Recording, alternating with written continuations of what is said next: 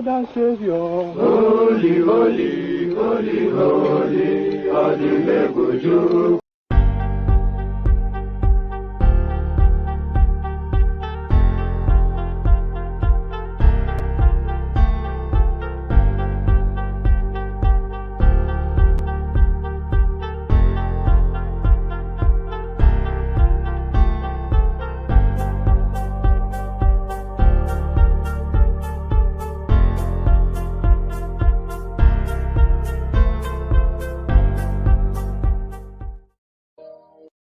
Another Savior. Holy, holy, holy, holy, Oyedepo.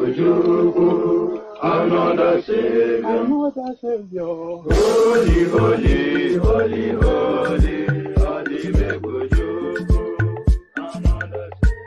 Well, this is Mobien. This is dedicated to the gallant heroes of the Nigerian Biafra War and IPO families all over the world. I remember the Nigerian Biafran War, in the thickness of the Biafra genocide. Hey, one man revived the vanishing hope to life.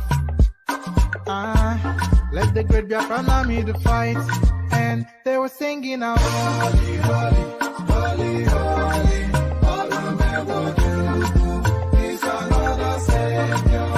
They were singing out, holy, holy, holy, holy, Oyedepo is another Savior. Holy, holy, holy, holy, Oyedepo is another Savior.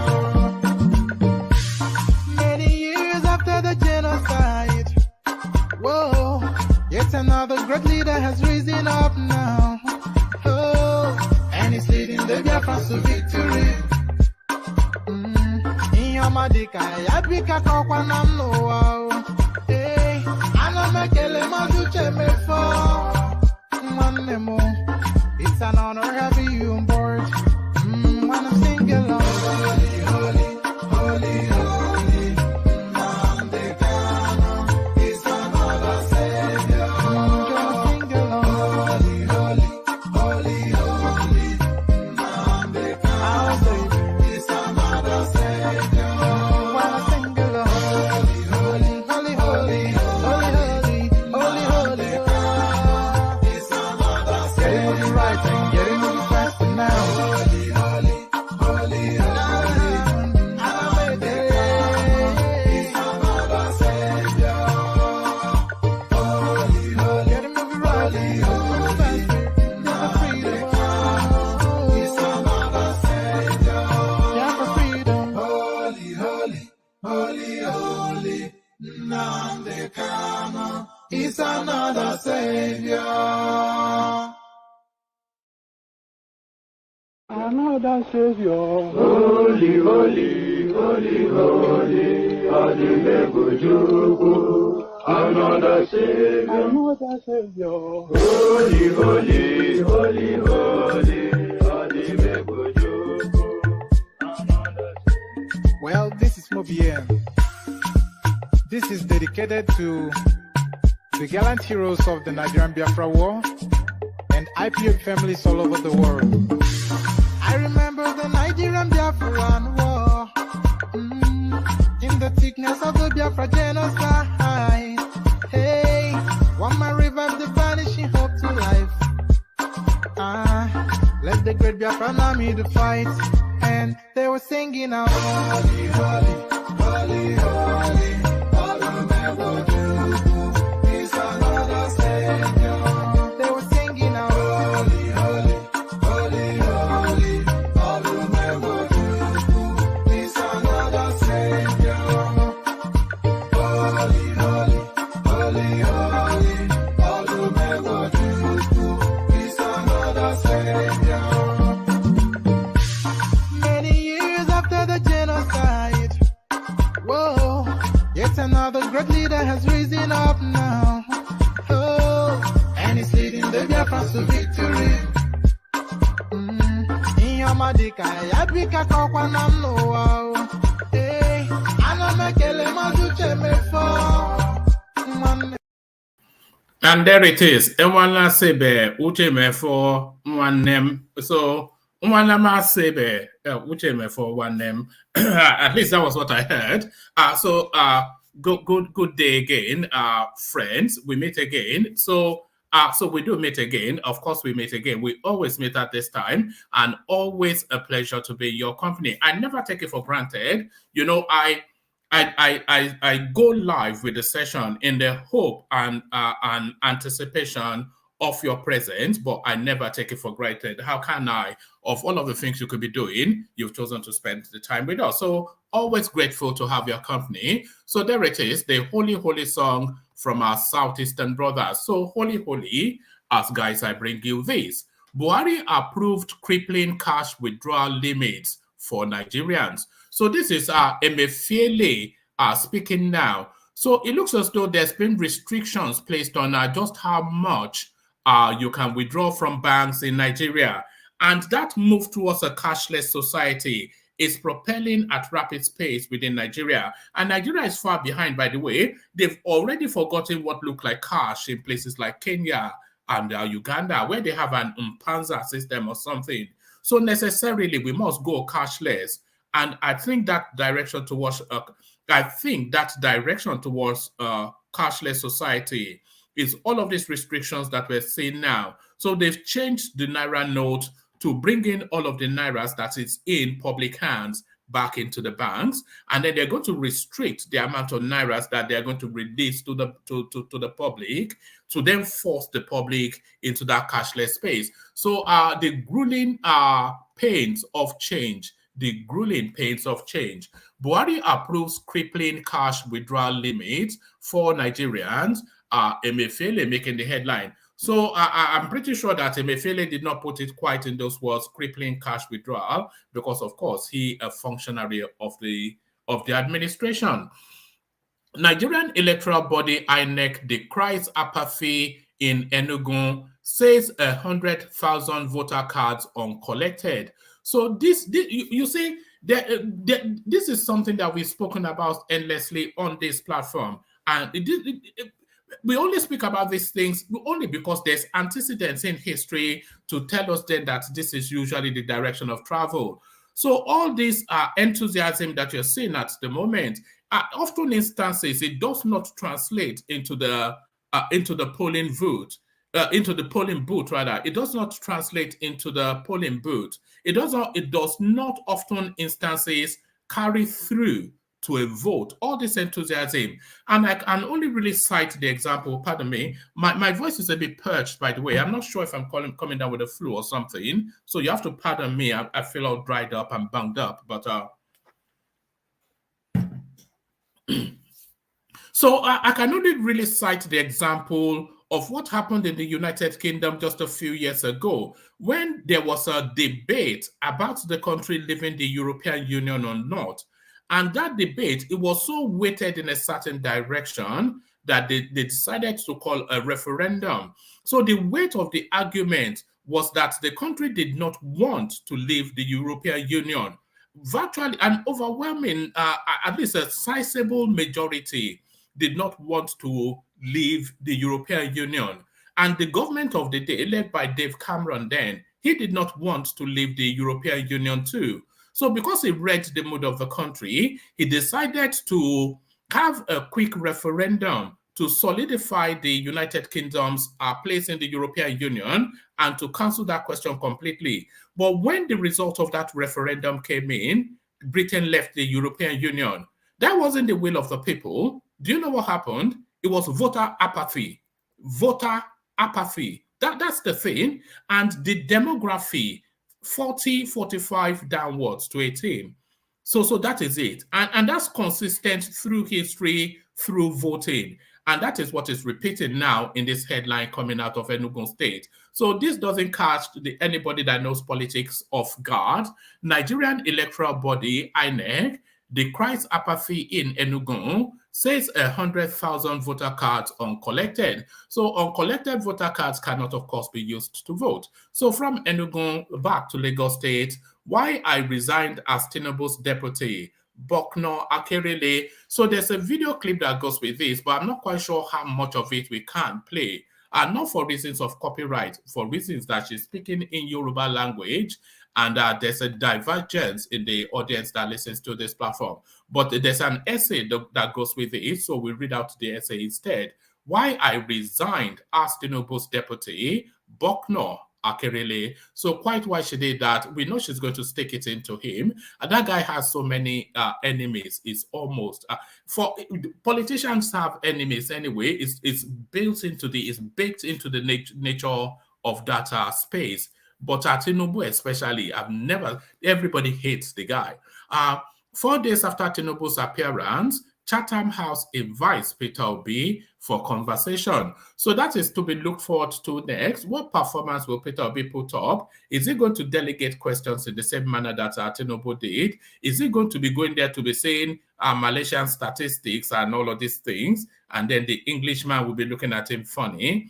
How is it going to play out? So that is something to look forward to for the future. 4 days after Tinubu's appearance, Chatham House invites Peter Obi for a conversation. So I would like to be a fly on the wall during that conversation. Cashless policy, CBN official appears before Senate panel for screening, says worries will be addressed. So what those worries are and how they're looking to ameliorate it, we'll find out shortly. A lot of the cashless position of the Nigerian state, time is right for full implementation of cashless policy, CBN Deputy Governor claims. So quite why she is claiming that, we find out shortly. And then we pick up a story that we've been discussing just over the last couple of days. Nigerian Anti-Corruption Agency, ICPC, discovers 20,000 more ghost names infused into N-Power scheme, tagged debanned list, musician to remain in detention. So musician to remain in detention, but I thought they had granted him bail. But the link of the bandit's name to that space, it can only really be because it's complicit in some form, because it's too far left field for it not to have some veracity. So we continue to monitor the debate space. So plenty to discuss as usual. Lean back, kick back, take it easy, relax into it. Surrender yourself to the space just for as long as the session lasts. But before you do surrender yourself to the space, click on the like button as you're coming in.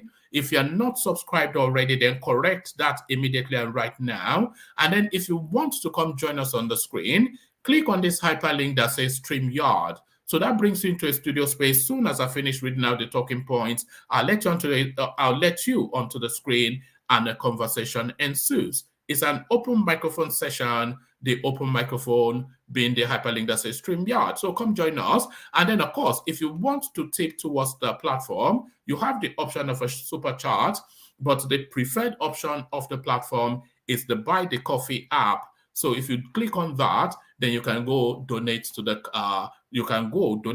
platform, to your heart's content. Pardon me. I'm not sure how long we will last, but we'll see how it goes. I'm just all bunged up. So there it is. So let me bring in another musical intro as I have a coughing fit. So let me bring in another musical intro. So Osunday Owendi, Osunday Owendi. Osunday Owendi. Osunday Owendi. Ife samo Osunday Owendi. Eke salila Osunday Owendi. Ebe mi gbana tonyo Osunday Owendi. Eti jemi Osunday Owendi. Eti kakanyo Osunday Owendi. Ebe soye kanda sofana Osunday Owendi. Osunday Owendi. Osunday Owendi. Osunday Owendi.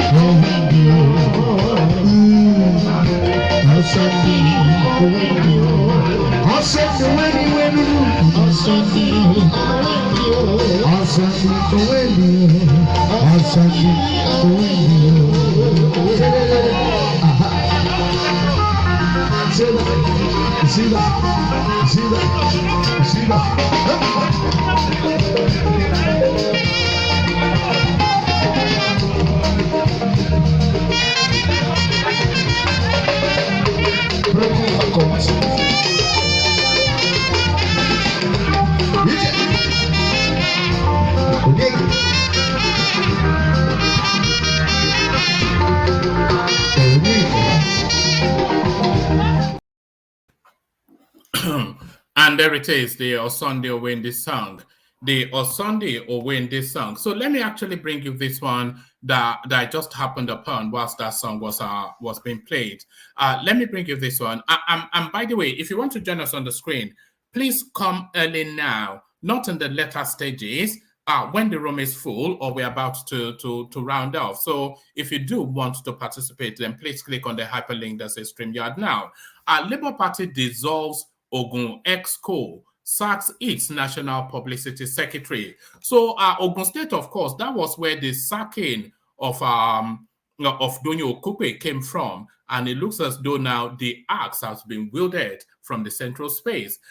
The National Working Committee of Labour Party LP on Friday, December the 9th, announced the sack of the National Publicity Secretary of the party, Abayomi Arabambi, and dissolved the Ogun executive of the party. Alhaji Umar Farouk, National Secretary of the party, who read out the resolution reached at the end of the National Exco meeting, said the decision was taken due to allegations of anti-party activity against the state chapter and Arabambi. A disciplinary committee has also been constituted to investigate Arabambi's alleged anti-party activity, Farouk said. Ogun State chairman and the Exco has been suspended.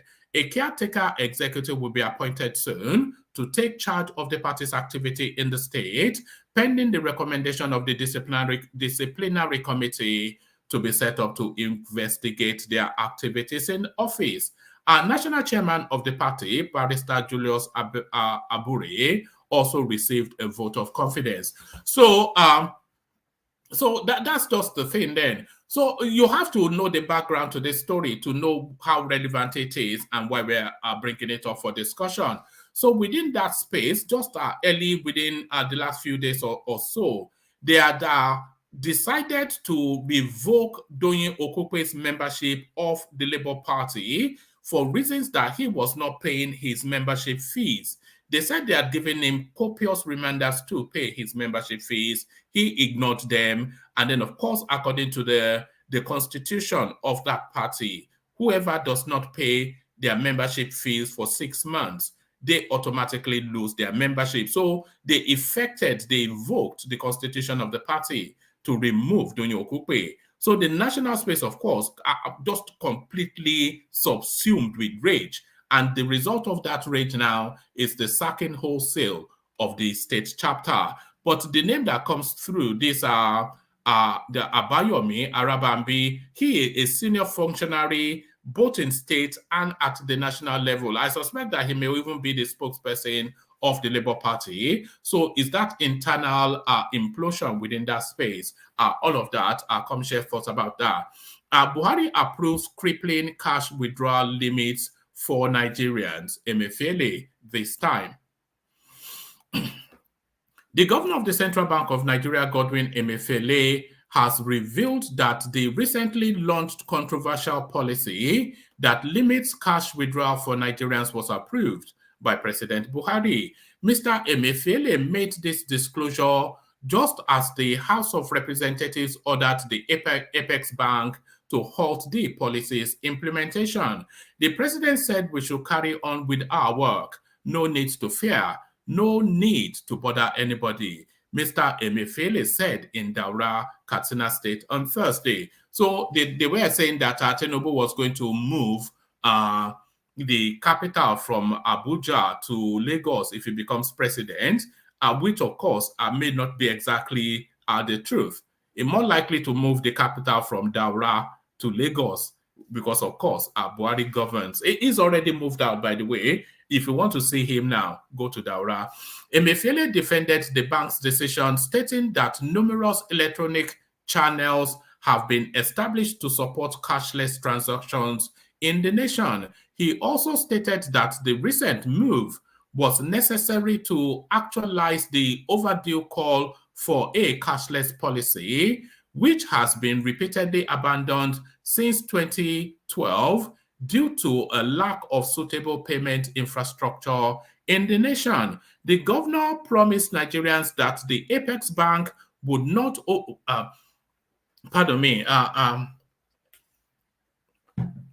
if we don't abandon this session, I'll be surprised.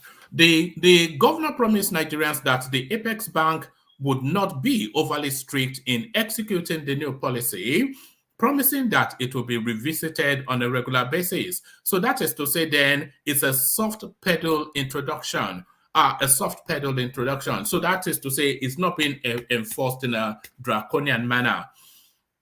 The central bank has continued to make critical economic decisions in isolation whilst claiming Mr. Buhari's support. In October, Finance Minister Zainab Ahmed chastised the Apex Bank for failing to engage her ministry before implementing the new monetary policy to redesign the 200, 500, and 1,000 naira notes. So you cannot make the decision, of course, to redesign the country's currency outside of the knowledge of the president. I don't think that is a likely thing to have happened. So a total nonsense. The Zainab, of course, just feeling irked somewhat that she was sideswiped and made to look redundant and irrelevant. But that is not to say that due process was not followed. And that is to say then that it might not necessarily be because they wanted to keep the information as close to their chest as possible. As little as a few people knew about it. I suspect that Oshibado would not have even known because he would have just leaked it to his criminal friends in Lagos. In October, Finance Minister Zainab Ahmed chastised the Apex Bank for failing to engage her ministry before implementing the new monetary policy to redesign the 200, 500, and 1,000 naira note.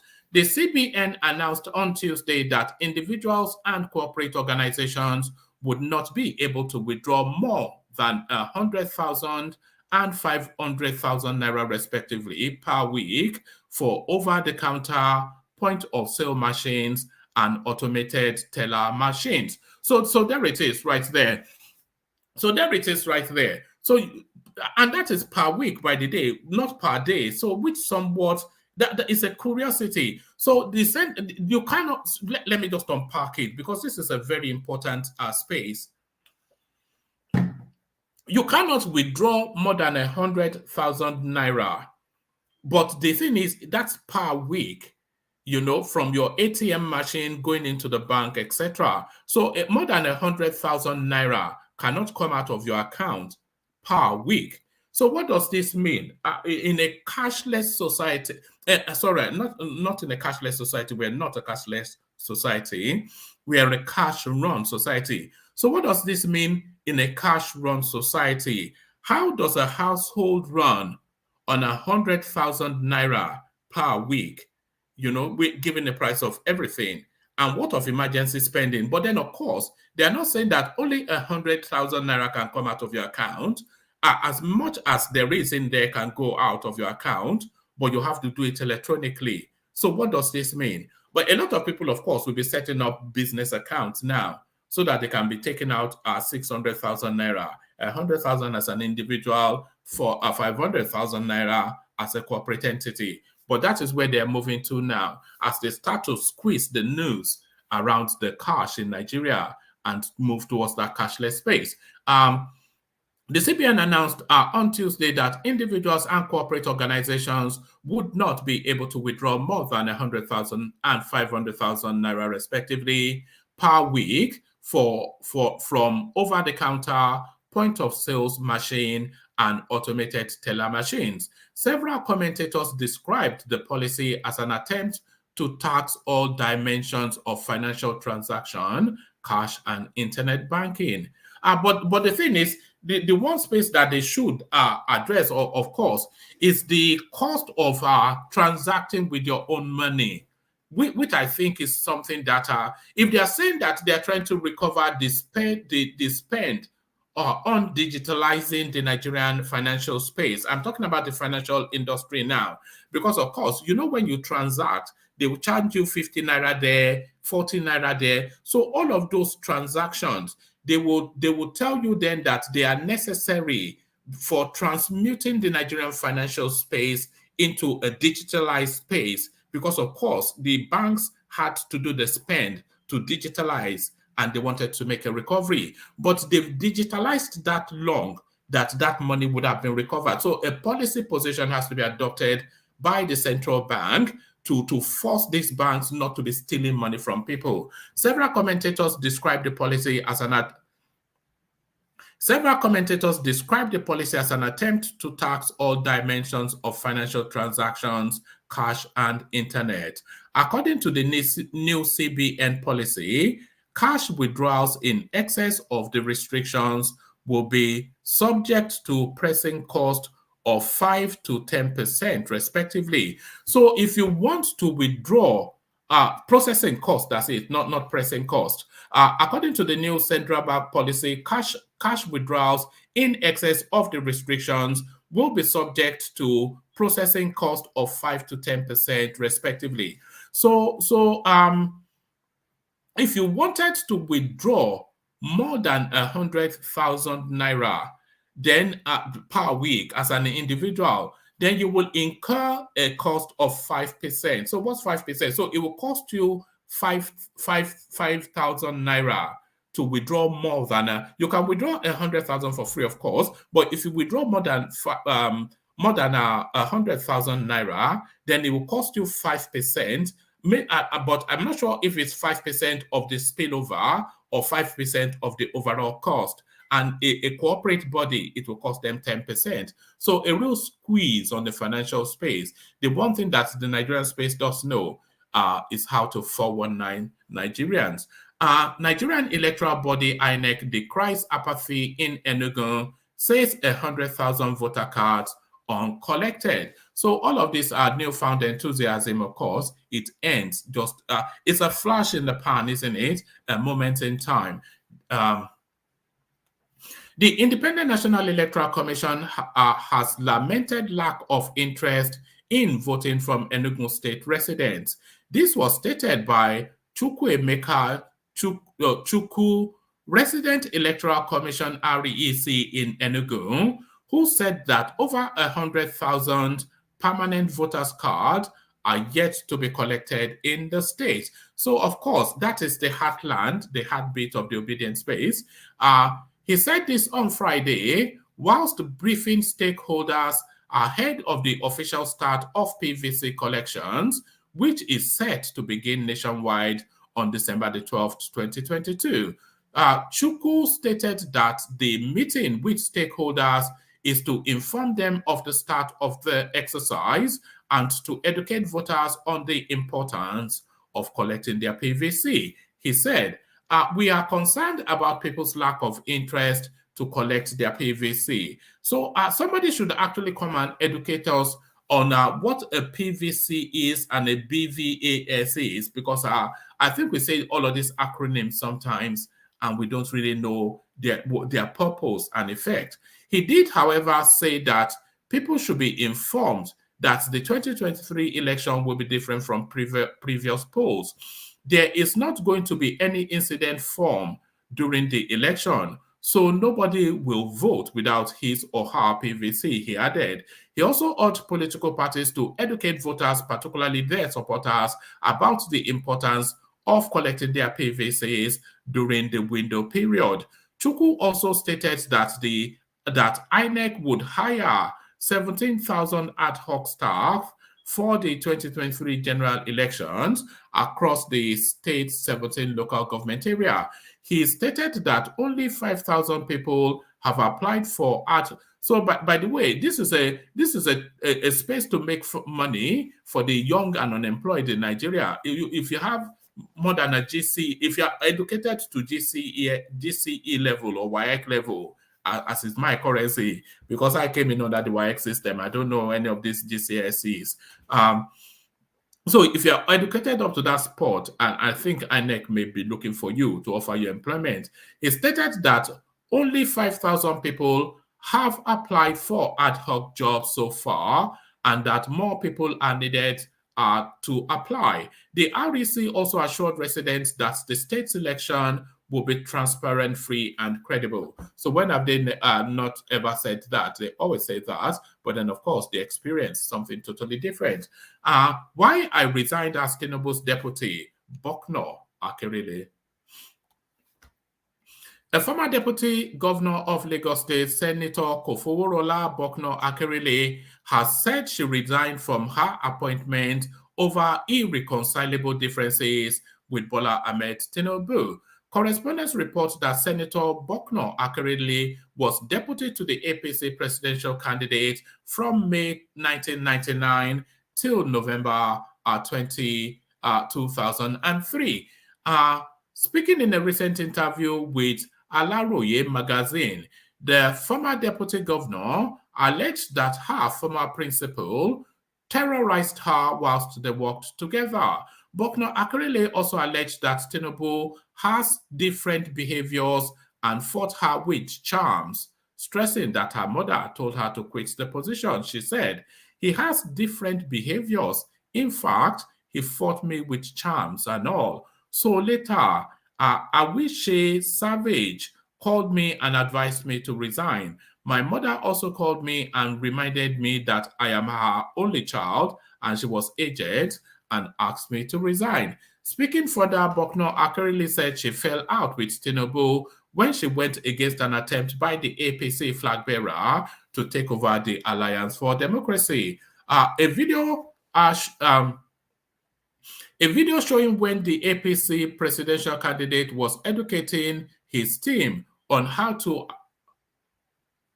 Oh, right. Let me see if we can... I think this may well be a new video. So let me see if I can snap this up. This may well be what one of the subscribers actually sent to me. Let me see. Oh, somebody actually sent this to me. Oh, right. Oh, okay. This should be interesting. Oh, all right. No, so let me. All right. All right. So, well, it's suddenly gotten interesting. So, this should be interesting. Let me just quickly put this in the room. All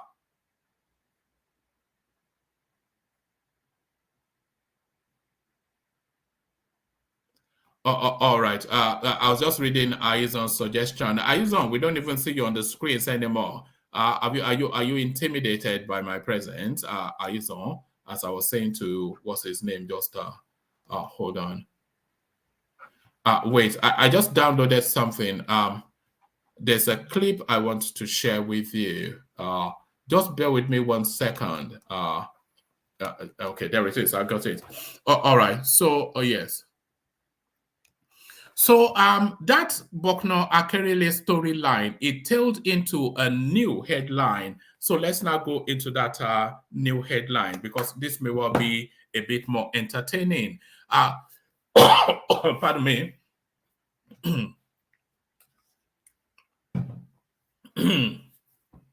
Snatch it and run with it. Tinubu tells team members how to acquire power at all cost. Okay, let's just find out what this means.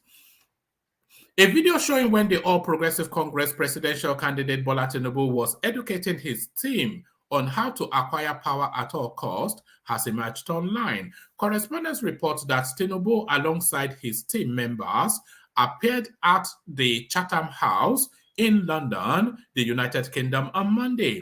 The former governor of Lagos State spoke on issues concerning the 2023 elections, economy, and security. After the event, Tinubu and his team also had the opportunity to unwind from their stress at a private dinner where he educated them on political power. According to the APC flag bearer, political power is not served in a restaurant or a la carte, and a person must be determined to get it at all cost. He noted that if taking over political power involved fighting for it, individuals should snatch it. Individuals should snatch it, grab it, and run with it. And meanwhile, the general overseer of the Living Faith Church worldwide, known as Winners Chapel, Bishop David Oyedepo, on Thursday, revealed what Nigeria needs ahead of the 2023 general elections. According to Oyedepo, Nigerians in the forthcoming elections do not need a leader, but a deliverer. Our correspondents gathered that the cleric stated this on Thursday when the presidential candidate of the Labour Party LP, Peter Obi, attended the Shiloh program at the church's headquarters in Ota, Ogun State. The former governor of Anambra State was amongst the dignitaries in attendance at the Thursday's episode of the program. Oyedepo disclosed that he warned the nation in 2015 that it was headed for crisis and trauma. So there it is right there. Peter Obi continues to traverse the churches, they accuse him of playing religious politics, and he continues to traverse the churches. So maybe he'll leave the churches and come to London because he certainly has an invitation. 4 days after Tinubu's appearance, Chatham House invites P to B for a conversation. Barely 4 days after Bola Tinubu, the All Progressive Congress APC 2023 presidential candidate, made an appearance at the Chatham House in London, his Labour Party counterpart, Peter, will take a seat at the same venue. In a post made by the Chatham House Africa on Thursday, December the 8th, Obi will be having a conversation on the forthcoming Nigerian general election. The event, which is the second of several more to come, aims to examine the 2023 general elections in Nigeria and the political developments leading to the poll. According to Chatham House Africa, the event is built to hold in London Friday, January the 16th. So it's not anything that is immediate and right now. So it's not anything that is immediate and right now. All right. All right. I just saw another headline about Ayu and Yemsen Wike, but I think we've labeled that space to that. But let's go back to the cashless thing, because that seems to be the story of the day. 2 officials of the Central Bank of Nigeria on Friday appeared before the Senate Committee on Banking and Finance on Friday. I don't know why they had to tell us it's on Friday twice. 2 officials of the Central Bank of Nigeria on Friday appeared before the Senate Committee on Banking and Finance on Friday and explained the new withdrawal limit introduced by the bank. They are this bank's Deputy Governor on Financial Systems Stability, Aishat Ahmed, and the Deputy Governor on Corporate Services, Edward Adamu. The duo, who were recently reappointed by President Buhari, were before the lawmakers for their screening exercise. It was during the rendezvous that the senators demanded an explanation for the policy, which has generated mixed reactions since the announcement. Correspondents reported how the apex, so it goes on to tell us all of that.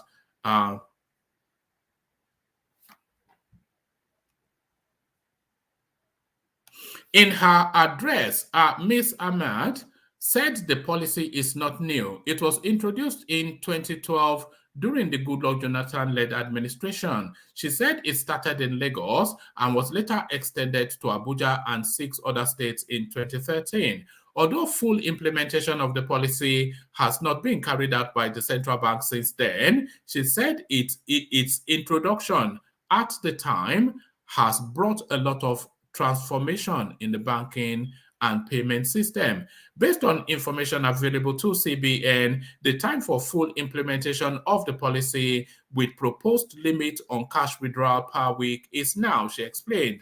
Required infrastructure for its implementation in terms of financial access point systems, mobile money, e-Naira, etc., are available across the 774 local government councils in the country. She assured that all fears and worries being expressed by Nigerians on the new policy are seriously being taken care of because nobody will be left out. So usually nobody will be left behind, but she, however, said the Apex Bank is flexible and will be ready to accommodate opinions that will not make the policy strenuous to any category of Nigerians during implementation. The committee chairman, Uba Sani, APC Kaduna Central, seemed satisfied with the explanation and asked the nominees to take a bow and go. So that seems to be the screening process in Nigeria, isn't it? No incisive questions,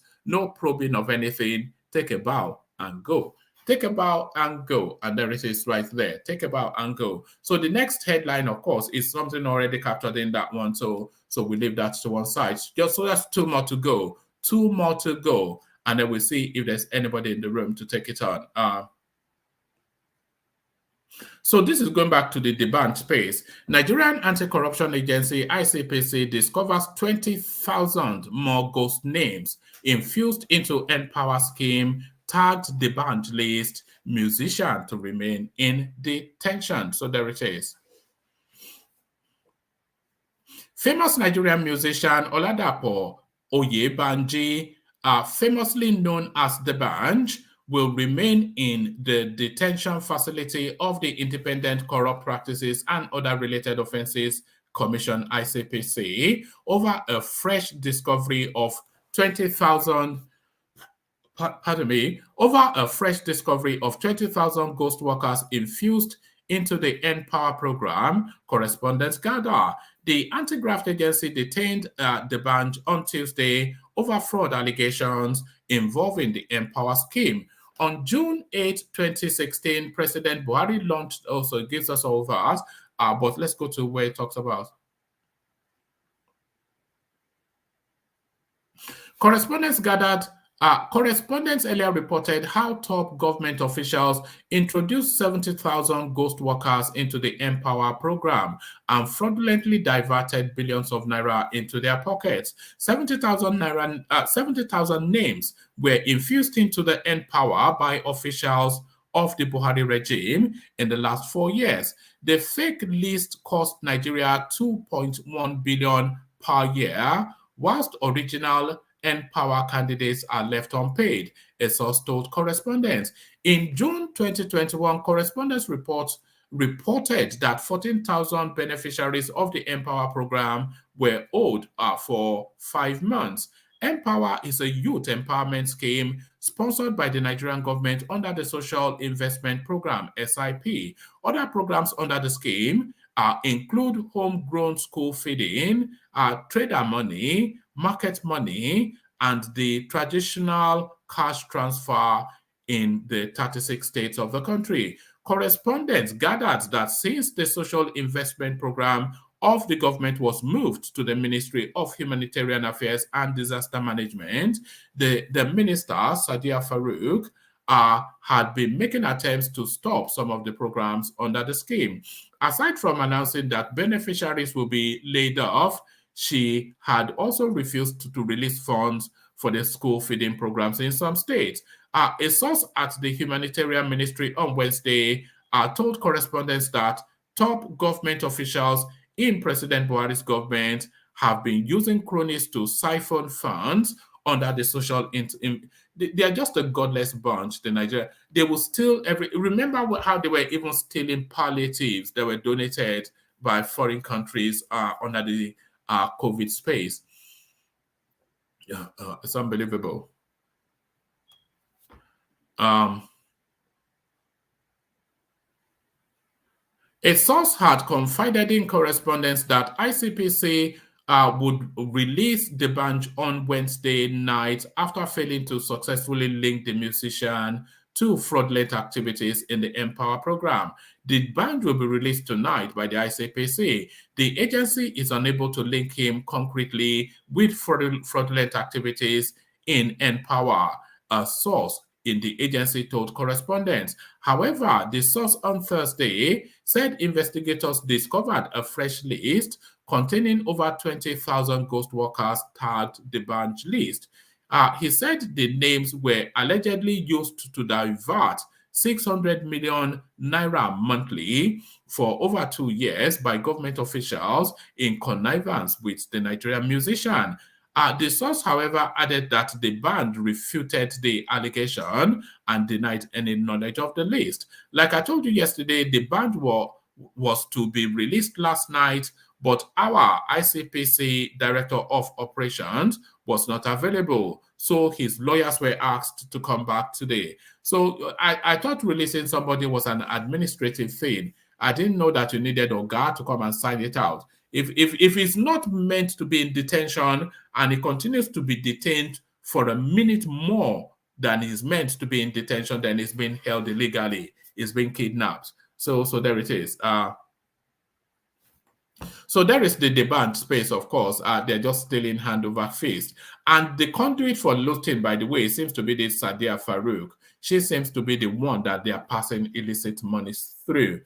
Empower, Sadiya Farouk promises to support ICPC fraud investigation. So this now the last readout. Humanitarian Minister Sadiya Umar Farouk has pledged to support the ICPC in its investigation of alleged fraud in the Empower program. Ms. Farouk also assured beneficiaries of the National Social Investment Program, NSIP, especially the Empower, that despite allegations of fraud, the ministry is committed to continuity. This was contained in a statement signed by the ministry's permanent secretary, Nasil Sani Gwazo, on Wednesday. She said the ministry's attention was drawn to a recent publication regarding ongoing investigations concerning fraud allegations in the program. The ministry has deployed a well-rounded mechanism for the selection. The ministry has deployed a well-rounded mechanism for the selection of eligible beneficiaries from across the country, adding that this has been in place since the inception of the program. Working with our service provider, program beneficiaries are onboarded, trained, and deployed to pre-selected places of primary assignment, the minister explained. Ms. Farouk added, when it came to our notice that there may have been sharp practices by some personnel of the payment system provider involved in the payment processes of beneficiaries, that matter was immediately referred to the ICPC for thorough investigation. So she goes on to plead ignorance. She noted that she was aware that certain persons have consequently been invited as part of ongoing investigation and commended the ICPC for the remarkable job they are doing to address the issue of alleged fraud discovered in the Empower program. However, to ensure transparency and accountability in implementing Empower and the other NSIPs, Ms. Farouk revealed that the ministry was involved that the ministry had involved other MDAs, security agencies, and civil society organizations in monitoring and compliance checks across the country. So there it is right there, a bit of a political talk. a bit of a gobbledygook. So there it is, gobbledygook. So we only have Ajale Koko, which is tell you that we may not be here for more than a minute. So I wonder if Ajale Koko is there. But as we wait for Ajale Koko, let me play this clip of Tinubu inviting his friends to join him in rigging. Study the anthropology of it.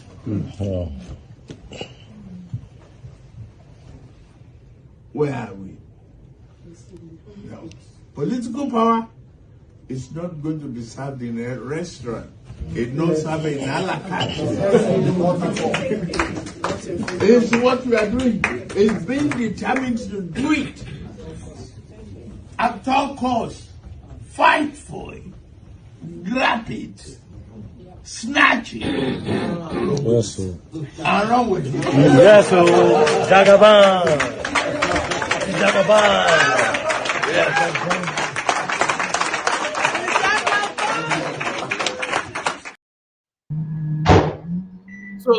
So there it is. That's but Ajale Koko, what was wrong with that? And they colored it like he was giving them a master class on electoral rigging. Thank you, woman. Greetings to our listeners around the world. Click on the like button, share, and subscribe if you haven't done so. Woman, every statement that comes out from the mouth of a leader carries some implication. Actually, what he was doing behind closed door with his team and his supporter, and telling them to go and grab the power, is a way of energizing them that this business of politics, particularly when you are pursuing a position of power, is you have to be strongly committed to it. You have to see it that as if you are going to war. So, but to ordinary folk who doesn't know who cannot really interpret the language of politics, it will sound very odd to them. But actually, power is taken, not given, which is the substance of what he's saying. But because I've been monitoring some platforms, and the way they have been expressing it in some spaces is that he was giving a master class on rigging. That wasn't what I heard.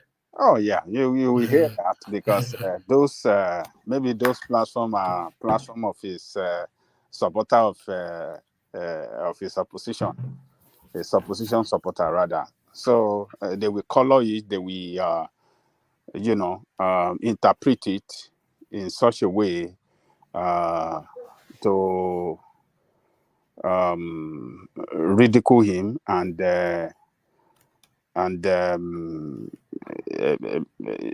portray it that negatively, portray it negatively and not in the right context of it. So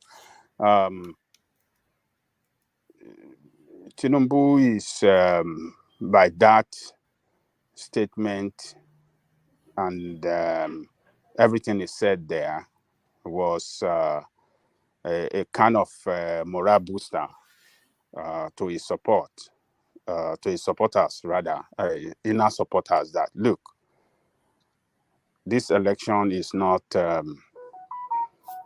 it's not for play. Everybody have to go all out there and do the best you can do. If you get to a point where you have to fight. If there's get to a point where you have to wrestle. Just go all out and let us take this power. I didn't hear him mention any word that sounds violent. He didn't say anything like that, let's go and kill them. I mean, sorry for that language, Mama. Let's go and attack people, some kind of language like that, or word like that. He didn't use it in that statement, but he just used I mean, everything he said is aimed at energizing his inner supporters and aides and close associates, So just a rallying call. A rallying call. Yeah, a rallying call. Never get tired. Let's be upright all the time. Let's develop that spirit of fighting and taking this thing, and let us just go and get the result. So I don't see anything wrong in that statement and everything he said. All right, I somewhat agree with you. As usual, much ado about nothing with a lot of things around Tinubu. But this one is not much ado about nothing. So I think we've discussed it oftentimes here at Janle Koko, that Nigeria must move necessarily in the direction of a cashless society. And it looks as though now the central space, they are taking a policy position on it. You cannot withdraw more than 100,000 naira per week as an individual, 500,000 as a corporate entity. So this now seems to be the new rule. What are you making of that, Ajanle Koko? Well, I think we should understand what Emefiele and his team, what they are trying to achieve. They are trying to drive the economy from cash-based economy to cashless economy. But Emefiele is too aggressive with the way he's trying to achieve this. The measure he's trying to take by this new policy appeared too draconian. It appeared, being something that is strange and coming very sudden to the people, and considering the economic hardship that Nigerians are going through now, and the nation economy particularly, it seems that this will further, cause a setback to the economy instead of stimulating economic growth. What they are arguing, Ajanle Koko, is that there's a rich enough of a menu of options of digital payments that almost everybody has some sort of opportunity or device to digitally transact, and therefore then the need for cash is no longer as prevalent as it once was. And they're saying that the digitalized space, it has penetrated to the 774 local government areas of the country. So, which is to say, then the need for cash, and of course, it squeezes crime a lot more, because crime in Nigeria often instances cash based, especially violent crimes. So how about that? Well, look, the banking operation, particularly banking infrastructure around the country, is not adequately spread to the rural area in that country. Presence of bank and banking operation are concentrated in major cities around the country. The rural area, most of our rural area does not have any bank that operate some that used to have some bank have packed up due to insecurity because terrorists and some armed robbers have attacked them several times, and they lost their staff. They losing money, so they packed up. We all know the insecurity around the country now. So banking. But the nature of banking, Ajanle Koko, is no longer the bricks and mortar sort of banking where you go into a building. They can use mobile facilities to penetrate into the interland and give them facilitation for digitalized banking. So nobody really. In fact, you should rarely go into a branch anymore to transact anything financially, either through a phone call or just keying into a device. That should be the nature of banking, and the infrastructures is a plenty in Nigeria. Let me tell you, when you want to use developed economy, how banking system operates in developed economy to our own economy, I think we'll be getting it wrong. Most of our people are not educated, particularly people in the rural area. They still operate by the traditional banking method that they are used to, and they transact, do their businesses with cash from hand to hand. Farmers from the bush to trader that want to buy and go and sell in the market. It is cash to hands, hand to hand cash transaction. That is what they still operate. So, but Emefiele and his team and the banking industry should have used this opportunity of redesigning of dollar, redesigning of naira, to attract more people to open bank accounts, particularly those in the rural area. They should have used this opportunity while they are returning their money to have some staff in the bank that can ask questions. Do you have, do you have bank accounts? If you have bank accounts, this is what the government is trying to do. Do away with cash way. This method of payment by cash. This is the way you can do it.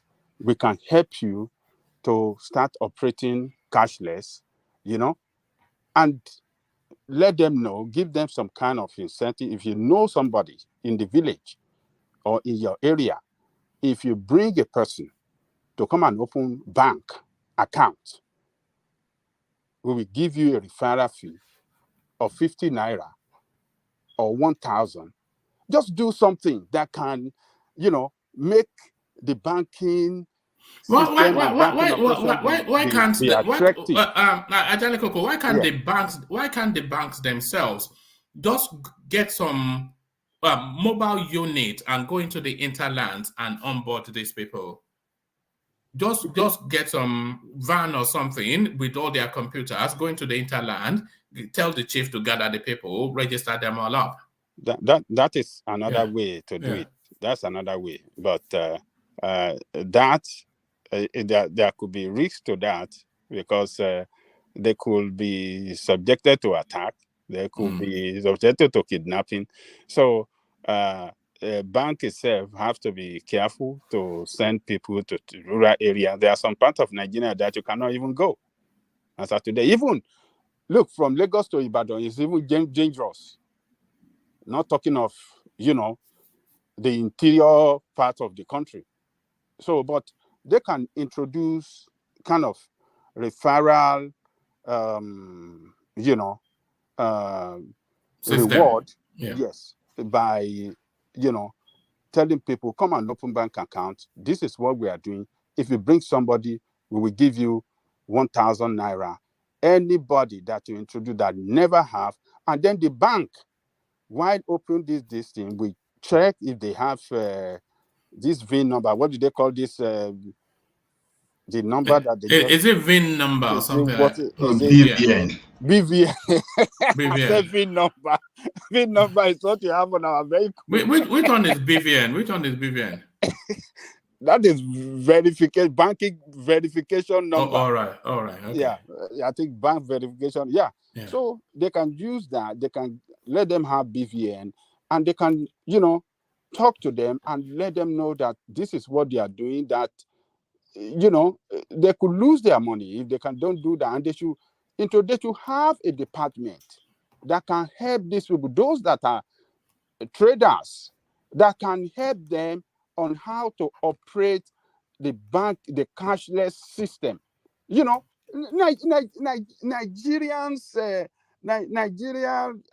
people at the leadership position in our country, you want to talk of business leadership, the banking and all these things. They don't want to do anything to help the people. They just want to use. I think they just like to enforce. Enforcement. But hold on. Yes. Just as a direction of travel, do you broadly agree that the country should move? If they iron out the kinks that you are identifying, just as a direction of travel, do you broadly believe that the country should move in that direction? Oh yes, the country should move. The country, because when we achieve this cashless, it's going to enable the central bank to be in effective management of the money in circulation. And if we can achieve that, the banking industry will be stronger. The banking industry can easily monitor,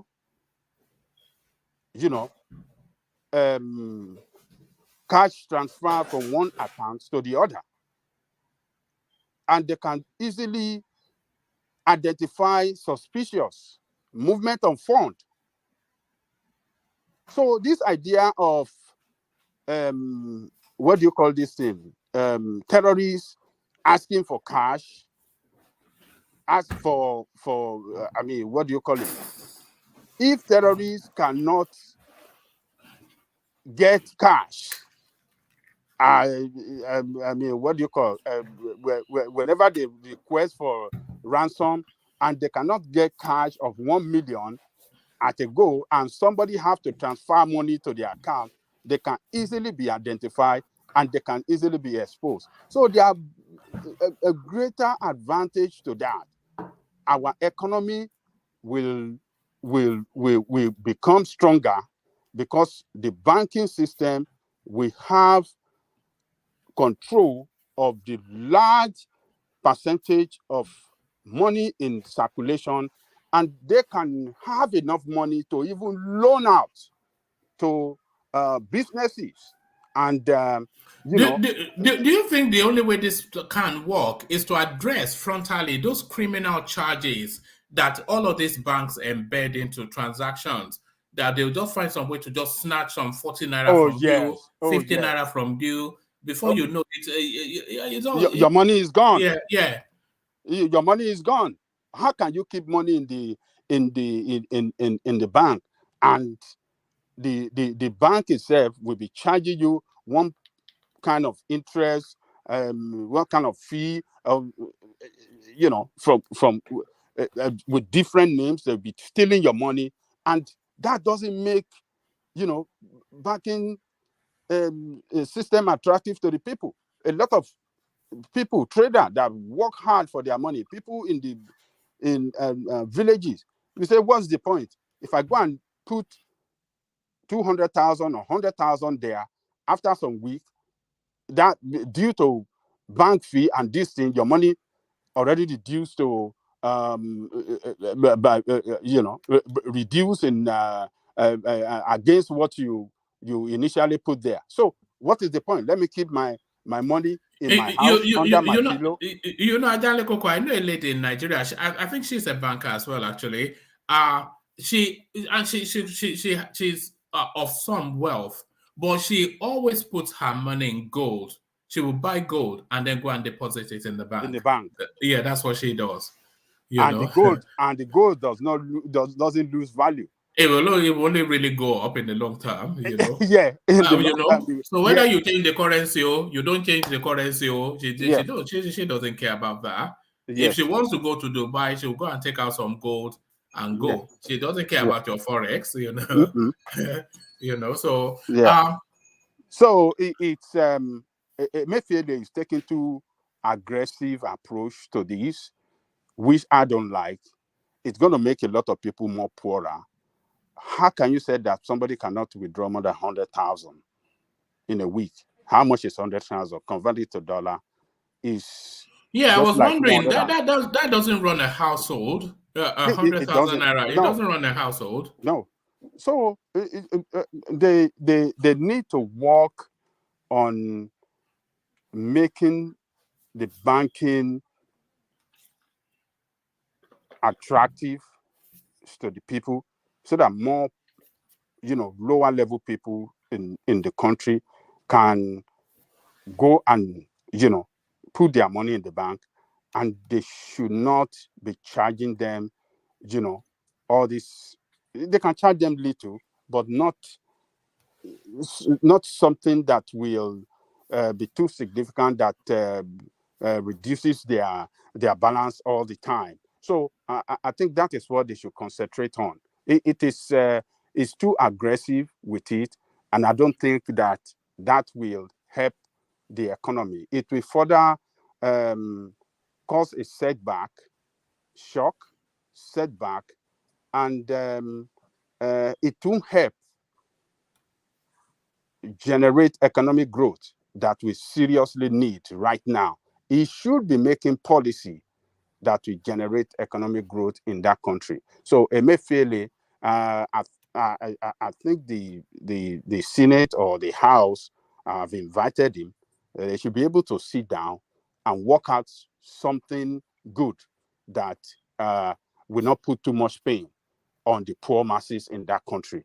So it's a good policy to go cashless, but it have to go on a gradual approach, and not this draconian, harsh, and a total enforcement with automatic alacrity. No, it should not go. It should not go like that. Yes. Yeah. Okay, interject. But go on, interject. Yeah.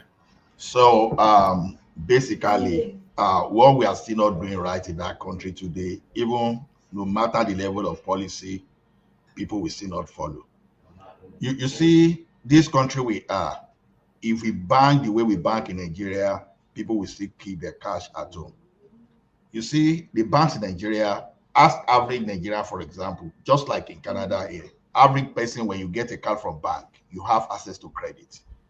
How many people in Nigeria have access to credit? So if you don't create a product that will cause people to do, to improve on cashless transaction, how will they come to that place? Basically, no. That will. I'm not sure I'm clear on what you're saying, but that will come as people continue to form the habit of banking. Then they'll begin to get introduced into the benefits of banking, because then the bank is able to audit the way they handle money, their in and outflows. Bank in Nigeria is not ready to give average person on the street credit.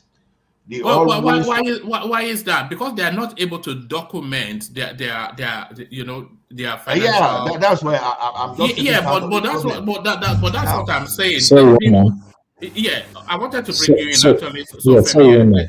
Yes. Thank you. This is my first time here. I just wanted to quickly interject and kind of like respond to what my friend here has been saying about banks not wanting to give credit to Nigerians. I think this is a little bit false. As somebody who has a little bit of insider information, having worked in the financial institution for some years, I would say that banks actually give loans or credit to businesses more. We live, Nigeria is a very low trust society. No, no, Where it's not talking. Hold on, Femi. It's not talking about businesses. It's talking about yes, individuals, the average individual.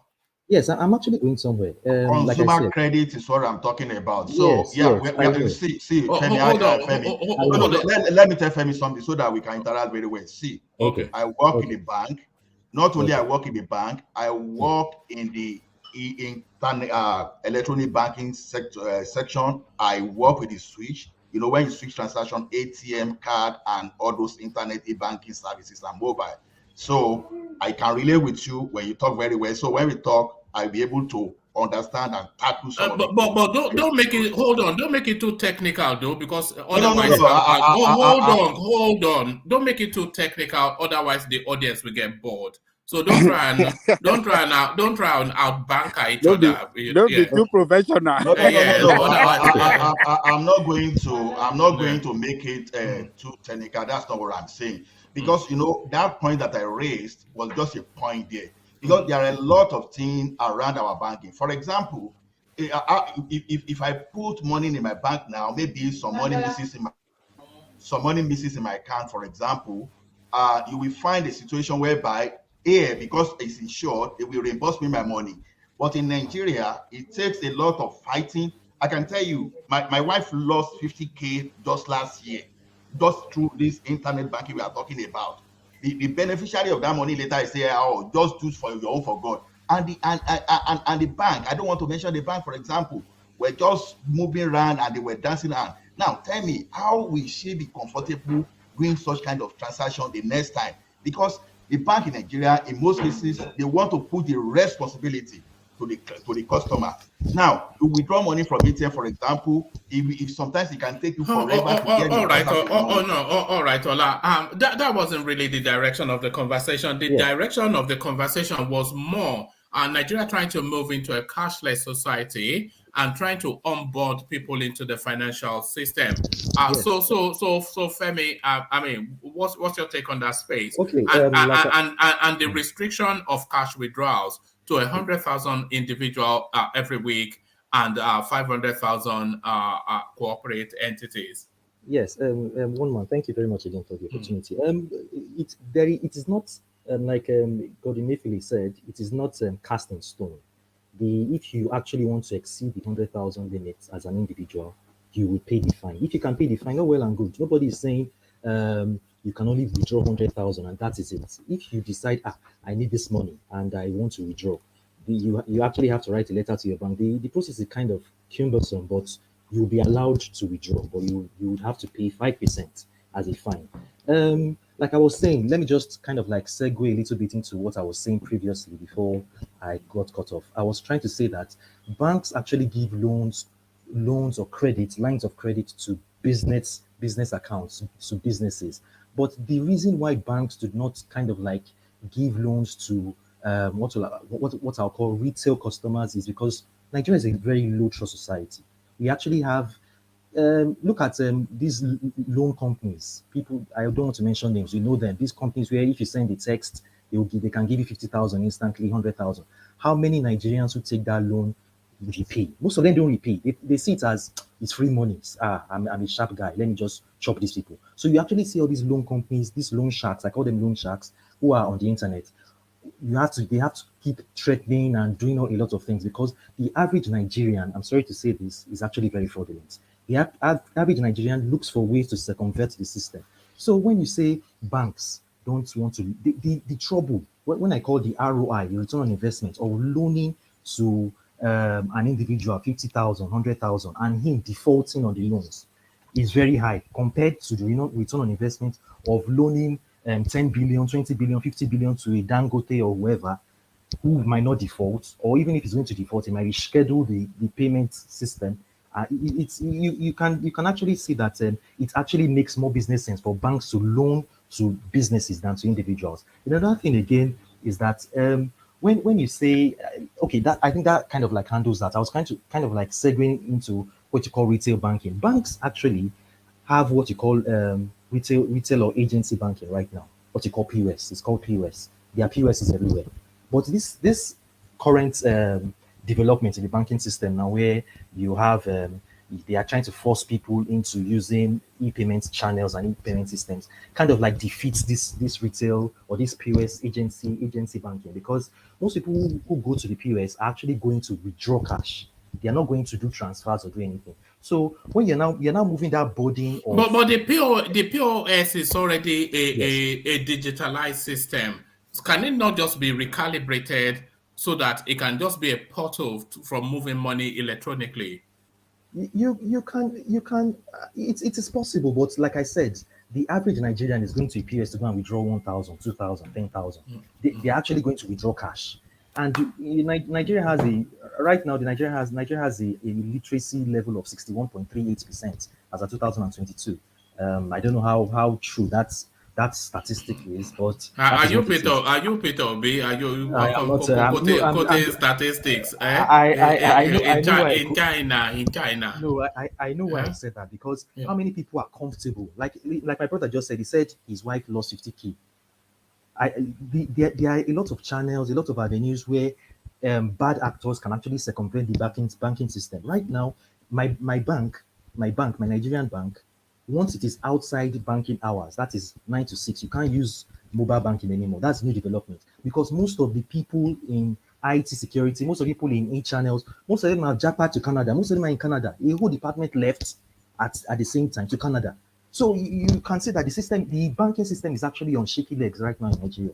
It's really terrible. Are you one of the jackpots? You sound like a jackpot.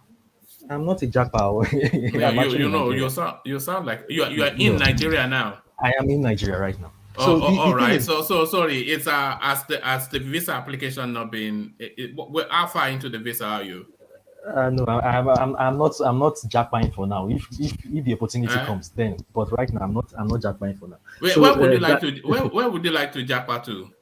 I'm not interested in jackpotting for now. I think I'm good. I'm good where I am in Nigeria. Look at that. You think Yes. go Jenny Yabi? No, I'm not doing anything. I'm not Look doing. at this That's guy. just on Look the at this lighter guy. note. Yes. I mean, if I can interject in that piece just for some Yes. seconds. Yes, please. Okay. You see, when you say that loan, because we are talking of consumer loans now, like retail Oh loans, God. whatever you call I it. was trying to move the conversation away from banking though, but make that point and then But- go. Oh yeah. Okay, let's move on. No, make your Oh, point. Since sorry, you sorry, hold on. okay. Ola, make that point. Okay. Ola. You see, as I was saying the other time, see, even here, if you give consumer loans, there's this behavior, there's this tendency that they tend to default if the mechanism is not there. Exactly. Now, Yes. these guys that are enforcing the mechanism now, what is BN supposed to do? BVN supposed to do, for example, is supposed to be across the bank that if a consumer A has a loan with the bank A and it's not honoring the payment, Yes. is it not supposed to go when you want to borrow from bank B? They will know that you are defaulting somewhere. All Right now, those the things are technology is supposed in to be. place. Yeah, that's what I'm saying. That's It's the work all of the about BVN. The BVN. You can exactly. trace it. So Yes. so those things are the kind of mechanism that's supposed to represent all these credit rating, whatever we are, pending the time we are going to have standard credit rating. But we are not doing that. All the CBN is doing is just to throw policies at people. Like I said, if you don't give consumer loan, it will be very difficult. See, getting unbanked people on board is not the problem, but the banks are not targeting them with the right products. If you target them with the right products, you bring them in. For example, you go and give a Yaoloja who is selling lace and Idumota, and you are still expecting me to pay some kind of fee on the POS you are giving to that person. Now, what are you doing with the cash collection you are doing from Yaoloja? You are supposed to be making business. No, you want to have it all. You want to make profit. At the same time, you want to pass responsibility to the consumer you are supposed to encourage. So those are the problems that CBN is supposed to address, not just enforcing things on people. All right. So CBN should address that. So let me come back to you, Femi, and take you away from that banking space. I ask you instead, where in Nigeria you are? You sound like you're in Lagos. There's a Lagos confidence to your voice. There's no Lagos confidence. Yeah, I'm in Lagos, though. You're correct. I'm correct. Yeah, of course. Now we know how Lagosians talk now. They Yes. talk with confidence. But what's the political situation there? How is the politics playing out in Lagos, Femi?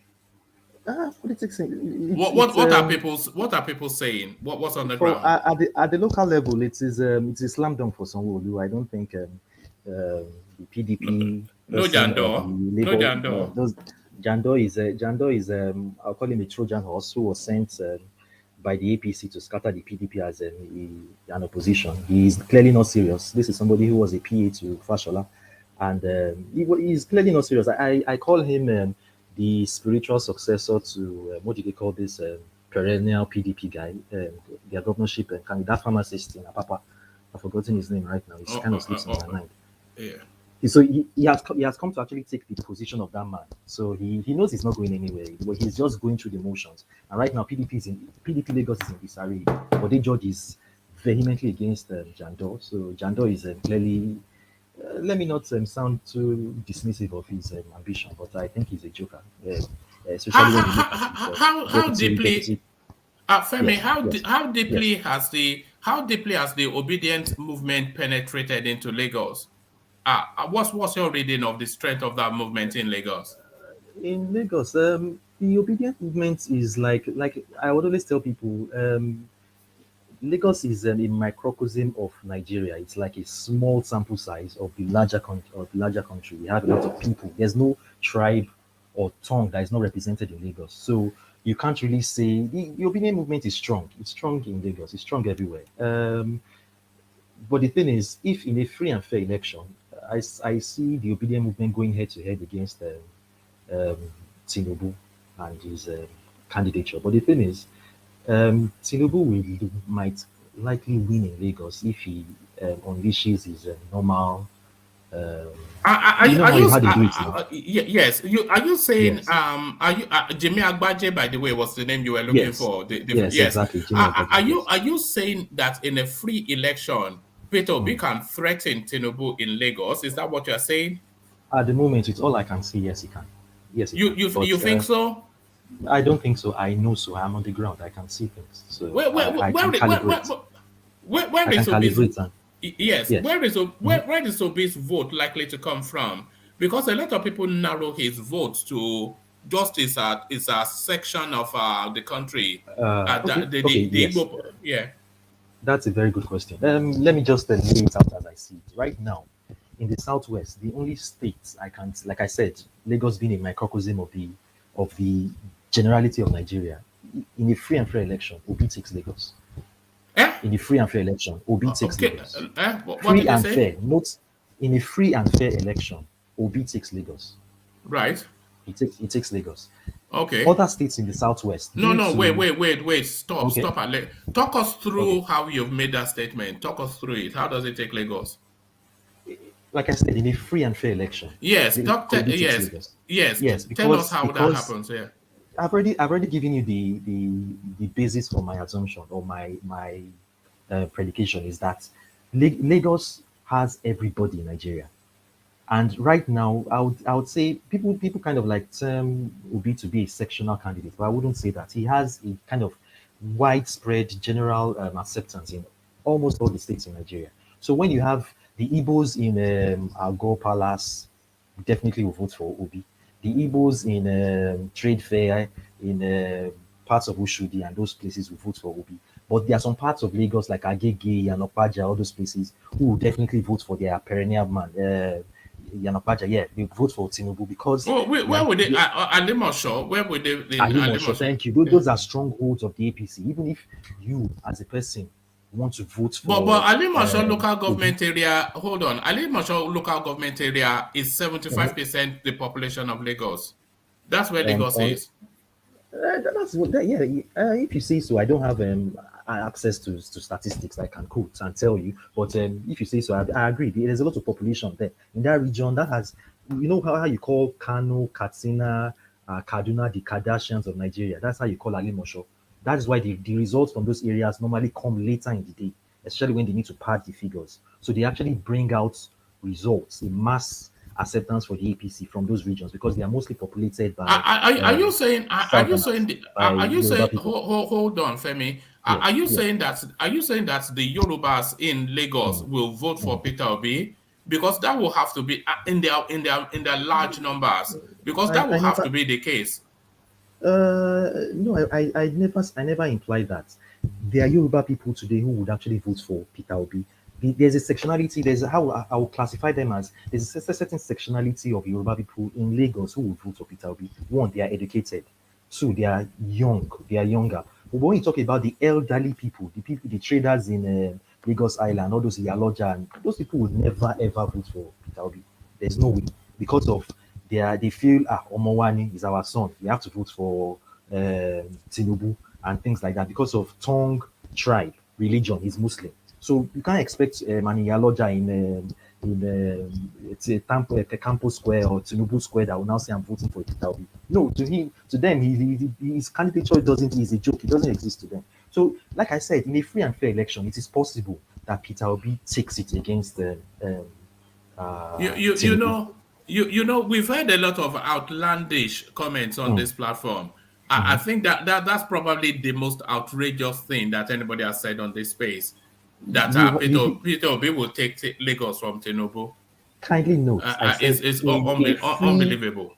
in a free and fair election, free and fair election. Free Put and that in fair or quotes. not, Free and fair election. free and fair or not, Uh-huh. it's impossible.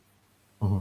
It's Impossible. impossible. But you're Yes. not on ground. You are not on ground. I have to tell you what is happening. That's why I said in a free and fair election. I know that definitely elections in Nigeria are never free and fair. That's why I said in a free and fair election. No, no, And no, okay, no, let us, no. Gunman, please, let us kind Yeah, of like go. move away from Lagos now.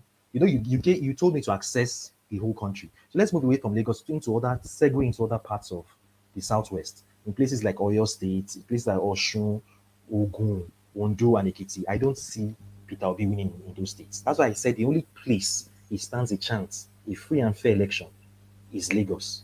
Other parts of the southwest, I don't see him winning those places. Why? Because of tribalism, because of religious affinity, and just generally dismissing the Do you Igbo know that? candidature. Hold on, Femi. Do you know that Yes, yes. Lagos is over 73% Yoruba? Over 73%. Did you know that? Okay. No, if you say so, I No, believe I so. am saying so. You may not Okay. know so, but I am Yeah. saying so. Okay. Okay. Like I said, there are still Yoruba people in Lagos who will vote for Obi.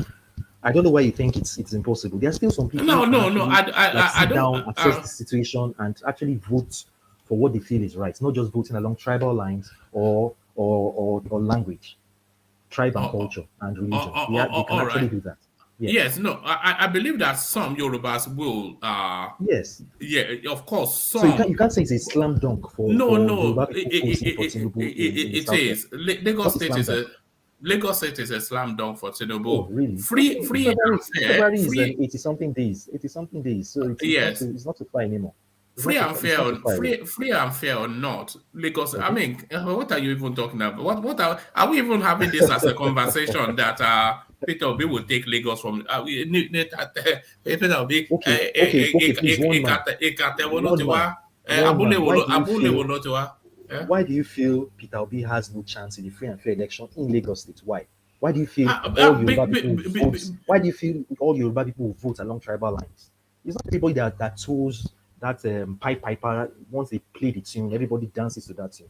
I No, still no, believe that there no. are some Yoruba people who are capable of independent thinking, who can actually Yes. assess situations and say, okay, I'm not voting based on tribe, I'm not voting based on religion, I'm not voting based on culture. Let me just vote my conscience and what I can see based on a credible and sane assessment of all these major leading candidates. I don't know why you feel that is No, actually no. not possible. Let me tell you why I feel that. And you've Yeah, already okay. said it. A lot of the politics of Nigeria is It's ethnic. tribal.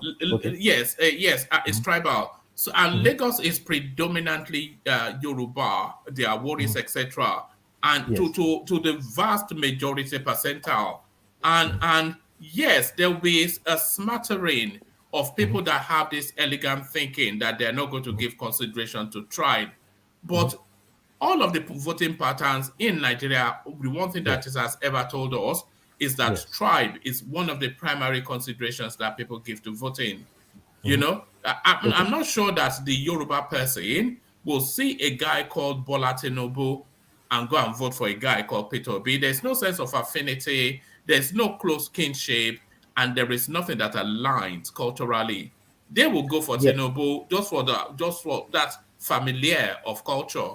Yes, yes, I agree with you. But that archetype of a voter, actually, like I said, it actually fits the demographic of the elderly kind of No, person, the it less calls up. educated Oh God, in look at Nigeria. this guy. You can't Look at this guy. at One this man, present moment. can I ask a question from this guy? Oh, go on. Okay. Sorry, his Ask- name is Femi. please. His name is Femi. So call him Femi. Okay, Yeah. sorry, Femi. Yeah. Sorry, Yeah. pardon my word. Femi. No, it's fine. It's fine. Carry on. Go ahead. Yeah, Go ahead. I want to ask you a question. What is your definition of free and fair? Free and fair. Okay, let me just free and fair is no rigging, no threats of violence. Let me give you an example of 2019 because I was also on ground in Agho Palace. In Agho Palace, people were being disenfranchised. Like the Igbo people in Agho Palace were prevented from voting. It was like you come, you present your voter's card, they will actually assess you and tell you no, you can't vote. There were a lot of area boys who were released into the streets to drive away what I'll call non-Yoruba names, people with non-Yoruba names. They were driven away in 2019, where it even got to a stage where the Igbos in Agho Palace had to actually come out to actually become aggressive. They actually killed the Yoruba thug in Agho Palace because of that. Okay. That's when you say free and fair, the threats of violence is removed. Then accurate counting, accurate transmission of results, use of the grievance match, things like that. Let me ask a follow-up question. People find it very difficult to win. Let me ask a follow-up question. My follow-up question is, do you believe that this 2023 election Yes. is likely to be free and fair? No, I don't think so. Why not? Why? I don't think so. Why Because not? politicians can't change their ways. They can't change their ways. I mean, Nigeria, I know what is happening. They can't change their ways. One, they will resort to violence, threats of violence. They will resort to bribery, at the polling booths, bribery to INEC officials, to collation officers, things like the avenues for the election to be compromised are too many. There are too many avenues. So like somebody's calling me Obike Kerenke or something. I don't know what that person said. Obi Kerenke, Whatever it is, Kerenke or Kerenke. The thing is, I have no dog in this fight. I have no dog in this fight. I'm not voting on that day. So I'm just like an apathetic observer, trying to like tell you what I can see and analyze things. I'm not. So I'm not for Tinubu or anybody. I'm just telling you as I see it because I'm on ground. Do you agree? Disagree? Yeah. Mm-hmm. Okay. Do you agree that any politician Yes. whose election is not in his or her favor also believe that the election is not fair and fair? They always do. Okay. They always do. Nobody wants to be a loser, so they always do. See, I am not talking in concession to what woman is saying, but I'm saying that by your word, if Lagos is a microcosm of Nigeria, and we all agree that our election is characterized by ethnicity, I don't know the parameters. See, people, that's just that it will be, if it's fair and fair, that is the language that anybody will use when election does not go in their favor. There is no way Tinubu will beat Obi in the East. No way. There is no way Obi will now come and beat Tinubu in Lagos. There is no way. That's not possible. Oh, okay, like I said. Hold on, Femi. Hold on, Femi. Okay. Femi, can you hear me? Wait, when I say hold on, please do. Okay. I think Charlie Boy wants to put a position to you. Charles, you wanted to say. Please. Charlie Boy. Charles, you are not a stranger here. Unmute yourself and ask Charles. You were saying in private. Oh, I think it dropped out. So maybe a connection problem. But no, yes, that probably the most far-fetched thing I've heard on this platform ever. But there it is. That Obi would take Lagos from Tinubu. So X0, I'm sure you delight in that. So X0, let's hear from you. We never hear enough from you. X0. Look at that, X0. All right. All right. There's a lot of whooshing sound there. So let's hear from HO then. So HO, what what Femi was just saying there, do you concur? Is there logic to that, the suggestion that Peter Obi might take Lagos State? I've never heard anybody say that, HO. Well, the truth is this. Our people are tired of the old order. I think it is high time all of us that are experts in analyzing who wins which state and who does not win which state should know that Nigerians are tired of the old orders. And this time around, those who think buying vote is the answer to their entry the villa, their money will fade them. Woof, woof. No, sorry. Hold on. What's led you to the thought that Nigeria is tired of the old order? And what even constitutes the old order? Because you hear this language a lot, that this time around they will shock you, this time around they will surprise you. But in the actual real politics of it, we're not seeing any signs that there's either going to be a shock or a surprise in 2023. In 2023, all the indications are that status quo will maintain. So is this to G the troops up? Is it to keep the momentum going? Is it to keep people happy that all this language of they will surprise you and all of that? It's only Mumu that they will beat first time, second time.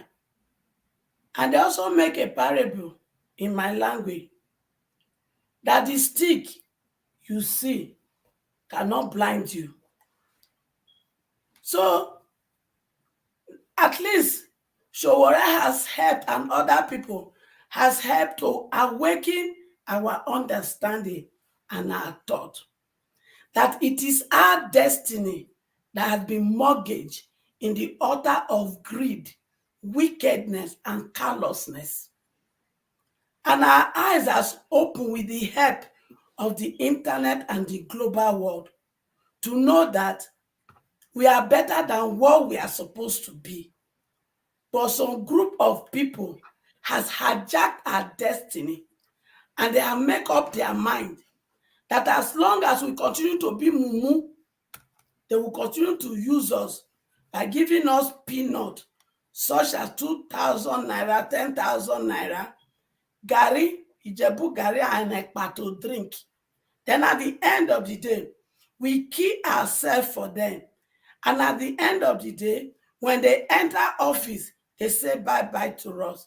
And during this period of us killing ourselves for them, their children are busy in the Western world obtaining the best school they can think of. And when they have finished, they come back to continue. Hold on now. Is that not the nature of life? Me? I don't like No. Hold on, because we've heard. Allow me to. Can you? When I say hold on, please do, HO. We've heard that narrative from you endlessly, so we want to interrogate it now. So it's not a sermonization; it's a dialogue. So it's a dialogue, not a monologue. So let's yeah. Okay, just to kind of like counteract what HO is saying. Please let me land my thought. Hold on, Femi. Okay, let me hold on. Yeah, hold on, Femi. Now, what I was going to say to you, HO, is that all of those things, they are just essentially a narrative of life is unfair, and it never has been. So the people will always be taken advantage of, and people make themselves receptive to being taken advantage of. And people who are often taken advantage of, often instances do not react to being taken advantage of. So there is, yes, it's unfair. People are being taken advantage of, but there is nothing in the process that tells you that they're going to recoil from that in 2023. I speak as a mother. A mother never gives up on her children until she drives home that she wants to drive home for the child to fulfill a better destiny. So, woman, when you say you have heard that from me, you will continue to hear it until my children, it enter into their heads and they take their destiny by their hand. So telling me that has been my song, I will continue to sing it until our mindset is changed to the fact that it is our destiny that has been mortgaged, and it is us our responsibility to take back that belongs to us, our original destiny. So the music has changed. By the mercy and the grace of God, their money will fail them. Thank you. No, their money will not fail them, though. I'm not sure I accept it as a lash out against the system, but I'm not sure that changes the paradigm in any way. So their money will fail them. There's a good chance that it would not. It has. Can you hold on? Who's that? It's me. I want to support what you are saying. Yeah, I want to support one man. Yeah. Madam Esho, Yes, sir. do you think that Nigerians are ready to take their country back? Do you see it at all?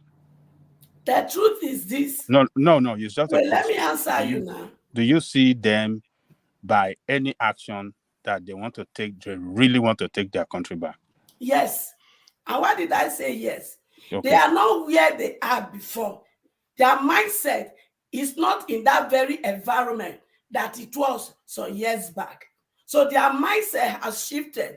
So if they can't take it this time, 2027, we are taking it fully. Okay, yeah, that is the way you see it. But I am telling you that Nigerians are not ready. If you have a person like Shore that is so clear to us that he is offering a different direction, entirely a different direction with a vision that can take us to where we are going. And still, you can't see large crowd behind him showing sign that, yes, they really want to take their country back. I'm not convinced that Nigerians are ready. The status quo will still play out. And all these people that have been described are front runner as status quo. And they are the ones that you see large crowd behind them. So I'm not convinced that Nigerians are not ready. There is no indication that there's no indication that nothing indicating that they are ready. That will change in 2023. There's no indication that anything will change in 2023. Like I said, at least our people, our children, are no longer where they are before. Why do you say that? Why do you say that? Because of the movement they have right now. No, they are divided among their oppressors. Which movement? Which movement? They are divided among their oppressors. They are not. There is no movement anywhere. They are divided among the oppressors. Among the oppressors, yes. Good. They are divided among the oppressors, and some of us that are in social media, we are aiding that division. We've not been able to. Well, let me finish. We've not been able to let them know there are only two tribes in Nigeria: the tribe of the oppressed and the tribe of the oppressor. Until we define ourselves like that, we cannot move forward. We are here talking of Yoruba, Hausa, and Igbo, but the truth is the fact that there are only two tribes in Nigeria, because the elite, they are in Igbo, the elite, they are in Hausa, the elite, they are in Yoruba, the oppressors, they are in Hausa, the oppressor, they are in Igbo, the oppressor, they are in Yoruba. Why? Whereas the oppressed, they are also in this category of people. And in the kingdom or in the tribe of the oppressors, they don't divide themselves with religion. They don't divide themselves with tribe. But when it comes to us that are suffering, the oppressed, we divide ourselves with religions and tribe. And until we come to our senses to know that if we continue to dance to this music, they will continue to destroy us. So let us wake up to the fact that there are only two tribes in Nigeria, and let us begin to sell that narrative to our people so that we can wake up and fight for what belongs to us. Yes and no. There's no disagreement with that, by the way, HO, because we hear that also from people like Aisha Yesufu, who is always talking about the two tribes, the oppressor and the oppressed. So we do know that. But the mind shift of the Nigerian population, there is no indication that there is a mind shift of a recognition that the country belongs to them. There is nothing that tells us that the Nigerian space, as the youth space, the more traditional spaces, the cynical and the optimistic, there is nothing within the Nigerian political landscape that indicates that there's a mind shift that the country belongs to them. So that is why I would suggest that status quo will maintain. I understand that very well, Mr. Warman. And that is why I said from now till 2027, we're going to do a lot of underground work, making our people to understand their right, making them to undo what has been done in their brain through organizing a symposium, town hall meetings, village square, everywhere you can think of, that we can reach to our people in the church, in the mosque, wherever we can send them this message. That is going to be our job. And Andamo Go Foundation is testing that in preparing ourselves for 2027. We will also organize our people who want to contest election. We will interview them, prepare their mindset to the fact that you are going there as a servant, not as a master. So these are the strategies we will put in place. The remaining one, so I put the remaining one inside my belly. Is that your... Yes. Madam Mesho, yes, sir. Let me tell you, Nigerian people are not determined people. Nigerian people are not courageous people. Good. I Nigerian people that. But let me tell you one thing, Ajale Koko. Yes. Ajale Koko, let me say one thing. I'm a go-getter. The person that you cannot do it alone. You can't do it alone. The person that made Burger King, history has it that he failed for 60 good times. 60 good times. The person that started Burger King continued to fail. His wife spoke to him. Just try one more time.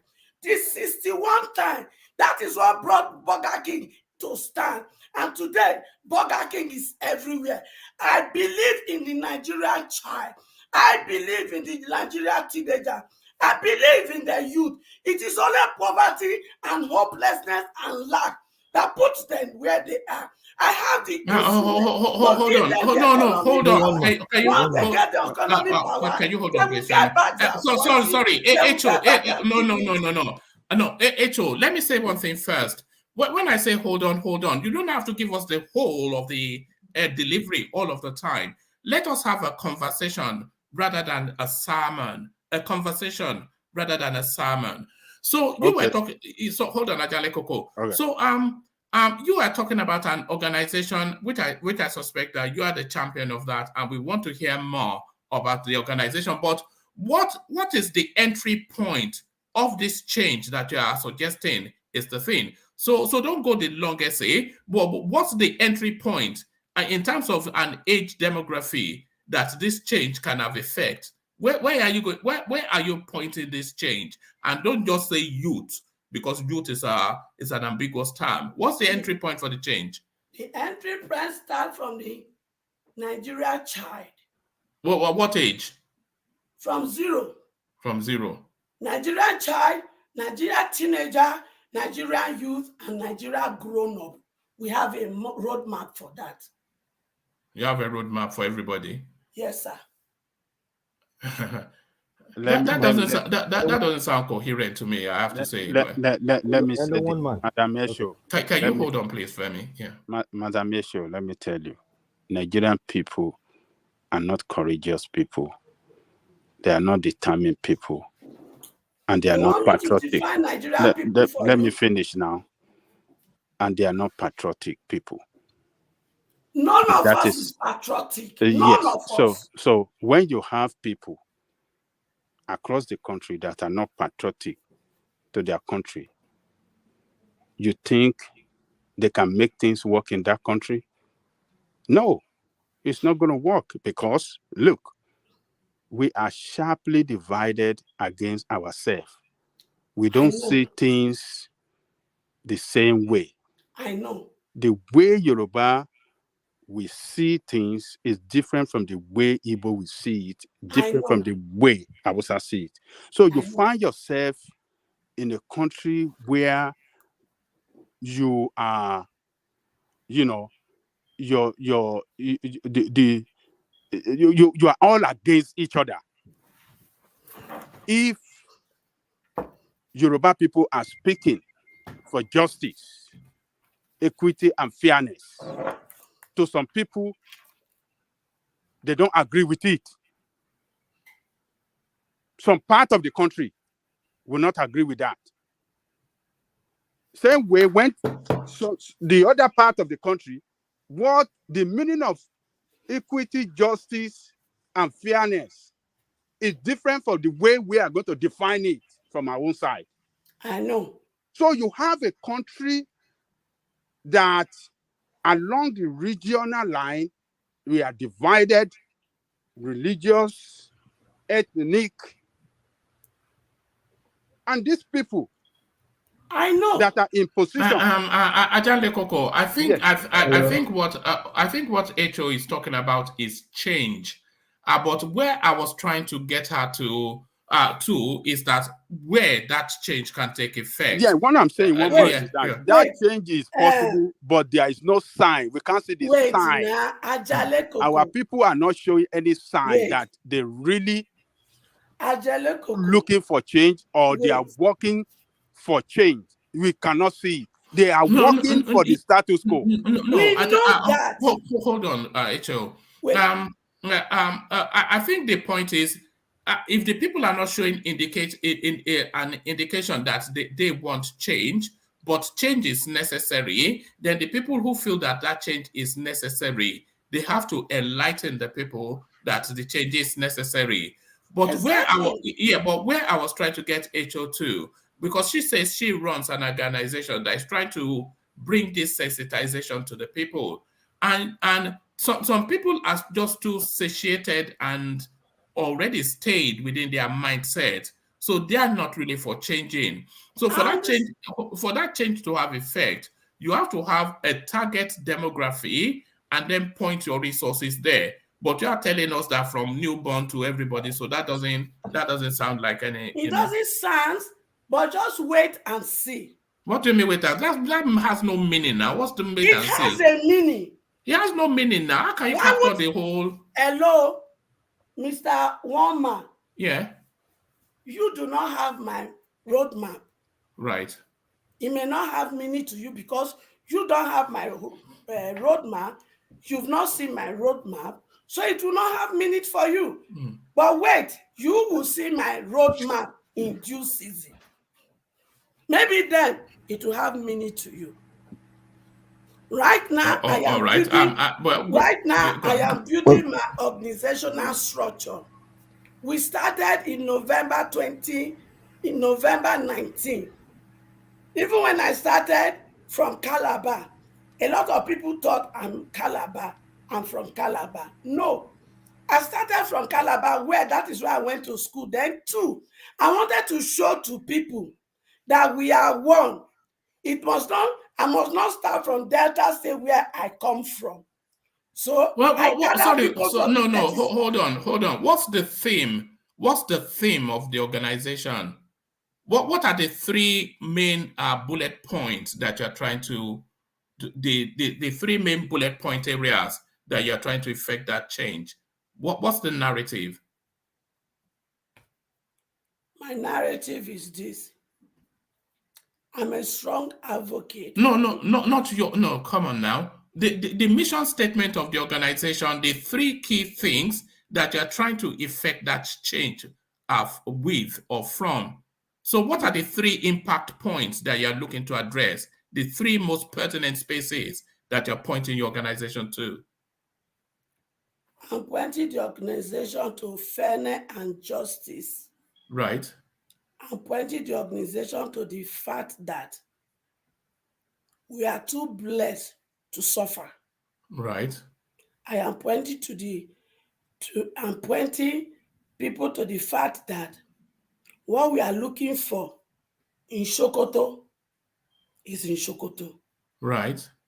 So we have all it takes. No. Let me tell you, not to tell you. You know what? Yes. I be old school. I not carry What do you grammar mean for old head. school? No. All right. Give me Okay. your phone number and I will send you the website. Go and look at our website, even though it's under development for now. I'm talking about a mission statement. Or you I cannot not say. get them for head now. I tell you. But you're the Since he doesn't arrowhead have the now. mission statement. All right. Hello. All right. Can you hold on, please, Femi? Thank you to stay there. Let's welcome Fatai to the conversation. So, Fatai, good to meet you. Where are you based? I can hear you. Yes, I can hear. Yes, Fatai. Yes, I can. Can you hear me? Yeah, sure. I can hear you. All right. So a conversation is taking place. So, where you sound like you're in Nigeria as well. No, I'm not in Nigeria. I'm in Cyprus. You're where? Cyprus. Oh, right. Oh, brilliant. So they come Cyprus for March for business meeting. We go meet. No problem. All right. So tell us what's brought you into the conversation. Give us your take on what we're talking about so far. Well, thank you for letting me in. As you're right, my first time. I didn't even know where to get inside. Actually, the first thing that was going to bring me in was the other guy that was saying Peter Obi was going to win Lagos. And I live in Lagos. I mean, I don't know. I've never seen such a thing before in my life. It's never going to happen. I live in virtually many parts of Lagos. I live in Lagos, I live everywhere. Sorry, my voice is kind of terrible tonight. I don't know what's going on. Yeah, I think there's a bug going around. My voice is cropped as well, but carry on, yeah. I mean, I don't know where you got that from, and I think that plays into the conversation that happened afterward. A lot of people think about Nigeria as like the things that are wrong with Nigeria as like it's peculiar to Nigeria. Nigerians are this, Nigerians are that, this change, that change. Every bad thing in Nigeria happens everywhere else in the world. There's no particular, there's no unity. Everywhere in Cyprus, there's no unity. Everywhere there's no unity. This is not the point. The point is we need people, we need someone or people that can marshal our country forward. We don't need all these. There's so much people, division, separatists, all of these. We have only one problem in Nigeria, and that problem is from the 70s. Whoever allowed the introduction of subsidy into Nigeria, this is the beginning of the problem of Nigeria. If you can get it solved, there will be a lot of problems going to be solved. All these other problems are irrelevant. The other second problem of Nigeria is actually the media. I think they are not helping Nigeria. They are making Nigeria go through a lot of unnecessary emotional pain. The youth this, the youth that. The youth have to understand we are going to run this country into the ground if we put the wrong people in there. Take, for instance, the poll, there is this organization, ANAB poll. I mean, have you ever seen in your life a poll that looks like a periodic table? And they are promoting people that have no capacity for anything. Excuse me, Peter Obi is a very nice person, but Peter Obi is an insider trader. If he doesn't have inside information, it's not going to, it doesn't really work that much. I will fix security decisively. Of course, we will fix it decisively because Buhari already got the Kano jet. Anybody will fix it decisively. There's no direction, there's no nothing, except I will do everything. We will fought the Industrial Revolution. Excuse me, fought the Industrial Revolution. You see, those are, you know, that's what Fatai. It's those sort of things that rankle people. They're just peppy little buzzwords. They're just phraseology. They're just utterances. It's tautology. It's just words. Exactly. You know, I will attack. Hold on. I will address insecurity decisively. I will bring the country into the fourth industrial revolution. We're not even industrialized. It doesn't mean anything. Actually, it does mean something. We are not even industrialized for you to be talking. Fourth industrial revolution doesn't mean It just means that the industries are going to be upgraded to technology. Like things are not going to be worked. You're not going to be using much of mechanization. But you have to be industrialized first to be talking about. Literally, Peter, this manifesto is totally meaningless. I don't know who wrote a bunch of. You read it, though, it means completely nothing. Peter B was a governor in Anambra. You take people's money, put it in your own company, Fidelity Bank, you are a major shareholder. Every time he's talking with Netherlands, America, this. If you do that in America, you will be prosecuted. For instance, if you are an investment manager, because I'm an MBA, I did MBA, I'm an MBA in finances. If you take, for instance, you're an investment manager, and you have what do they call it, pension funds. You are managing pension funds. If you invest pension funds in in some other than U.S. Treasury bills, you're going to have a lot of problems. You have to invest people's money in safe places. And in this particular case, why would you be investing the people's money? Who gave you? Where did you do a referendum and the people told you to go and invest the money? Did you deal with the legislature, with the parliament, whatever they call them, and you all decided to invest the money? I tell you, for instance, Mr. Man, I tell you, I invest your money in my own company business. I mean, this is so crazy. Nigeria is so corrupt, but Nigeria doesn't need a new. You know, it's borderline criminal. It's borderline criminal, isn't like it? Robbery. You know? I don't know how that guy is going around. Woman. They like robbery. Woman, I have my mission statement for you now. Wait, all these politicians, they are all corrupt. But at least they do it in the dark of the night. You know, they are hiding. Peter B is not even hiding. He's rubbing us in the face and telling us we have to. I mean, I have never seen anything so incredible. Woman. It's quite a spectacle. But let's hear HO's mission statement. Yes, let's hear it. Okay. The mission statement of Anga Mogo Charity is to provide education, healthcare, and economic resources to disadvantaged Africans and American youth and their family, creating a sustainable future. And we are to motivate, educate, engage, empower, mobilize, create opportunity for sustainability and impact in young people in their future, family, and community. Right. And then how is that broken down into an actionable plan? You go host me. Make I tell you that one. Host me 1 hour. I go tell you. All right. I mean, that sounds like an ideal, but what I would suggest then is that, because empowerment has always been the pathway to elevate people out of a situation to a better place. So if you wrap your organization around empowerment, I would suggest that is the best part. But good luck with it. We will certainly support that in as many ways as we can, because of course the whole purpose of everything that we're doing is to empower people. So keep up the good work, HO. Let's take the conversation to Ola and have Ola speak to us then about Akerele Bucknor stabbing Tinubu in the back yet again. What are they making of this woman? She had been done since 2003, but she's still out there crying wolf. Ola. All right, we don't appear to have Ola. Let's go back to Ajan Lekoko then. Or does anybody have any thoughts in that direction? Akere Dolu, Bucknor-Akerele, her commentaries on Tinubu, saying that he's not fit for purpose, he fights with charms, etc., etc. Why is she doing this at this point in time? Let's take that to Femi. Femi. I actually didn't read, or I don't have access to the exact statement she made, but I can just hazard a guess. We all know the falling out she had with Tinubu during Tinubu's first tenure.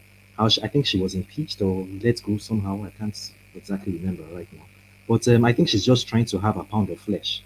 I'm not a Tinubu fan. I'm not an Obi fan or whatever, or Akerele fan. But I'm saying I think she's trying to have a pound of flesh by saying he's not fit for office. And who else would say it rather than somebody who has worked in close proximity with him? Also, know that Tinubu also had another deputy, Femi Pedro, who also had a falling out with him. So I kind of like see that in some ways, Tinubu might not be the suave team player that some people think he is, because sometimes the people who work with him in close proximity kind of like falls out with him. He fell out with Fashola after Fashola's first term, but due to the popularity and the street credibility that Fashola had, he couldn't deprive him of his second term ticket. He fell out with Ambode because he noticed Ambode was kind of like cornering all the resources of Lagos State and not sharing it to the No, party. why are you saying that? What fact do you have to that effect for you to say that? Like I said, I'm on ground, and there is. What do you mean you're on ground? That means nothing. To you, it might mean nothing, but I would say to people who have their ears on the ground in the streets of Lagos State can tell you that words on the street say that Ambode, his side chick or his account officer, was a staff of the so-called bank. I will not mention the bank right now. And they cornered all the accounts, Lagos State official accounts, to that particular bank. So anything, Lagos State contracts, anything was going to that bank. And we all know how banks work. Whenever an account officer is getting a lot of deposits, the person rises in the system. So it was basically funneling Lagos State's resources into that bank, elevating his side chick's career. And also, when you talk about Loma, when you talk about these LSPs. No. That's sharp practice. But no, hold on. Can you hold on, please? That's sharp practice, not illegal. So what are you trying to infer with that? What I'm trying to infer, I'm going somewhere actually, if you can allow me to lie. Yeah. I'm trying to say that Ambode at that particular point was actually depriving food in quotes from the mouths of APC party leaders. Because the system on ground is that LSP contracts in various locations in Lagos State are awarded to the party leaders, the strong men of Lagos State. But Ambode during his tenure actually took it away from all of them and tried to like centralize it. So that was one of the primary reasons why he fell out with Tinubu. So Tinubu has a kind of like a tendency to actually fall out with people who actually work in close proximity with him, from Aregbesola to Fashola and the rest. So I wouldn't like argue with this reverend woman. She's an elderly woman. I think she's in her 80s right now. I don't see what she stands to gain by trying to like tell lies against the personality of Tinubu. I think she knows him better than you and I. So she should be able to tell us how Tinubu actually operates in the private. Everybody has a public facade, a public persona that they bring out to the open. What the Japanese would call it, white face and black face. So they brings out his white face, but his black face, which is his private person, you might not really know. Somebody like this woman should actually know, and she should be able to tell us. I wouldn't come in and start to say, Mama, you are lying. This is not true. So let us like give her the benefit of the doubt and like kind of like listen to what she has to say. But I don't know. Maybe somebody else has a differing opinion, but I think she's pound of flesh. Femi, you know one thing in politics, right? Yeah. If you are not there with them, you won't know the grudges. I think what Madam Bucknor she's trying to do is seeing an opportunity to hear our own voice. Because, all right, during that time, all we heard that time was that she was going to be impeached. And somehow she was forced to resign. Now, Tinubu felt, from rumor, he quotes, Tinubu felt that she was just too slow and she was not in compliance with what she was going to do. You know, that time the chief of staff, just like what is happening now under this Buhari too, which happened to be Fashola, appeared to be stronger even than that office. So I think within the internal thing, there was this internal conflict that Tinubu have to force her to resign, or otherwise she will have been impeached outrightly. So those grudges, we won't know the reality. But when you are saying your master, your boss, or is not fit for purpose, evidences around say otherwise. Because you can't say someone is not fit for purpose and he got to that place despite the fact that the federal government took hold of the more allocation to the state. He still find a way that at the end of his tenure, he was generated from 600 million a month.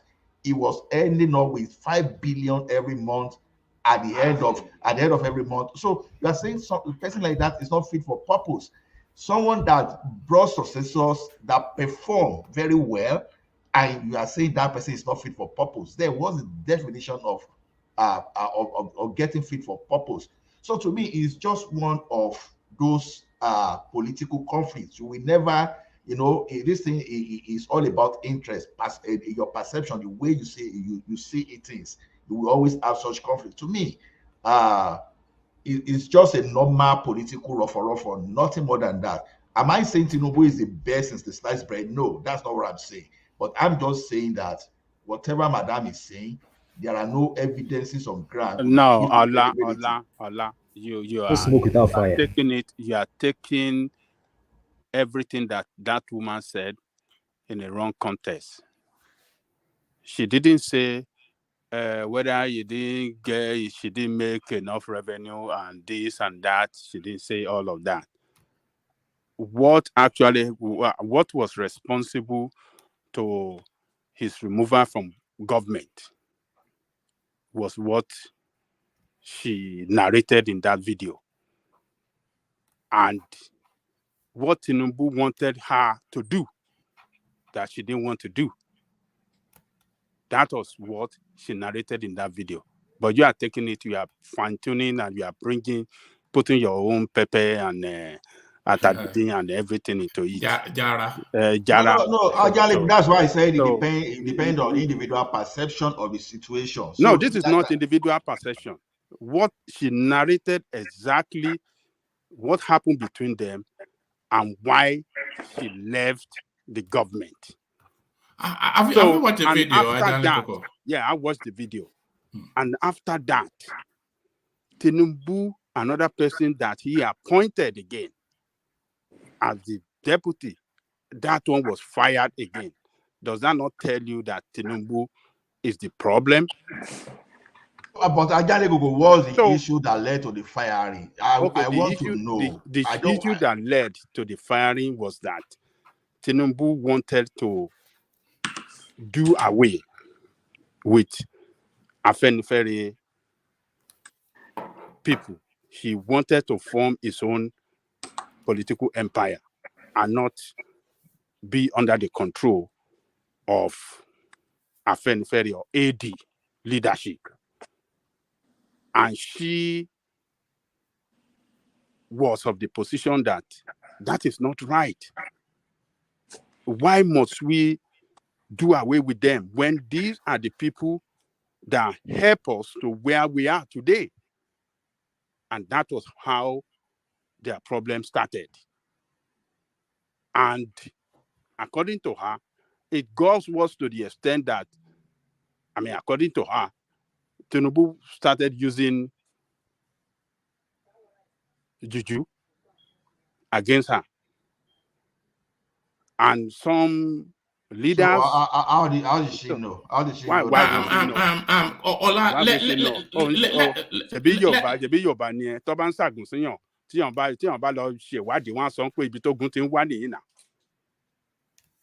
So, and it got so hot, so worse to the extent that the mother and everything, they have to let her advise her, look, you can't go and kill yourself in this because of serving the people, and you will allow somebody to kill you because of their own selfish political interest.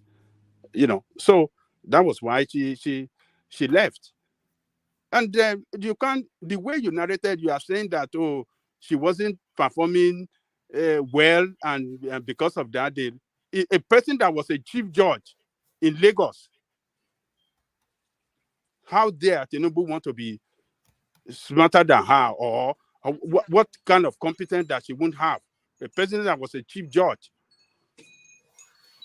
Let's have a bit of a listen to her. Maybe you come up. But apologies, a lot of it is in Yoruba, if not all of it. Let's see. Sorry, can I say something? Ipe ká gba ẹgbẹ́ lọ́wọ́ àwọn bàbá, ẹgbẹ́ AD, àwa pẹ̀lú àwọn bàbá ládẹ̀dá AD sílẹ̀, àwa Afẹ́nifẹ́re. Mo dẹ̀ sọ fún wípé báwo la ṣe lè gbé ẹgbẹ́ lọ́wọ́ àwọn bàbá tó ní ẹgbẹ́ àwọn bàbá yẹn náà fi wá síbi tá a wà lénìí èmi ò dẹ̀ lè ṣe yẹn nítorí pé ilé tèmi ti jáde a kì í ṣerú nǹkan bẹ́ẹ̀ yẹn bí ìjà wa ṣe bẹ̀rẹ̀ nìyẹn nítorí pé ó ti rí i pé mi ò ní fún un ní support láti ṣe nǹkan tóun fẹ́ ṣe. Bọ́lá Tinubu ti kọ̀yìn sáwọn Afẹ́nifẹ́re pàápàá náà nítorí pé kí ó ń ṣara wa tẹ́lẹ̀ kò sí inú Afẹ́nifẹ́re so kò ń ṣara wa mo dẹ̀ rò pé ìyẹn ló ṣe fẹ́ gba ẹgbẹ́ lọ́wọ́ àwọn àgbà Afẹ́nifẹ́re. Nǹkan tẹ̀mí kan mọ̀ ni pé ìgbà tá a ti jàjà nàdẹ́kò tán tí a dẹ̀ ti ṣe AD tí AD dẹ̀ ti wọlé èmi fẹ̀yìntì díẹ̀ ṣùgbọ́n bàbá Ọ̀nàsànyà ló pè mí ńjọ́ kan ló dẹ̀ ní kò fọ́mọ mi a fẹ́ kó lọ ṣe igbákejì Bọ́lá Tinubu ó dẹ̀ sọ fún bàbá mo ní ká jẹ́ pé Wahab Dosùnmú ló wọlé o màá ṣe igbákejì ẹ̀ ṣùgbọ́n Tinubu yìí o àjọ wà ní Senate ni bẹ́ẹ̀mi dẹ̀ ṣe rí sí kì í ṣe ẹni tí màá fẹ́ ṣe igbákejì ẹ̀ ṣùgbọ́n bàbá Ọ̀nàsànyà bẹ̀ mí ó ní kí n jọ pé tí mi ò bá lọ ṣe Afẹ́nifẹ́re ò ní nǹkan kan nínú ìjọba Tinubu kí n lọ ṣe kí n bá lè wà bẹ́ẹ̀ fún Afẹ́nifẹ́re nítorí náà ìgbà yẹn ni mo ṣẹ̀ wá gbà pé màá di igbákejì Tinubu. Téèyàn bá ń wòwà èèyàn á mọ̀ béèyàn bá lè ṣe igbákejì ẹ̀ béèyàn ò lè ṣe igbákejì ẹ̀ ṣùgbọ́n ìgbà táwọn bàbá ti bẹ̀ mí yẹn kò sí mi ò lè kọ iṣẹ́ sí wọn lẹ́nu. Oríṣiríṣi ìwà ni ó tiẹ̀ jẹ́ tògùn àti dédé ẹ̀ ní pàápàá ṣùgbọ́n ìgbà tó yá ni ìkànnà àwọn àbúrò mi Àwíṣẹ́ Savage ló pè mí ní pé kí n lọ fi ipò yẹn sílẹ̀. Màmá mi náà pè mí pé èmi nìkan ní ọmọ kan ṣoṣo táwọn bí àwọn dẹ̀ ti dàgbà àwọn ò fẹ́ pé kó di pé àwọn ò rí ẹni tó máa sìnkú àwọn o pé kí n lọ fi iṣẹ́ yẹn sílẹ̀. Tinubu fẹ́ pé ká gba ẹgbẹ́ lọ́wọ́ àwọn bàbá ẹgbẹ́ AD àwa pẹ̀lú àwọn bàbá la dẹ̀ dá AD sílẹ̀ àwa Afẹ́nifẹ́re mo dẹ̀ sọ fún pé bó la ṣe lè gbé ẹgbẹ́ lọ́wọ́ àwọn bàbá tó ní ẹgbẹ́ àwọn bàbá yẹn náà fi wá síbi tá a wà lénìí èmi ò dẹ̀ lè ṣe yẹn nítorí pé ilé tèmi ti jáde a kì í ṣerú nǹkan bẹ́ẹ̀ yẹn bí ìjà wa ṣe bẹ̀rẹ̀ nìyẹn nítorí pé ó ti rí i pé mi ò ní fún un ní support láti ṣe nǹkan tóun fẹ́ ṣe. mysis ló máa ń pè mí nígbà yẹn. ṣe bó oúnjẹ mi ìgbà tá ti ẹ̀jọ́ ń ṣe campaign cook mi ń bí báyìí ló ń ṣe oúnjẹ fún wa ló máa pààkẹ́ lájọ máa jókòó lájọ máa jẹ lájọ máa mú nǹkan kí nǹkan tí mo bá gbé sílẹ̀. tá a bá ríra tó bá kí mi èmi náà á kí mo tiẹ̀ gbọ́ pé bàbá Ọbásanjọ́ tiẹ̀ sọ fún yín pé kó wá kó gbìyànjú pé kó parí ìjà yẹn ṣùgbọ́n kò wá rí mi rárá. dédé wa la mọ̀ pé Tinubu ò ń ṣọmọ Èkó pé Ìrágbèjì ló ti wá orúkọ ẹ̀ ò dẹ̀ ń ṣe orúkọ Tinubu ó yá orúkọ yẹn lò ní. wọ́n dá sí i níwọ̀nba tó ń fi lè dá sí ṣùgbọ́n ìgbà yẹn Bọ́lá Tinubu ti kọ̀yìn sáwọn Afẹ́nifẹ́re pàápàá náà nítorí pé kí ó ń ṣara wa tẹ́lẹ̀ kò sínú Afẹ́nifẹ́re so kò ń ṣara wa mo dẹ̀ rò pé ìyẹn ló ṣe fẹ́ gba ẹgbẹ́ lọ́wọ́ àwọn àgbà Afẹ́nifẹ́re. kò sí ipá kankan lórí ètò òṣèlú wa nítorí pé ńgbà yẹn òun ti kúrò lọ́dọ̀ àwọn Afẹ́nifẹ́re pátápátá ó tiẹ̀ lọ dá tiẹ̀ sílẹ̀ tó ń pè ní Afẹ́nifẹ́re renewal so kò bá àwọn bàbá ṣe mọ́. Ó ti bàlújẹ́ pátápátá ni. Ṣé tá bá wò 1915 ṣé báyìí ní ìlú rí? 2015 sorry. Ṣé báyìí ní ìlú rí? Dédé nǹkan ti dàrú. A lè lọ sí Ìbàdàn sẹ́yìn ká má máa bẹ̀rù pé bóyá àwọn kan wọ́n wá jí wa gbé lójú ọ̀nà. Kò dẹ̀ rí bẹ́ẹ̀ tẹ́lẹ̀. Tẹ́ bá wo àpò ìrẹsì nsẹ́yìn, àmọye tá à ń rà tẹ́lẹ̀, àmọye tó ti dà nsẹ́yìn. Railway wo náà ṣe? Tẹ́lẹ̀ railway tán láwọn ń ṣe, àfi tó ṣe lọ sí Niger ni mo lè sọ pé òun ló ṣe. Dédé ìyókù yẹn Jonathan ti ṣe sílẹ̀. Tẹ́ bá wo inú ìwé tí Jonathan ṣe, Jonathan ti ṣe, àwọn kan wá, wọ́n kàn wá ń gé tape àti gé ribbon káàkiri ni. Wọ́n ń parí iṣẹ́ tí Jonathan ti ṣe sílẹ̀ ni. Dédé àwọn railway yẹn Jonathan ló ti ṣe sílẹ̀. Àfi tóun ṣe lọ sí ìlú ẹ̀ ní Niger. Èmi ò rò yí pé dédé tẹ̀ ń sọ yìí pé ó rí bẹ́ẹ̀ rárá o. Ẹnikẹ́ni lè lọ sí ọ̀dọ̀ bàbá Fásọ̀rántì. Ó dá mi lójú pé Àtíkù náà máa débẹ̀, Kwankwaso máa débẹ̀, Peter Obi máa débẹ̀. Àmọ́ bá débẹ̀ gẹ́gẹ́ bí àgbàlagbà, wọ́n á bẹ̀ pé kó ṣàdúrà fún wọn. Téèyàn bá dàgbà, téèyàn bá ní kó ṣàdúrà fún mi, ṣé wà ní rárá ò ní ṣàdúrà ni? Ní ilẹ̀ àwa Yorùbá, wọ́n bá bi àgbà pé kó ṣàdúrà, àgbàlagbà yẹn máa ṣàdúrà nínú kẹ, kò ní kọ̀ láti ṣàdúrà. Nǹkan tó ṣẹlẹ̀ lọ́dọ̀ bàbá Fásọ̀rántì ni. Àjọ awàpọ̀ níkẹ́. Ní ọ̀sẹ̀ tó kọjá, a sì lọ sí Ìjẹ̀bú ní ilé.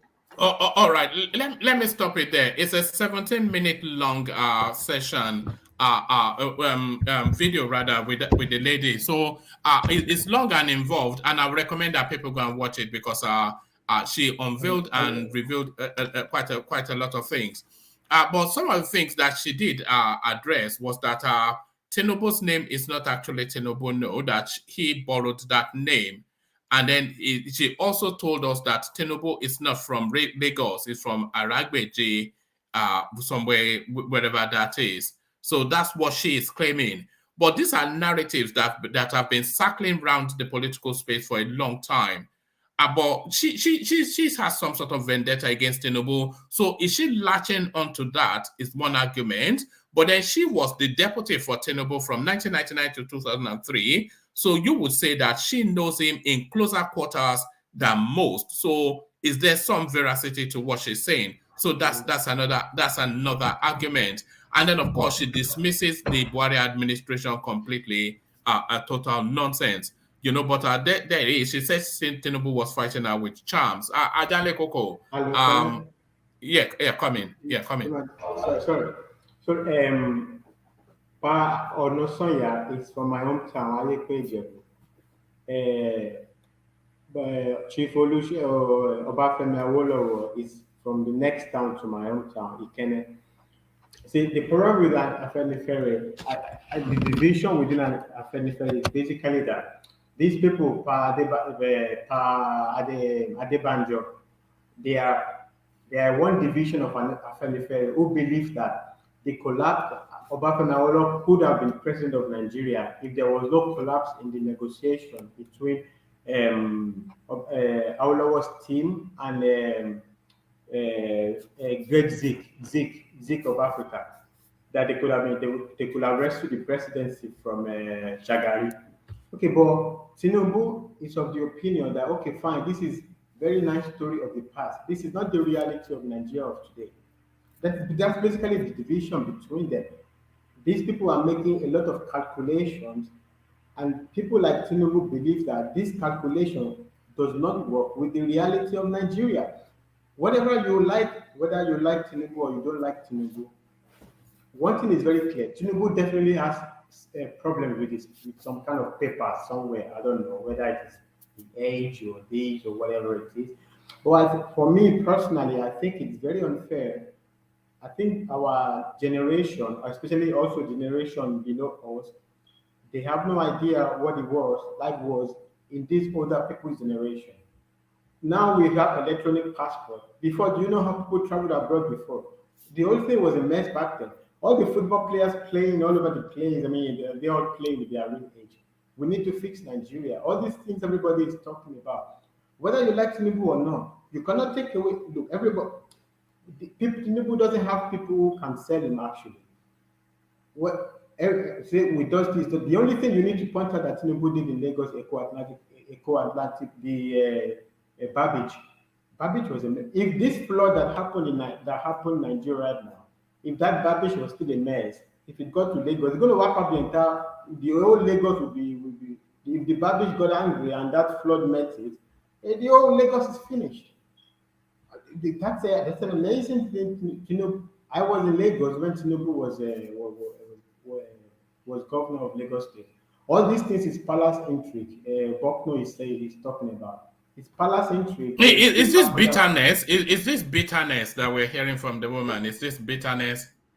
Well, it's political interest. Everybody have their different interests. If I win, some people are not going to win something. Everybody's going to lose. All this is palace intrigue. These things don't matter.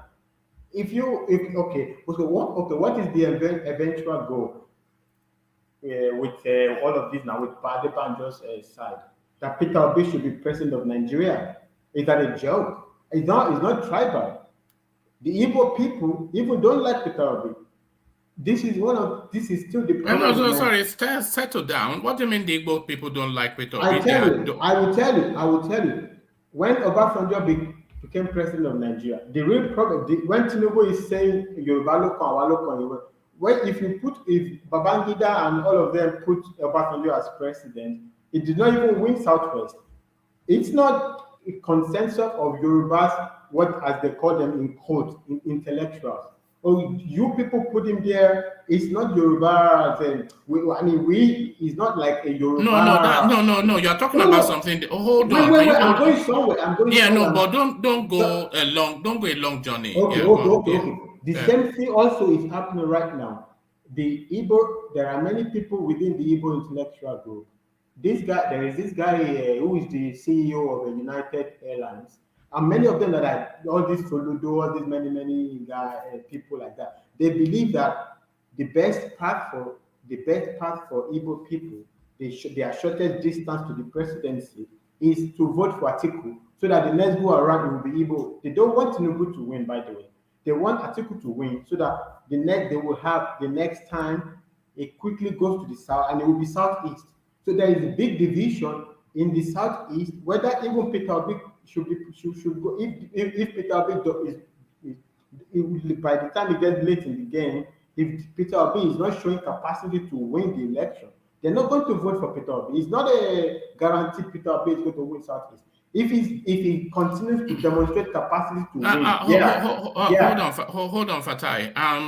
I can see what you're talking about, and I do see what you're talking about. And it's just a delicate space, that's all. And Titan, you can come into the conversation as well, because I suspect you are from the Southeast too. But what I'm hearing, which I somewhat concur, is that the senior political spaces in the Southeast, they are not for Peter Obi. We've always said that on this platform, that there is no big name endorsements of Peter Obi amongst the elite spaces in the Southeast, for all of the reasons that you have just described. But you know where the difficulty is? The mass of the population in the Southeast, they are for Peter Obi, but the elites are not.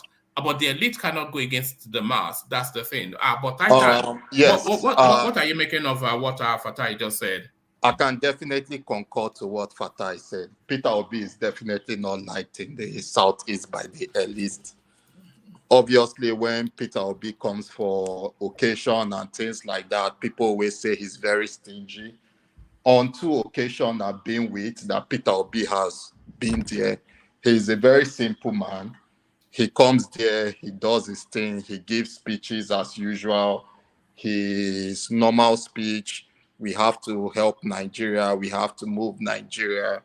Then when people ask him for money, he disappears, especially during election. Most of the politicians were expecting to like contribute towards their election and things like that. Peter Obi has never been that kind of person.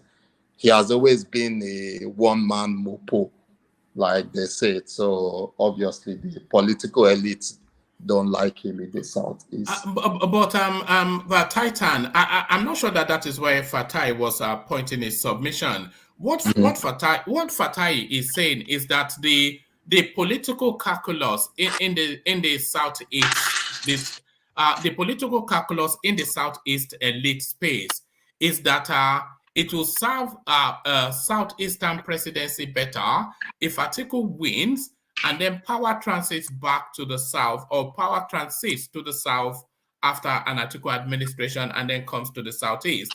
And I think that's sort of the language of people like Charles Soludo, etc. So it's not especially or essentially about him being stingy or not. I don't think a lot of them, I don't think they're lacking for money. Oh, no. Yeah. That's also a philosophy of some of them, because they believe in, with Labour Party, there's no way he will be able to, you know, get the amount of votes that he needs to win the election. So they believe instead of that, it's better he just collapse his structure, work for Atiku, and let's try and get Atiku to get this thing. Then in 8 years' time, he'll be able to, you know, not him actually, because obviously they wouldn't want him to contest after Atiku, but they're obviously looking towards someone else. So they are obviously looking for ways of how to like diminish his popularity, but it's a slippery slope because of most people in the Southeast still believes in him. You know how people in the Southeast is.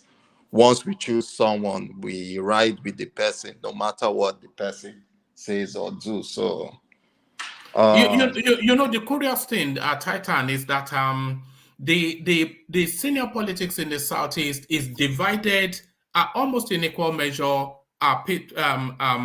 Tinubu or Atiku. So people like Oji Kalu, they are Tinubu, etc. And I suspect people like Rocha Sokorocha, both of them, of course, is Tinubu, but then, of course, party affiliation and all of that.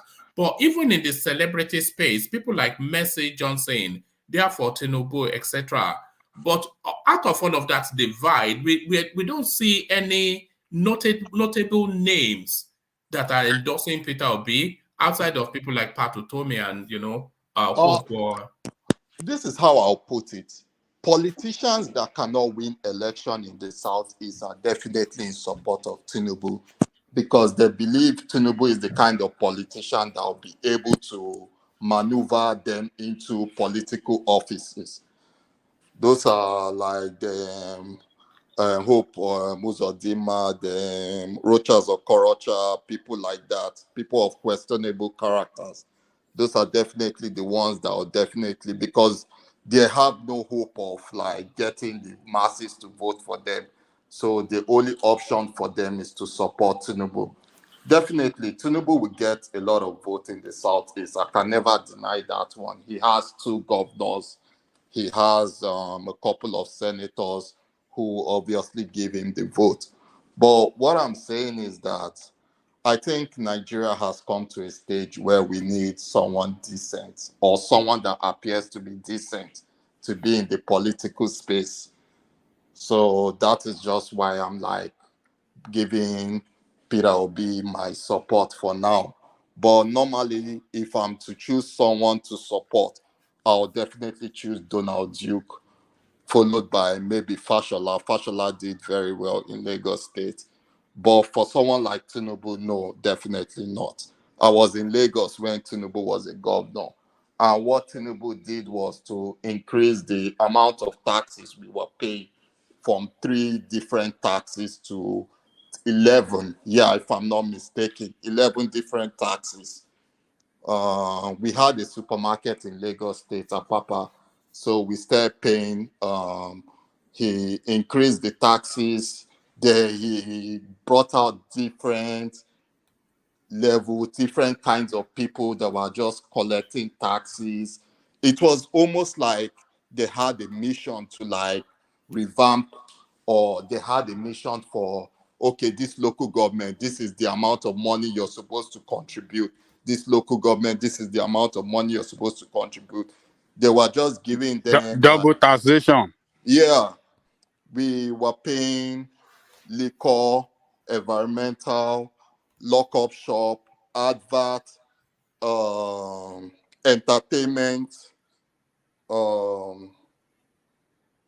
just So silly you don't want to things. pay tax? What do you mean? No, You don't want to pay I'm tax? saying is that What are you talking we about had now? a base tax we were paying.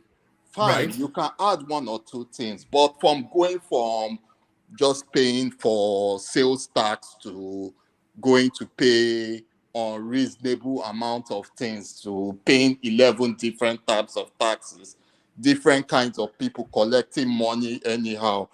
And we definitely asked the woman that was in charge of the Apapa local government area, and she was like, oh, they gave them a mandate to produce this amount of money, and every month they keep increasing the amount of money they were supposed to produce.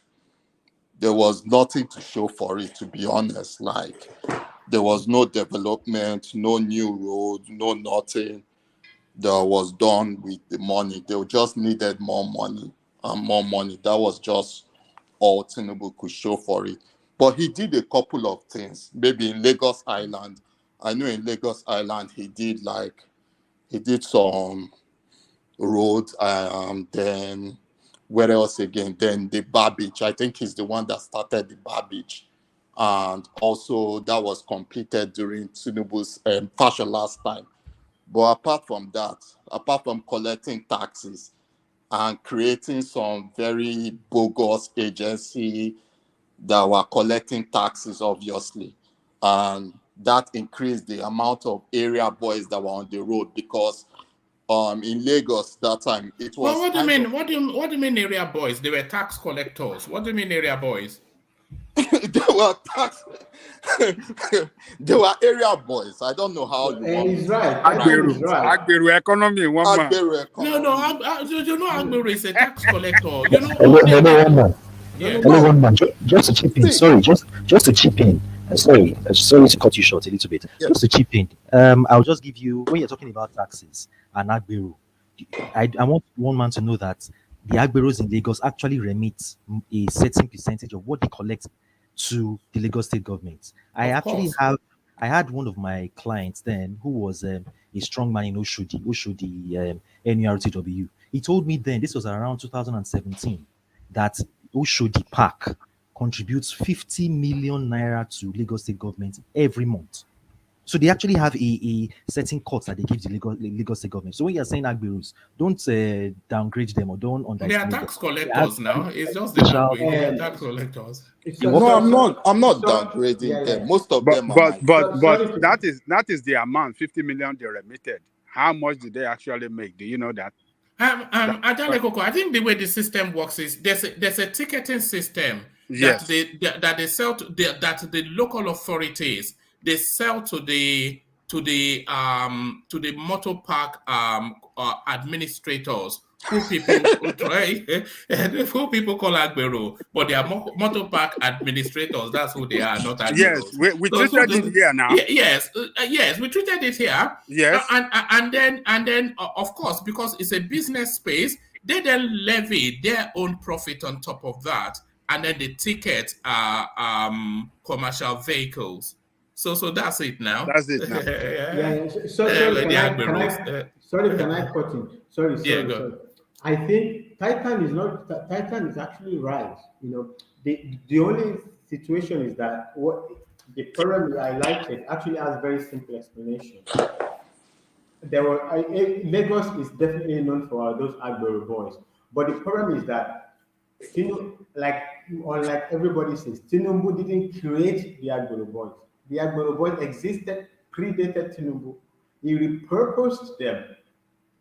Tinubu faced a lot of headwind with the government. There was no allocation coming to Lagos State. There's no way to make money.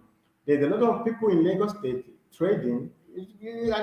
Tinubu is a rough guy. There's no doubt about that.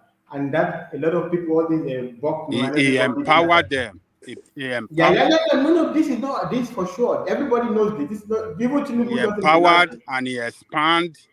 And Nobody denies that. Tinubu doesn't deny it. As someone that was living is in a rough Lagos guy. before Tinubu, and was doing business in Lagos before Tinubu.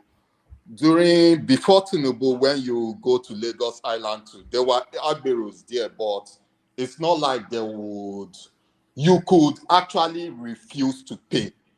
No.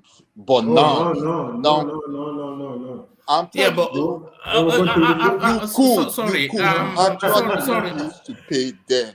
And it was only certain type of people that, okay, these are market levies that you have to pay. This is something you have to pay. It wasn't like commercialized. But where was Tinubu going to get money for Lagos State if he wasn't collecting, let's put it in a nice word, taxes from the marketplace? The marketplace is not a formal place where you can, get your accountant to process your tax in the bank or whatever. Mm-hmm. You have to collect it that way. There's nothing else you could do. This is the only business in Lagos. He turned Agbero to lucrative business. He's an accountant. He turned it to lucrative, and he empowered the Agbero. And but how is Agbero, are more richer and more wealthy, than educated university graduates and as a bank executive and all the rest. Sir, my brother. But during Fashola time, collect the money. If you collect the money, it's a simple accounting process. If you have the money, if you have the channel for getting the money in, of course it's a simple deal. You're going to be rich. If I make money for you, the football players that make the money, they get millions per week. Not because they are doing anything, or the football players are they better than the bankers or the engineers. Why do we have revenue? Why do we have Lagos Inland Revenue? When they could be doing that instead of Agbero they could empowerment, it's political. Let me tell you, everything is political. It's political. I don't argue. I agree. So sorry, hold on, Fatai. I'm not sure that it is political. The Lagos Inland Revenue space, they have not demonstrated the capacity to generate the level of taxes that should legitimately be generated within Lagos. And why is it their leader? Why is it the governor? Why does he have them working under him? If he cannot improve their capacity and make them work for the benefit of but that's also what it is. You know what he's doing now. You know why he empowered Agbero, why he didn't empower the internal revenue services of Lagos. He know what he's doing. Because the Lagos Internal Revenue Service agents are not going to be snatching ballots. That's just the reason. No, forget the snatching ballot. Forget that one now. Can you not unmute yourself for that? Oh, sorry. Reason. One man. Yes. Yeah. The Agbero are making money, and he have political reason why he's doing that too, and his paying is working for him. Agbero are the strong, a strong political base for him in Lagos. There is strong political base for him in Lagos. And you have to empower them in order to continue to use them when election comes, and how do you call it? Sorry, deny contestant or opposition party, to rubbish them and deny them vote and crush them. He uses them to crush opposition. Sorry, Ajale Koko, let me disagree with you a little bit. The public motor park administrators, who you colloquially call agberos, but the public motor park administrators, yes, the administrators now, yes, the public staff, yes. They are actually they are another tier of the Lagos Inland Revenue Service, but they are like casual workers who are not essentially on the payroll. Because if you look at it, what I've been told now is that local authorities sell tickets to these public motor park administrators with an instruction to hit a certain target. So let's say 50 million, etc., etc. So that they are still part of the greater Lagos Inland Revenue Service is the point I wanted to make. One man, what of the damage of that this thing is causing? Like other states, like my state, Imo State, did not have agberos or things like that, especially in the southeast. But immediately people found out that, okay, this is a way of generating money and this is actually a very lucrative business. All over Nigeria, it's now everywhere. So I don't see why we should be here encouraging bad behavior, because it's not going to be in one place. Bad behavior in one place affects everywhere you go in Nigeria.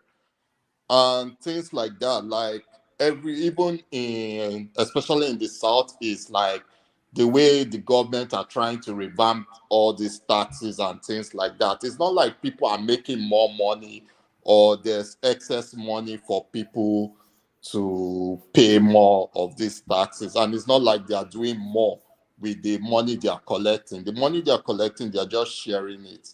I don't see them doing more than what they were doing before people who were not collecting these taxes were doing.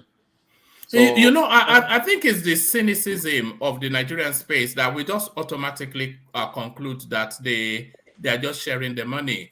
You were just telling us now how they were recovering the Atlantic so that Lagos would not be subsumed by water. You were telling us about the roads that he was building on Lagos mainland and all of that. And then you also told us how he was generating the money with the Agbero system. So is the account not already balanced just from your own narrative? I think the Lagos Babbage was done with like, is it $6 million or so? I'm not too sure. $6 million or $600 million? No, it's not 600 million. It's not that expensive, like compared to what they are getting. And to be honest, if you're going to say Lagos is generating that amount of money, how come Lagos has the most amount of debt? And Lagos state government is still yet to sign the Freedom of Information Bill. So for now, no one can actually say how much Lagos state generates, and all this speculation is the 5th largest economy and things like that. All those are just speculations until they sign the Freedom of Information Bill, and which we can like be able to trace how they spend their money, how the government allocates money. But for now, nobody knows Lagos finances. So it's just shrouded. What do you mean?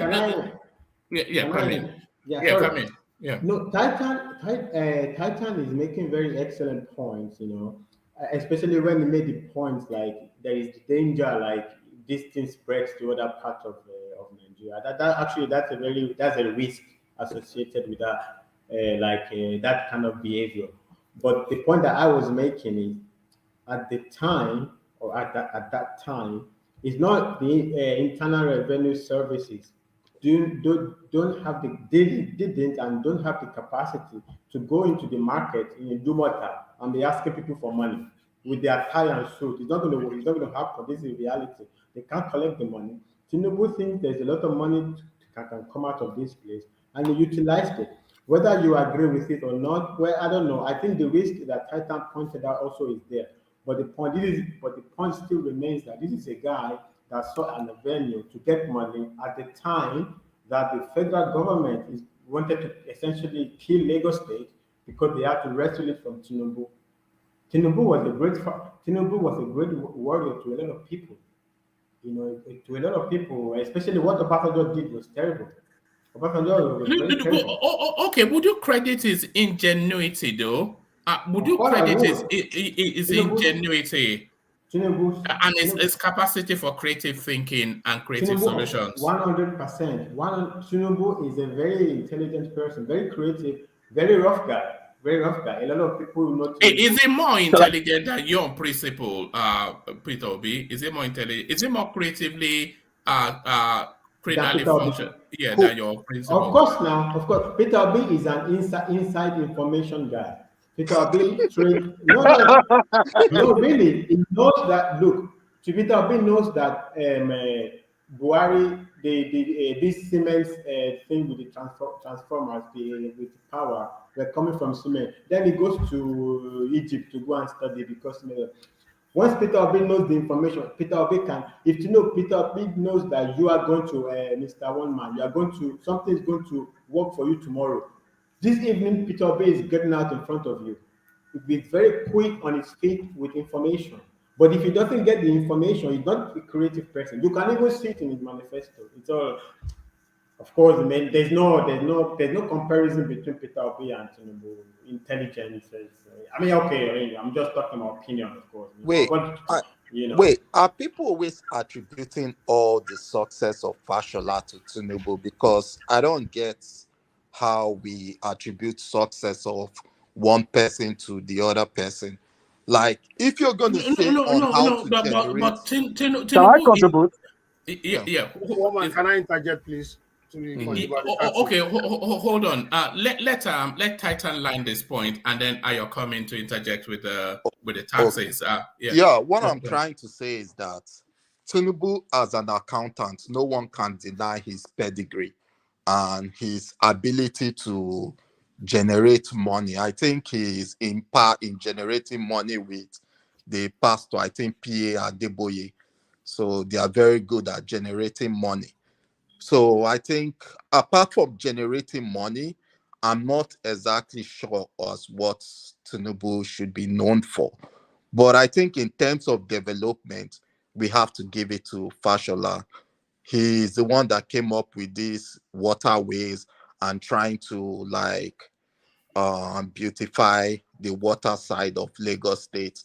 But he also tried to incorporate most of these agberos into formal legal working, like trying to. He also used the military and police to arrest most of them and put them into skills acquisition centers. But obviously, I think Ambode did not follow up with it and is back to square one with the whole Tautish and all those type of things. But I think Tinubu is a very intelligent guy. No one can deny that. Very smart, very intelligent. That's why people from till now cannot trace how he makes his money and how he's able to spend at least 500 million naira in giveaway with no source of income. So I give him that. What do you mean with no source of income? He owns several successful company, Alpha Beta being one of them. No, his surrogate denied it that he's not associated with Alpha Beta. So I All don't right. know. And they also denied TVC. So obviously, until they are able to. All right. Let's Okay. hear from Ayo, who I think wants to talk us through taxation. But on the way to Ayo, let me just acknowledge this. We've been doing the buy the coffee thing. The person that has really been, we always say we have 100% in that space.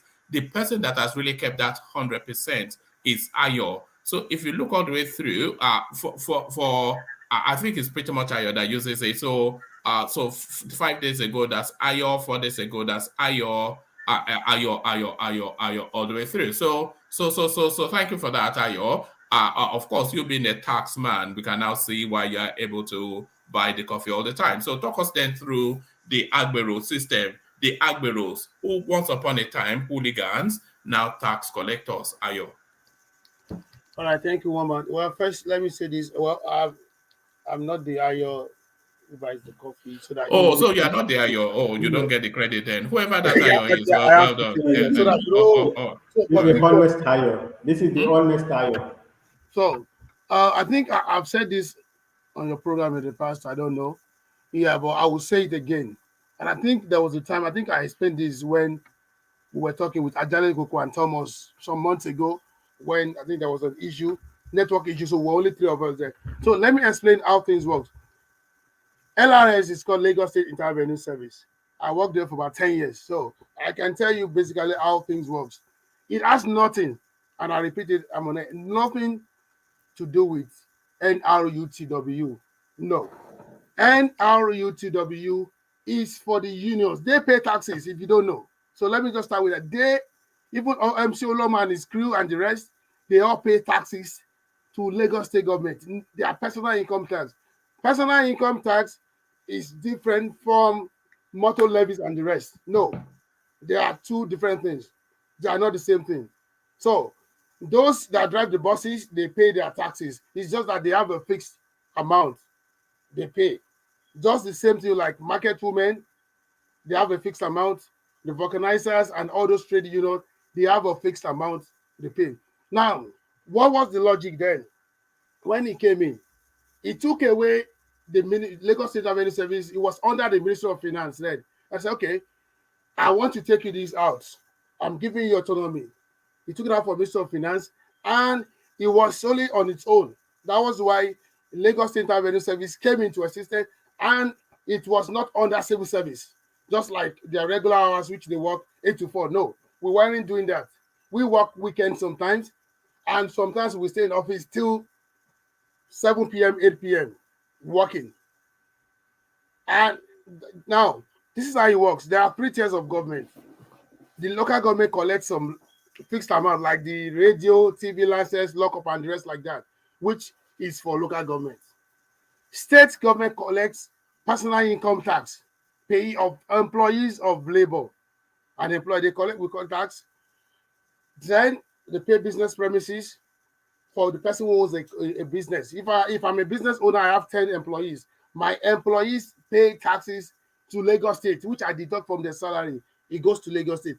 I, as the owner of the business, the employer, I pay my own tax too, depending on how I want it. If I put myself Ayo, let me take you to the ticketing, because I think that's where the real interest is. Yes. So okay. the ticketing system that is administered in motor parks. Yes. Who runs that? Who gets that money?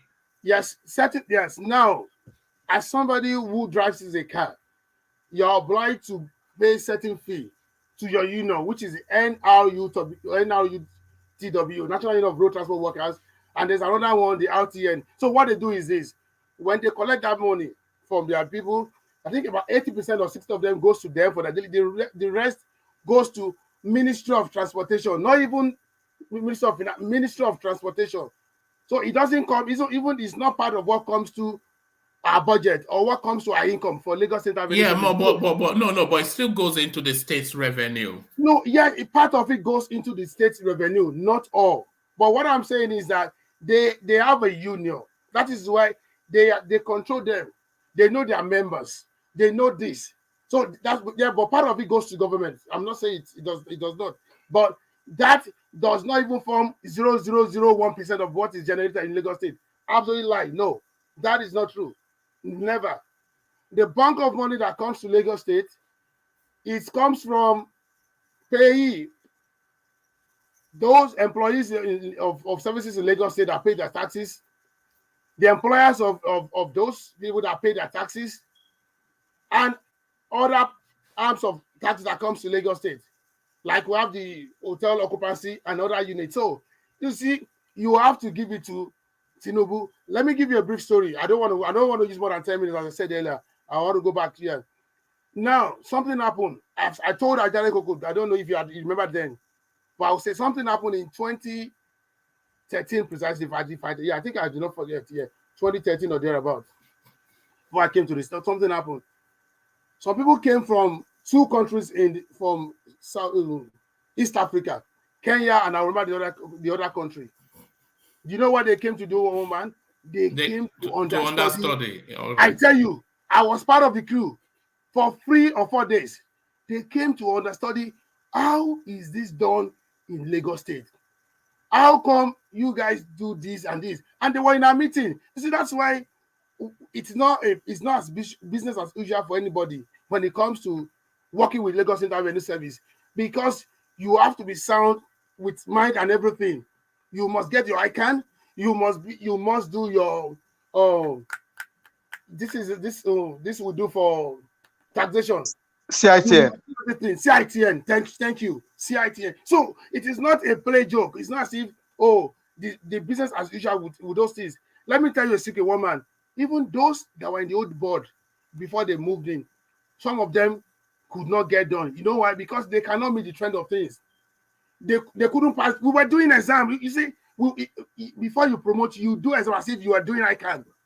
If you don't meet that certain level, you will not promote to the next level. So it wasn't a joke.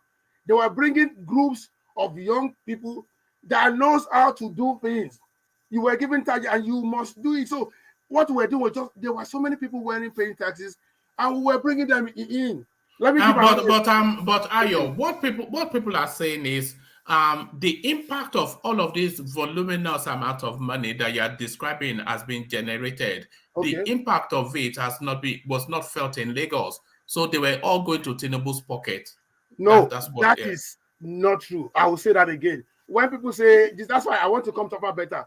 Alpha Beta is not, it's called Alpha Beta Consulting. What they do is this. I'll come back to your question. I'm sorry. What they do is they are the one who prints the receipt.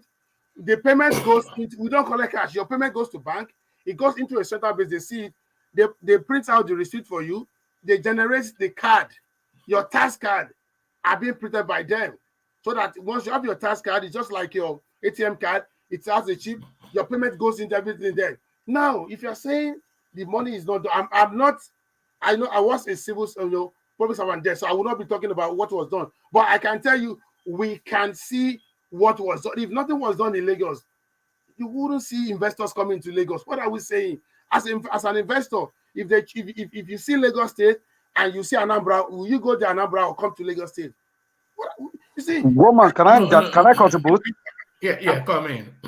Yeah. So in that area of saying there is nothing people can see that they use money for in Lagos, I don't subscribe to that. See, it might just be a political statement.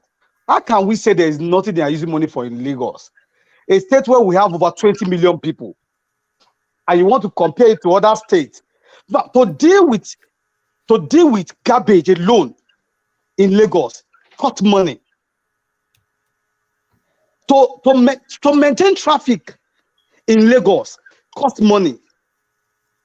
The security equipment that Lagos state government buy for the Nigerian police, no other state pump such money. So the fact that you are not seeing all these big structures does not mean that the money is not going. You can't. Nobody eats money. There is no denying that Tinubu corruptly enriched himself. You know that Tinubu, I agree. He declared bankruptcy prior 1999. You know, he declared bankruptcy, and now he's probably second to Dangote alone as the richest man in Africa. So, and that, of course, obviously just through that slot of 8 years that he administered Lagos State. So how can a man that was near bankrupt becomes governor, which is a salaried income space, then suddenly evolve and emerge as one of the richest men in Nigeria? He just went into loot the place. He went into loot. Woman, see, nobody has ever denied. I don't think there's anybody has ever denied that Tinubu has never stolen money. All of us agree on that. All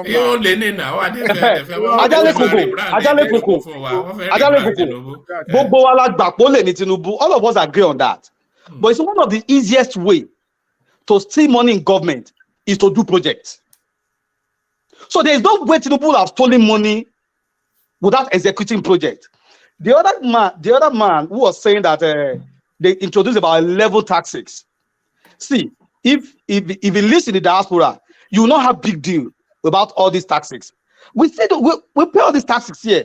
If you enter ordinary a gas station, you will see so many certificates, occupancy, this, all those, they are taxes.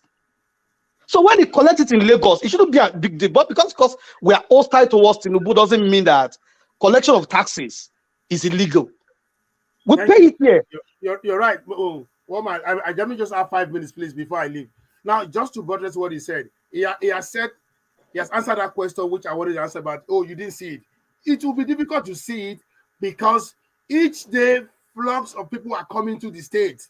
If a Absolutely. state is not doing the right thing, you wouldn't see people coming in drones, 5,000 coming to Lagos State. I know what I'm saying. Even can you Ayo, let me say this. This.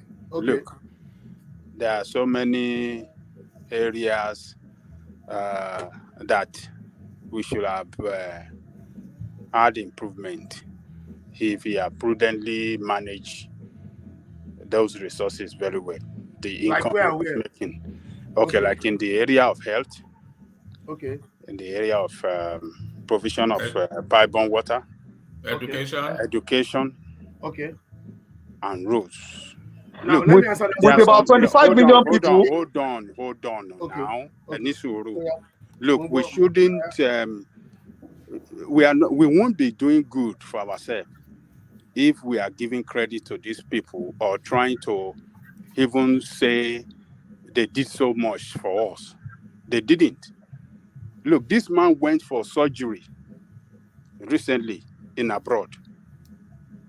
Do you know how much he spent? And I believe it's going to be at the expense of Lagos State for knee surgery. For 8 years, they have been in control of Lagos State for 25 years or 23 years now. And yet, you cannot have a medical facility that can take care of his knee problem. That's a failure on his side. If you go to General Hospital, you will cry the way you will see that queue.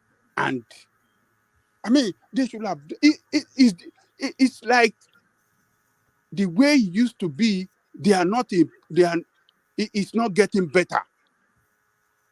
Pipe-borne water there. We used to have pipe-borne water in Lagos everywhere, most of the places. I mean, why can't they improve on it when you generate more money than the previous administration in the past? We should be able to feel it. But people doesn't feel it. They don't feel that impact much as expected. But yet, we have seen this money coming in every day, huge money. That is just it. We have to give credit to him that at least for that ingenuity to improve on the revenue generation, that is very good. But what has he used that money for or on that make meaningful impact in the life of majority of people? How much? I mean, how has he used that money? Out. Yeah. No, I can hear him very well. I can hear. We can hear him. No, it's breaking out. Yeah. I mean, how has he used that money to make meaningful impact on the majority of people in Lagos? We were alive during the time of Jakonde. I mean, health service was free. Even the medicine you'll be given free. I'm telling you, you go to the pharmacy after the doctor has seen you. You go to the pharmacy, they give you prescription, you get all the medicine free. That was the government that make meaningful, and the education that we never had before. We were paying for secondary school. They make it free. And they changed it from 2 sessions in a day to 1 session. With housing, this guy built how many? Within 4 years, they bring over 50,000 housing units within 4 years. They open up so many But places. those were simpler times, though. No, Those were Yeah. simpler no, times. hold on, Question, people. please. Hold on, Can I people. answer your question? Hold on, people. There are never a time that is so simple. Never a time that is so simple. It was actually simple according to what they said. See, most of Odua investment were working that time. That's it. The revenue from Odua investment alone that time, in addition to what they got from the federal alone, he is making more money. Do you know? Okay, can I tell you how much Lagos State? Hold on, Ola. Can I tell you how much money that Lagos State were making back then? 4 million. In what year, sir? That's in Jakonde period. In Jakonde period. So that was when it was 75 kobo to $1. So can you quantify? Forget about we are talking. Look, all this now, reason. Hold on. Wait, Ogala, hold on, please. Let me ask you this question. Hold on, please. Everybody hold on. One voice at a time. Hold on. Where that $75. Let Ola land that point. Yeah. Okay. Convert $4 million then to the value of today, and let us benchmark side by side, and let's see what they were making in the 80s compared to what they were making now. I will convert $4 million. Let's put it at the rate of $100. 4 million naira to $100. No, in today's value, because we want to benchmark it with today's revenue. No, we want to benchmark it with today's revenue. What is the equivalent of $4 million? Ola, take it to the wider point that you want to make. Take it to the wider point, so that otherwise we get boxed into. It would be so wrong to say the like of Jakonde were not making money then, and you now say today they are making money. Now, when you look at the money being made that time, benchmark the thing with the population and the type of population we have today, you may find out that we are even at the disadvantaged position today than then. So it's not as if I'm trying to defend Tinubu, but the reality is this: $4 million then is far stronger than 50 billion naira you want to make today. That's just my point. And I agree. Sorry, can I ask you this question? Oh yeah, hold on. Let's hear from War Pace. We've not heard from him yet. So War Pace, come in. Yeah, is there any course in university that is easy? Is there any course in university that is easy? Yeah. Media studies. Media studies. Nothing that is easy in this life. Thank you. You answered my question. Nothing that is easy. So at Gajiko was saying during Jagoto time, it wasn't easy for him too. So you cannot compare. You cannot be using the comparison of value of. Yeah, but it was easier. It was easier. No, that's the wrong narrative. One man. There has never been a time that education was easy. Even at your time when you went to secondary school, right? SSC, at my time. It was difficult for your time, and it was difficult for my time. Difference of maybe 10 years or 15 years. It has never been easy. No government is easy that have easy pass. Look, let me tell you that it wasn't easier. It wasn't easy back then. It was only in the West that we had free education at secondary school. It was only in the West that we have state-owned universities that were free. It wasn't in other parts of Nigeria. So it has to do with leadership with vision, leadership that are not corrupt, leadership that are really committed, leadership that have plan. With the leadership of Awolowo and all his associates, they have planned everything they promised before the election that we are going to do. They achieve everything within 4 years. Everything that they said they're going to do. It has to do with leadership and commitment to serve the people. Tinubu brought in this ingenuity in revenue generation. But what he did, look at how many houses he built. Compare it to what Jakonde built at 40,000 or 50,000 within 4 years. We are talking about 4 years. Go and compare that 4 years with his 8 years.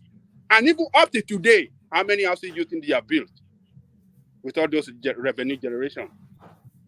Look, we don't have to succumb ourselves to bad leadership and this corrupt leadership. One man, can I continue? All they have done is for themselves. and they are showing it to us. We see the lavish lifestyle they live. They go abroad for Jack on they never travel once. How do you know that? How do you know? You don't know now. I know. I'm telling you. You suspect. Oh, come on. No, I'm not suspecting. He said they have said it. None of them, all the except what do you call Bisi Onabanjo that have a heart problem. That one was the one that I believe that go abroad sometime to recharge his the battery that he used back then. Not that one, they never travel for once for medical treatment. Go and check it. I have to do. You don't have to stress it so much. It's on their manifest and log. Their governor manifest and their minutes. Anything that whatever they did when they're in government, when they were in power, is being minute down and kept in record. If you travel to Akure, it's written down. If you travel to London, it's written down. If you travel to London for medical treatment, it's there. So if Oyedepo say but if he travels to London on what he describes a private visit, but it's actually medical. No, it's not like that. We are one trying to explain something here. Then in that time, you are more accurate and sincere and straightforward. What do you mean sincere? When has a politician never been sincere? Well, I mean, the system then was more sincere then than this time around. The system is still the same system. No, everything is minuted and gazetted still now. It's not. You have leadership that are very open to their people. Jack Conde was using his own personal car, Toyota, that he was using before he became governor. That was the only vehicle that he was using throughout, and he lived in his personal house. He didn't use government house. He built that secretariat that they are enjoying today in Alausa within 4 years. He's the one that built it. Even the governor's office, he built that governor's office last. He said workers must enter the new building first before him as the governor. They toppled him. He couldn't even use that governor's office that they are enjoying today. He could not enjoy it for 1 day. Oh, my brother, you just make the right. You just make the right point now. They topple the all the Sherry, Ogudu, all this Okwebi is the one that opened up those places. What do you call this? All these new areas. Aja, all these. Hold on now. He opened all those places. Within 4 years. Look. We need those. Oh God! I wish we can have leadership like that. Nigeria, we will have been the greatest governor that Lagos State has had is Tinubu. Is beyond equivocation. He has done. I'm probably the greatest governor. No. Now it's documented. But let's go to Ayo, who was actually let's hear from Fatai. But then I want to put to you, Ayo, so think about it whilst Fatai makes his contribution. I want you to list at least 3 marquee achievements of Tinubu's administration. And I don't want soft, unquantifiable things like he did something that is not easily identifiable. I'm talking about projects and monuments and structures that can be verified. Not that he changed some policy or did whatever. So think about that, Ayo, and I'll come to you in a bit. But I think Fatai wanted to share something. So Fatai, let's hear from you. Yeah, what I want to share is this. So everybody referencing Jack Conde Awolowo. Jack Conde was a great governor in Lagos State, but Tinubu came. He said like it's a different of philosophy. It's a different approach to the government. People like Tinubu believe like this Jack Conde and all these that were achieved at Awolowo. These were good people, but they will never achieve the sustainable progress for, I don't know, maybe for Yoruba or something. They will not get toppled or they will not get there. Tinubu believed in building great, strong, powerful institutions like and the difference is that in the end, everything will percolate. If you build a co-Atlantic city, look, for instance, if you go to all these civic centers, all these things, everybody, all the comedians go to do their shows. All these people were all these places were dustbins. He built all this, well, not a hotel, there is one another hotel. Like he built all these things that people go there. In the end, if you build great institutions, all of these things, the developer will calculate. If you build one build school here, build school there, okay, where are those things today?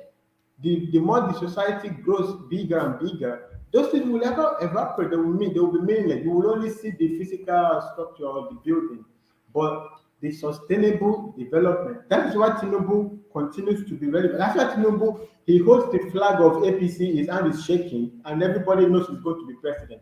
Jakonde will never get there. Awola will never get there. Tinubu has a different philosophy. He's a rough guy. He believes that the world, whatever, the political state is a rough space. You need to have money to. If you don't have money, you're not going to. You need money to get there. Now, is it gathering all this money all for himself? I don't know. Tinubu doesn't work alone, by the way. All this Oba of Lagos and all of that, they control Lagos together. They know where all the money is going. It's not only all the money is going to Tinubu's pocket. All of these people know where all this money is going. Tinubu has a consensus of majority of people in the Yoruba space who believe that the likes of Papa Awolowo, the likes of Jakonde, these were great people, but the manner, the way they see the world it's not sophisticated enough. This is the difference. Tinubu, the likes of Tinubu believe that they are more sophisticated than all these. Our father, they had good minds, but they were not sophisticated enough to say that the world is not a baby's place. It's not a place where you think you're going to take the presidency away from Shagari just by building some schools.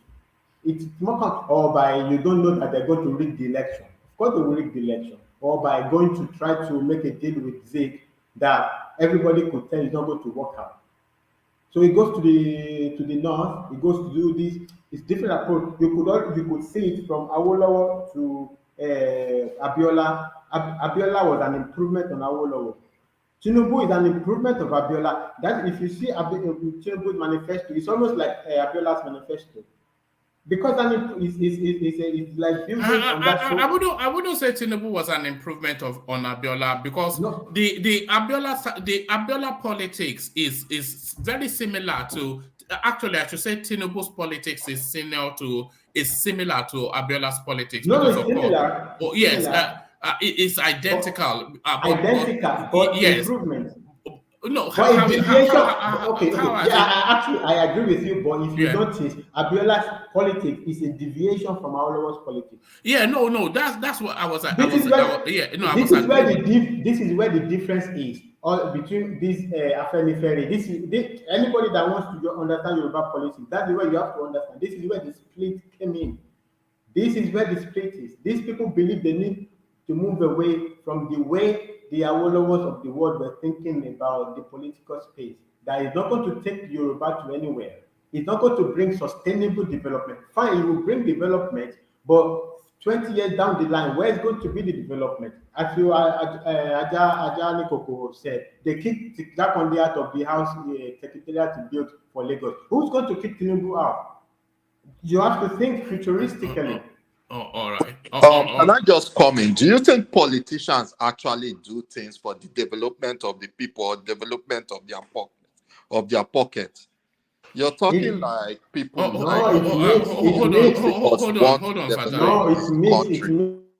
or you're talking like people like Tinubu because he wants to develop the country or he has this great plan to develop. No, they like him because they feel they'll be able to get what they want through him. That's just the reason. There's nothing like. Can I counter that? Sorry, can you hold on? And please, when I mute you, unless you want to interject, don't unmute yourself. Just to sorry. Titan, what do you think motivates a politician? First and foremost is relevance. Second is money.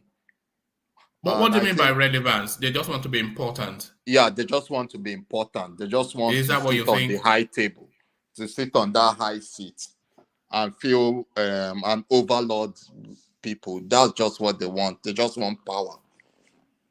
I think they even want power more than the money itself. All right. I don't think that. Because I think we had this conversation maybe a couple of days ago. I think the overarching motivation of a politician is actually a desire to do good. They identify where they can add value and improve their society, community, etc. But then, of course, wrapped within that is personal avarice and greed and all of that. But maybe it's the romantic in me, but I would prefer to believe that the overarching motivation of a politician is a desire to do good. I wouldn't say they're just, well, of course, then when they go in there, it may well be different, but I'm hopeful that they're not just out just to steal money. Is the over. One man. Let's just look at this. Like, I've been with some politicians, and even if they have that initial idea to do good, but when campaign starts, you go to this place, you go to this village, you have to drop money. You go for this occasion, you have to drop this money. By the time you spend at least approximately 600 million for a salary that is 450,000, I believe. That's what the governors earn. So how does it match up? It's not possible. What do you think? What do you think is motivating Tinubu to want to be president? It's power. He likes power. He likes to be the top. Yeah, but to what end, though? Just power for its own sake, or power to? Is that the destination? Power. That's the ambition.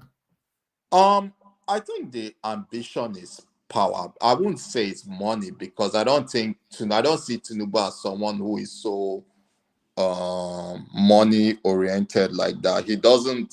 He's very generous. People that are close to him have attested to how generous he is. Yes, I'm glad you're saying he's not there to steal money, because I think he's already stolen Lagos State.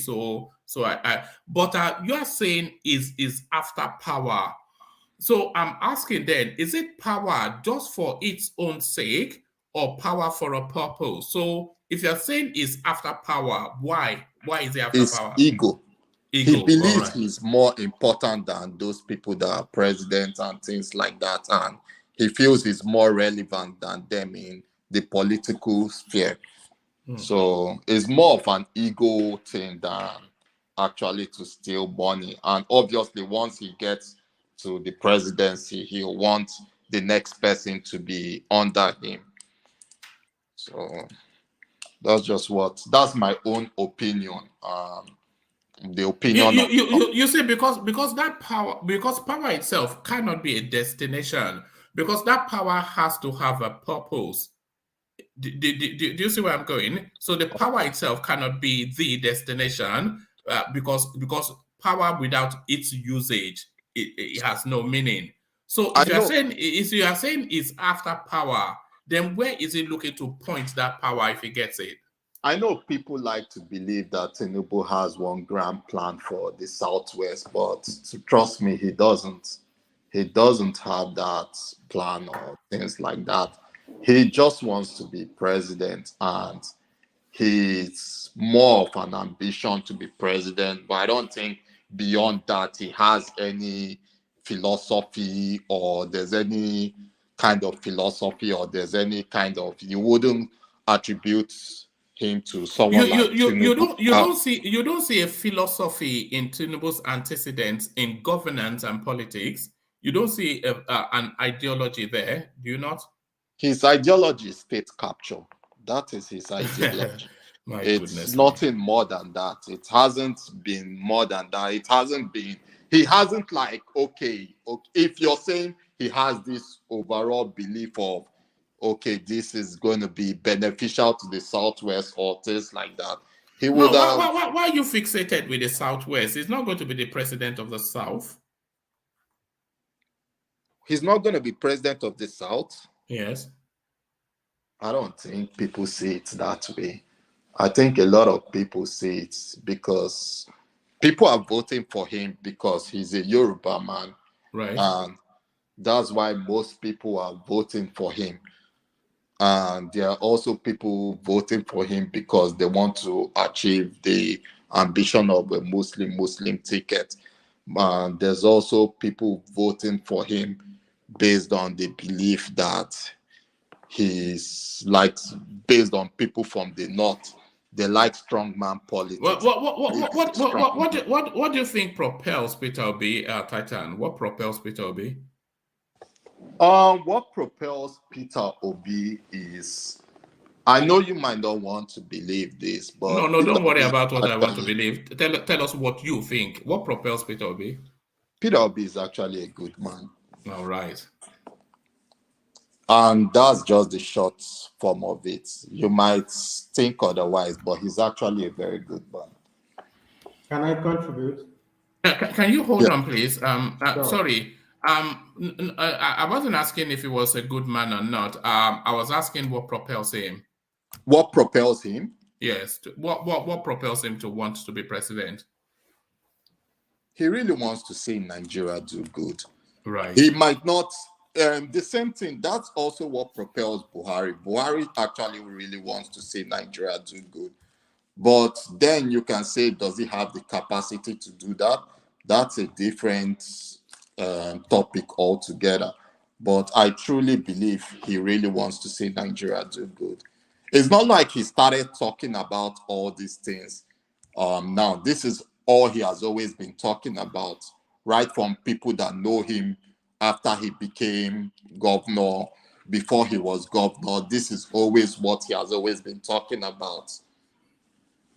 Before now, they were always inviting him for shows and things like that. And he has always been talking about cost of governance.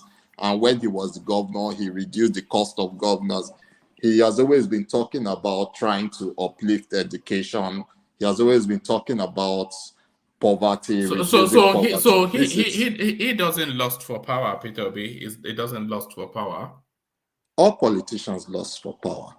But he's actually different. Like, on the two occasions I've met him, and I can even tell you those two occasions, like former governor of Imo State, Achike Odewa, his daughter's wedding, Peter Obi was there, and they invited him to the high table. He, as usual, he declined staying in he stayed with exactly where the average people were staying, and he said he was comfortable there. He's not the kind of person that wants to be, obviously, other people, senators, this thing, they were all on the high table. And also a time they were doing funding for clinics, for, how do they call this thing? All these local clinics. They were doing the funding. He came. He actually did not say how much he was going to. He told the organizers that he come to his office and meet him personally, that he will discuss with them and provide the money. But he didn't say how much he was going to give. So those are the two times I've seen him personally. I'm not talking about people telling me or people saying this. I'm just talking about the two times I've seen him personally. So, and he also spoke the same thing he speaks about. And what I'm telling you about is this is I think before 2000, and I think this is around 2010 or 2009. It's a long time ago. So this is so Peter Obi is after power to do good, but Tinubu is just after it for personal aggrandizement. So that's essentially what you're saying. I'm saying that's not what I'm saying. Yeah, that's what you can put it like that. Like, I didn't say I said all politicians want to do good, but what motivates them is actually different. There's no way you will say Tinubu will actually, he's not a fool now. He won't go there to destroy the country. Where will he come back to? They all love Nigeria. I'm not saying they all love Nigeria, but they love something more. I don't know. Right. Except you can give me instances that you can tell me, okay, this is what Tinubu wants to do. This is who he has been. This is what he has been preaching about. This is what he has been talking about. No, you can't find situations like that. But if you dig deep into the archive, you can see this is what Peter Obi has always been talking about, and this is who he is. You may not like the way he talks, but this is who he is. I'm not sure, but I think you are reading into Peter Obi more than he has offered the political space. I think you are, let me. So I put a question to. I'm still coming back to you, Titan, on that space, because of course Tinubu has a philosophy and an ideology. It may not be. Tinubu is a left or is a right of center capitalistic politician, and that is what I just described when he created a tax template to generate income to build infrastructures within the state. So that is what he does. So that as an ideological thrust, it is more practical than somebody that just affects a do-gooder sort of. But can you tell me the infrastructure? Just remove Fashola's tenure. No, you can't, can you? You can't, can you? But that was a question that I put to Ayo, so maybe he's ready to address that. He was in a situation when Tinubu was having dominance over Lagos State. So Ayo, so that question, what infrastructure exactly? And don't tell us about changes he made in administration. What infrastructure did Tinubu do when he was governor? All right, thank you, Woman, again. Woman, just you said I should not talk about infrastructure. Infrastructure is not part of development. If there are no good roads, are you going to come to invest in Lagos State? It's a question. No. So Sorry. Hold on, Ayo. I am actually asking you to talk about infrastructures, but to tell us infrastructures that he built. So he built what? The Lagos, the second mainland bridge, whatever. So what did he actually do in terms of infrastructure? What did he build? Okay, thank you, Woman. There are so many inner roads he built during the tenure of Tinubu for that 8 years. So many of those roads. It might not be the bridge. Yeah, I'm not saying he did that because government is continuum. He laid the foundation and then Fashola followed suit, then abode to now. But there are so many bad inner roads there in Lagos State that came in place during his tenure. We cannot write that off, never. Security is part of it. We all know what Lagos State was before he came in. You cannot just dare go to Oshodi 10, 97, 98. I know what I faced 1995 when I was going there to do this. How many hospitals did he build? Okay, I do not have the records for them, but I know. Did he build any? And there are so many primary health care he did too during his 8 years. And part of that initiative was the CHATHAM bus, where you see those buses for emergency that they were always on the road to help people and things like that. So he did not build any hospitals. How many schools did he build? There are so many schools he built, and so many he has to renovate through the Lagos State. What's this project then? It was called the Lagos State Scrap, Lagos State Primary Refuge of Public Schools. Then I know those things were done by that unit, and it started under him. But I might not give you that record and say, oh, he renovated. Okay, because he told us that he met Lagos State 600 million, and he took it to 5 billion. And so then what you would then expect to see is that actual physical structures that were built as a result of that economy that he generated. But you're not able, you see how you are struggling now to tell us I'm not. He generated the money and he put it in I his can tell pocket. you what Jakonde built within 4 years. I can tell you hospitals that Jakonde built. Let me have the floor. I know you will come back and say, Baba Kekere did this during this tenure. But the truth was that, and this guy said it, Ola, do you want to compare how much that 4 million you were talking about was? No, don't run away. Don't run away. Tell us what Tinubu built is what we want to know. They always talking. They are talking about his achievements in Lagos. People are saying he's taking the credit for the achievement of succeeding administrations, which he cannot, because Fashola has his own name, Ambode has his own name, and what is documented in their period is attributable to them. So what is documented in terms of achievement in actual physical structures that were built under the Jagaban of GBT? He told us it took the money from 600 to 5 billion. So, can I say something? Yeah. Can I mention what Jakonde built within 4 years? Hold on, because I don't want Ayo to escape that space. Trying to escape.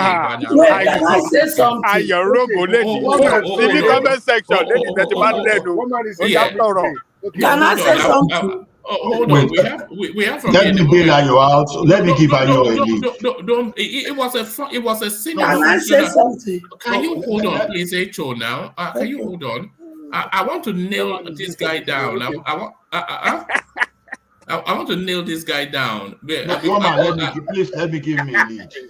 You see, when Tinubu got to that place, the health center were no longer functioning. Primary health care, and this guy introduced. And what did you say? I want to hear you. Primary health care. All those primary health center, health center where and what happened to them?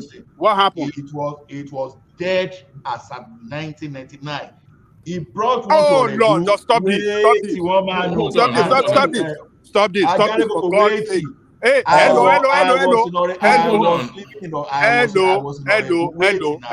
No. I will not allow you to lie, for God's sake. No, it's not like right now. This is the sector. Hold on.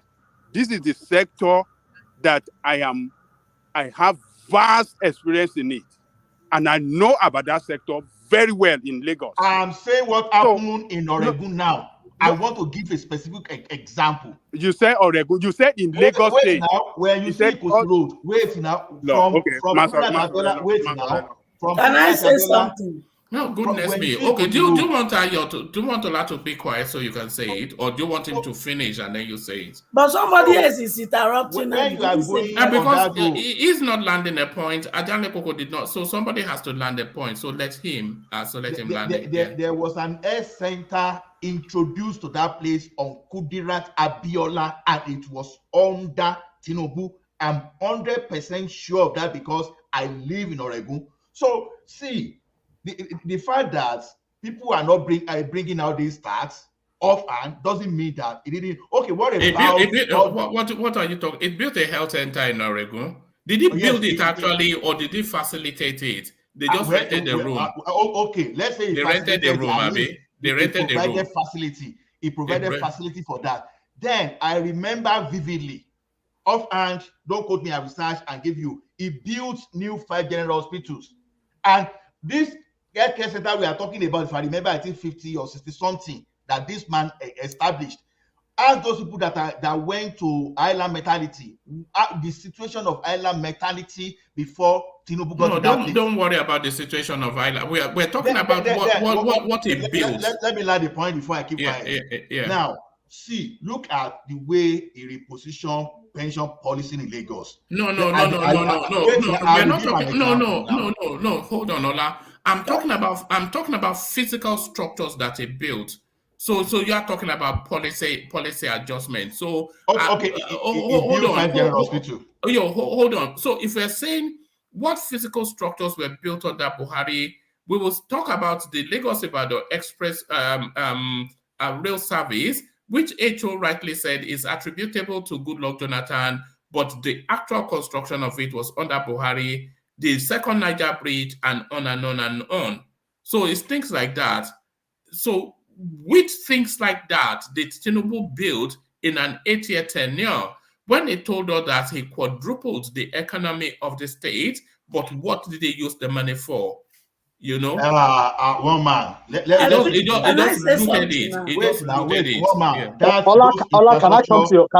I come to your aid? No, let me just stop for 1 minute and I will quit the state for now. So let me say, raising the revenue is not as if it started in 1999 or 2000 immediately. So it grew gradually, and 5 billion towards its end of his tenure. It was gradual, and it was denied the money coming from the federal government. And out of those money raised, don't forget they will pay the workers there. And don't worry. No. Sorry. Thank you, Ola. I'm not trying to. I'm not. Abiola route. I'm Hold just on, giving an example. Yes, Example. so that. And God. I told you he built 5 general new hospitals, and I will search and I give you the detail. So those are the things. Yeah, no, but those are what I'm talking about. I want to hear what he actually physically built, not all of these excuses. So we want to hear that he built something. You know, what did he build? Echo, let's hear from you.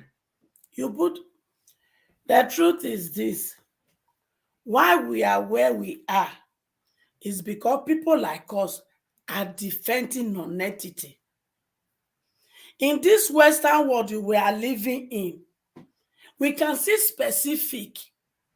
Somebody spent 8 years in office. You are telling me how many billions of money he generated from internal revenue in the expense of the poor masses. That is where he generated that money from. In the expense of those poor masses. Those women selling and hawking on the street. No, don't worry about that. They are income earners. They have to pay tax. Everybody pays tax. That is where he generated that money from. You forgot that very state called Lagos was the capital state of Nigeria before. So there were structures that were built there as the capital of Nigeria. We have forgotten that. Then after him, lots of work are done by the governors that took over. We are forgetting that. Why should we be attributing every effort of other governors after him to him? That is not fair and it is not right. So let us stop defending mediocrity here. He did something, but he didn't build Lagos. The only thing he did, he legalized Agbero. You hear me? That is obvious. Wait, let me be done. He legalized Agbero, so you can attribute that to him. But what is the job of the Agbero that he legalized? Fighting, killing people, rigging, carrying ballot paper. Is that an achievement? If he has turned those people to go to school and make them more creative, more productive, then you would have said, yes, this is what he done. So stop it. So let us stop this so that we can rebuild a new Nigeria. Thank you. Oh, all right, thank you, Echo. So that's exactly what I was trying to nail Ayo down on. What Jackson did within 4 years. Physical, yes. Let's hear Jack on this list. Before you move forward, one man, please, you must nail Ayo down because you and I have this topic. 2 weeks we went back to back. We debated this issue. You remember, one man. So Ayo must not come here and escape. He must face the hot seat and tell us what Tinubu has done. He will not be able to now because Tinubu built nothing. He only went there to loot the place. We all know that. Okay, let me tell you. Within 4 years,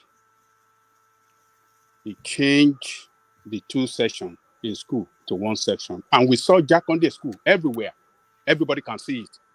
What it was called Jakonde School. So that I can give every children in that school, that state, education at secondary school, primary, secondary school, and university. He built Lagos State University. He built Lagos State Polytechnic. He built College of Education. And on the health sector, he built Bagada General Hospital. The Bagada General Hospital that you have today used to have these. What is this? This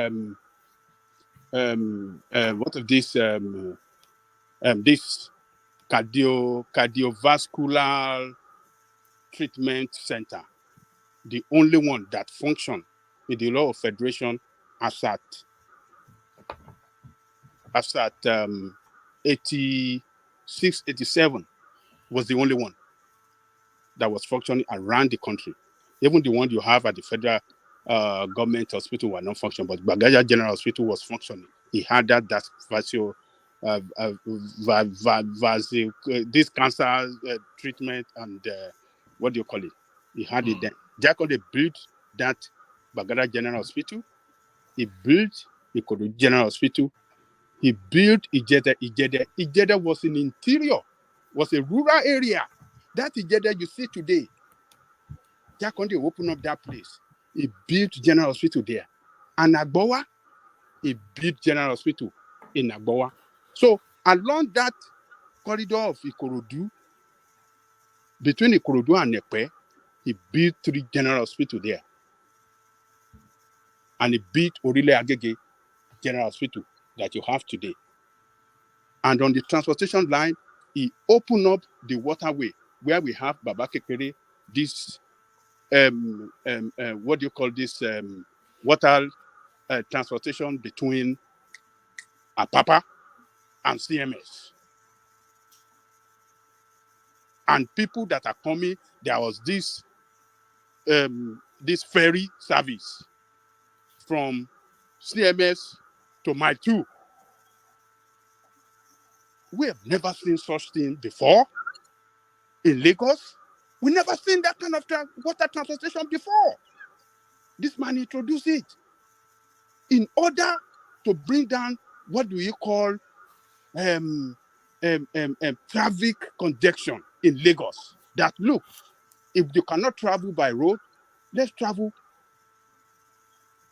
Use the waterway to travel from Mile 2. A lot of people travel from Mile 2 through that waterway, through ferry service to CMS and to Apapa. And this man, again, he awarded this contract of Metro Line and already paid 50% of the cost to the contractor that came from France. It was this Buhari that came in, that took over government, instead of him to continue. The governor of Lagos State, the military governor of Lagos State that took over then was Mushajiru Lawal. He wanted to continue. He openly acknowledged that Jakonde, what this man did, he said he have never seen it before in his life. That man, the governor of Lagos State then, Mushajiru Lawal, because he was the military administrator of Lagos and he's a citizen of Lagos State and he was from Ikorodu. He publicly acknowledged the good work of Jakonde in Lagos.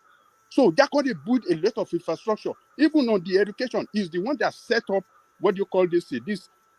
In order for education to function well in Lagos, he created this, I can't call it ministry, let's say government division, or how do I describe it? A teaching service commission that were responsible for the education. Ministry of Health, Ministry of Education is on the side. Those one can be, manage. Yes, they manage the educational system. That's the policy, and those one are in charge of the policy.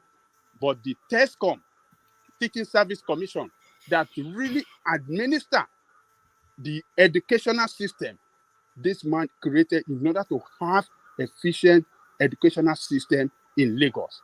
I can go on. And this man built a lot of road. There are many rural areas that this man opened up with road.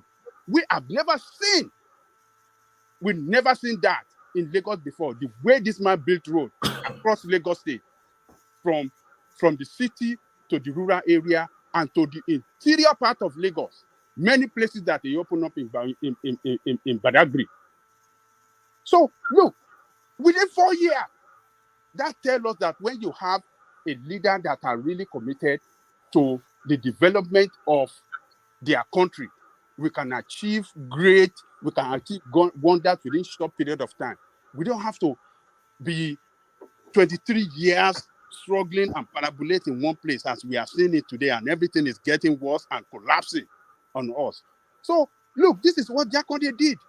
And if you are saying that, can I please, if you guys, if Olas is saying that, The value of money was better. The same way you are reading it, I posted something in the private chat for one man to see. I will give way to you. It is not as if I don't have those facts. Hold on, let Ajale Koko land. Let him land. Then, yeah. So if you are saying that, he was able to achieve much back then because the value of the naira was stronger, that tells me that you are acknowledging the fact that he achieved far better than your Tinubu. So okay, Ajale Koko, if I may interject. You see one thing, like I told people, I don't want to go into any macroeconomics, how the way you can get resources those days, because there's no basis for comparison between that time and now. Now, you've told me about what Jack Conde achieved.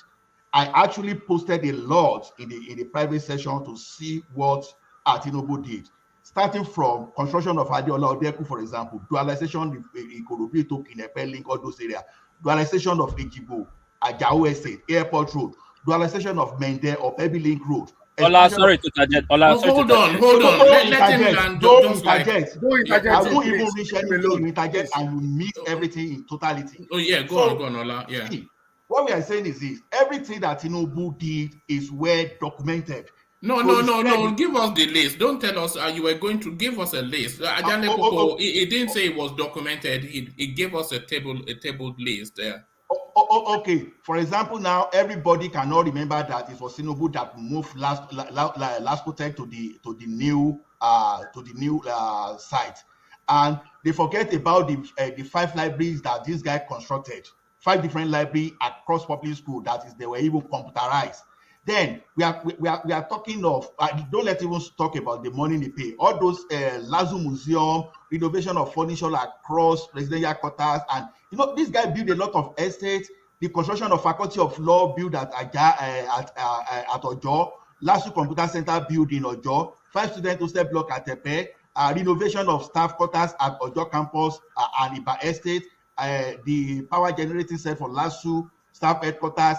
So a lot that if I begin to read now, I will read close to 200 physical projects that this guy did. Nobody is giving Tinubu credit for BRT.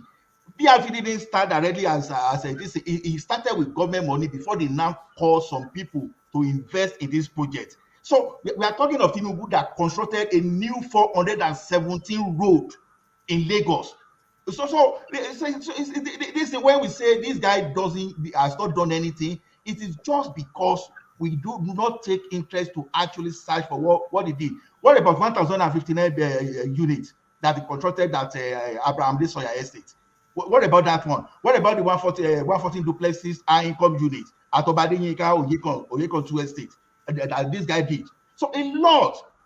So what of Ojokore Millennium School? You know that there was a time he shouted that, okay, because this guy wanted to change all the Lagos school to Millennium School, a very big standard, until the fund limited him to just 2. But what this guy started doing was start to renovate the one that Jack Conde built, and he started equipping them with new set of furnitures. So a lot of this. What about lawman? The lawman that this guy brought this thing. What about Ayike House that he converted to Lagos Teaching Hospital that he added more facilities? What about the renovation of island mentality and a lot? So see, I've dropped the list of what this guy did that you can even verify on newspaper as he was commissioning them during those days. So let's see, if you don't have facts about what this guy did, let's just say, okay, we don't know. It's better for us to say, oh, this guy didn't do anything. You know, I'm the kind of person that if I went wrong with something, I will come back the following hour or the following days to say, okay, apology, I missed this data and I've got the correct data now. So see, before we say, oh, this guy collected money and he did nothing, let us be very sure that we have our fact and figure. I'm not saying Jack Conde didn't do well, but writing Tinubu off that he didn't do anything. No, let's say we don't have the fact, and that is Ola, we are not writing him off. What we are saying is that he did not do enough It did No, not no, achieve no. enough. It sounds as though it did. Hold did. on. No, hold on. You can't say that after the long list that Ola just read One out. man. No, Can no, I no. say Let me something? debunk. Let me say something. One man. Yeah. This man did not do enough compared to how much he generated. Why And do I you will say tell you that? why. I will tell you. Hold on, let me break it down. For 4 years, Jakonde built about 50,000 housing units. Tell me how many Tinubu built within 8 years. Ajalekoko, no Hold on. basis for comparison. Look at the simple statement. Look at the simple statement for someone. Hold on. What Tinubu was Hold spending on. Let on me security, finish. all those rapid response Let me is finish. established. No, hold Jakonde on. didn't No, do that hold on. because Lagos is the federal capital territory. Hold on. Everybody hold on. Yeah. Ajale Koko, take on board the point that Ola just made. Repeat that point, Ola. I said during Jakonde, for example, Lagos was still the federal capital territory. And then the responsibility of securing Lagos was almost absolutely on the federal government. But when this guy came, hold on, let him make the point, please. Yeah. So when this guy came, you know what he did? He equipped RSS with armored personnel carrier. You know those days when they robbed at Amadou Bello, they had to Shoni Bank there. This guy they used to escape. This guy used to escape through water, for example. So its security budget was a lot more because the federal presence was no longer there, and exactly. I think that repeats right across all of the sectors.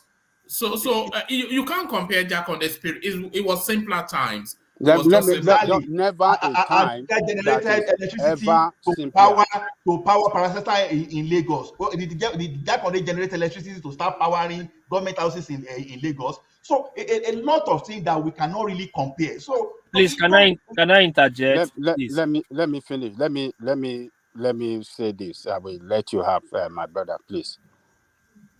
Go ahead. I said within 4 years, Jakonde built 50,000 housing units in order to make life, or rather, how did I say, make, how do you say it? Poor people, make housing available and affordable to poor people in Lagos State. Those houses that Tinubu built, are they affordable to poor masses in Lagos? No, that's a different space. No, You're moving it in another direction. We are telling you about leadership and good governance. Jakonde built his own to make it affordable. The housing estates that Tinubu built, it was not for the wealthy. The people that had first options, they were mainly civil servants. No, it is not. It didn't build any house for civil servants. Jakonde started the housing scheme for civil servants is different from that of the public. Jakonde built several housing estates for civil servants in Lagos, and they take it from their salary every month. They take just little penny, just some few change from their salary every month. So civil servants that live in government quarters live even better than those that are renting their houses outside. So Jakonde did that. And this one, you are saying that he moved school to somewhere. Already infrastructure was there. The school that Jakonde, that Tinubu moved away from that place, the last project that he moved from there is where he built his TVC today. He stole that land from Lagos State. He stole it and converted it to his own use now. That is where he built his TVC. All right. It didn't do. Jakonde built 3 or 4 additional water stations in order for Lagosians to have pipe-borne water in Lagos, across Lagos State. Because it was only before Jakonde came in, it was only Iju Water Works that was feeding the entire Lagos with pipe-borne water. Jakonde said, look, we cannot continue like this. Then he built about 4 or 5 water stations, water station across Lagos State in order for water to go all to right, many Ajame nooks Koko, and crannies of Lagos. let Ayo come Foreman. in. Yeah, let's Please, Ayo come in. yeah, please.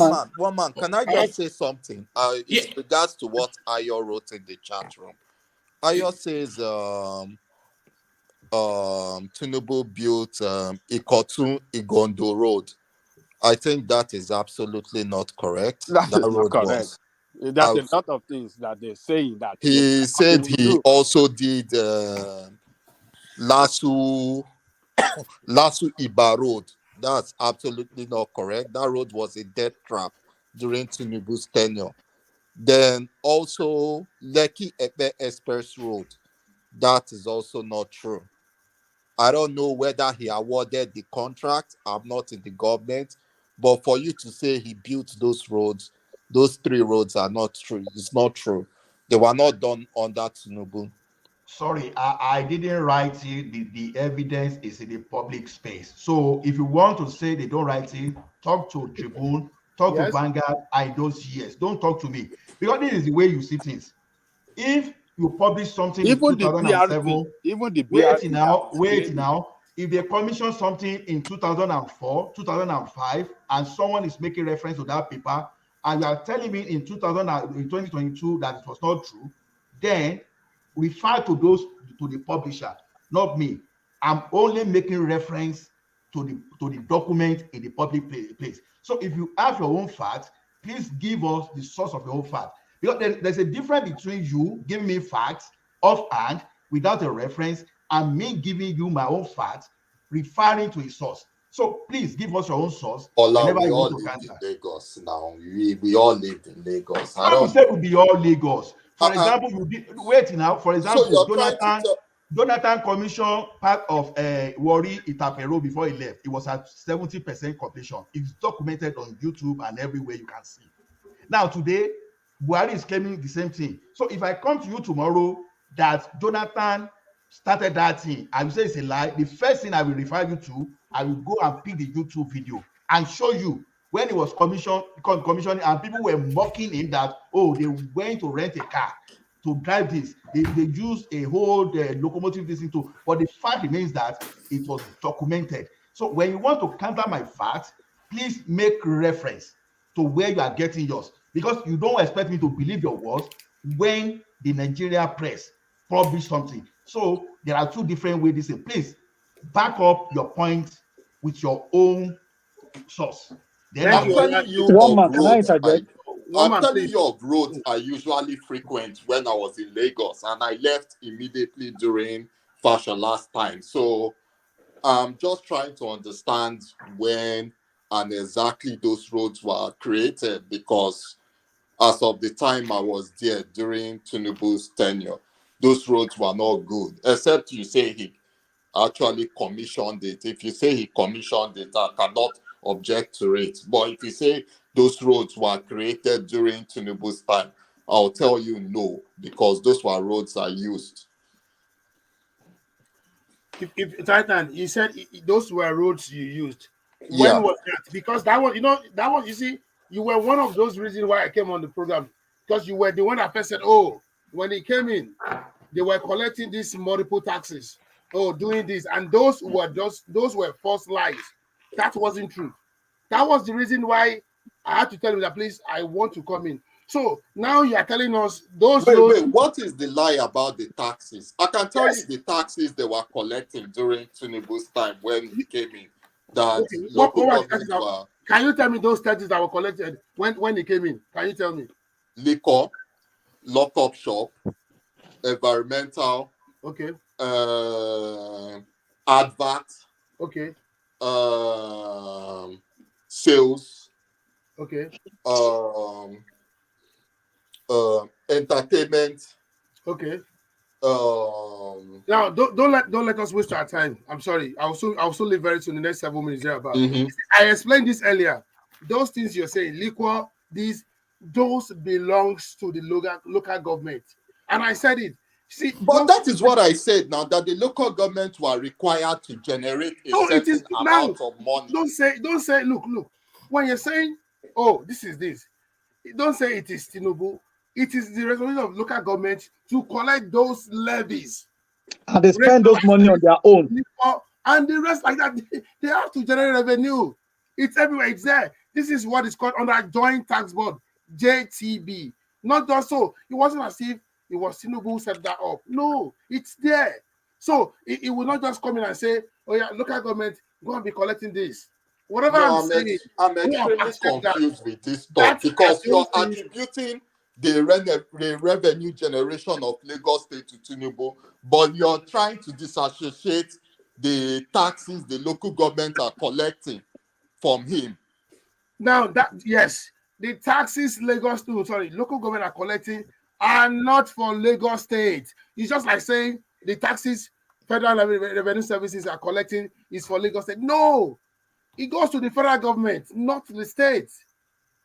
So if FRS, you have a company now, you have 10 employees, and FRS come to your company.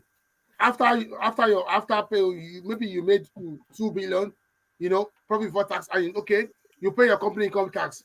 Are you saying that tax you pay for company that goes to Lagos? No, it goes to Federal Inland Revenue Service, which is federal government, and that goes in all the states too, not just Lagos State. And that's why I said all this thing is under what is called JTB, Joint Tax Board. And that's annually, every year, you see all the state internal revenue service, they meet together, most times in Abuja, and they discuss about it. So that's what I'm saying. So wait. This one has been there. So you're trying to say in 1999 to 2006, there was a joint tax board, that local government taxes were going to federal government. Is that what you're trying to say? No. No, what I'm saying is this. Joint Tax Board, JTB, means it's a program where all the state internal revenue services in Nigeria will meet. And in that forum, you always see taxes that are due to state, to local government, and the federal. So it has been a system. That's what I'm saying. Those taxes you talk about, radio permit, local permit, when you see those officials from local government come to you and say, you have this radio in your house, you have this, they are levies collected by by local government, and it goes straight into their covers. And I made an example. I said, look, there are company income taxes and those that are collected by Federal Revenue Service. It goes to federal government, not state. So each revenue that is collected in any state within the tiers goes to the right quarters. If it is those that are meant to be collected by Lagos by state revenue service, it goes to that state. If it's the one that is meant to be collected by FRS, Federal Inland Revenue, it goes to the federal government. And if there are levies that are meant to be collected by local government, it goes to that local government in that state. So each state has theirs. Go to Sokoto, go to Imo, and the rest like that. It is there. I'm sorry to interject. I don't get the point you're trying to portray here. I don't understand. Now, what I'm saying is no. I know you're saying something, but what you're saying, we already know that local government collect taxes, federal government collect taxes, state collect taxes. Then but why?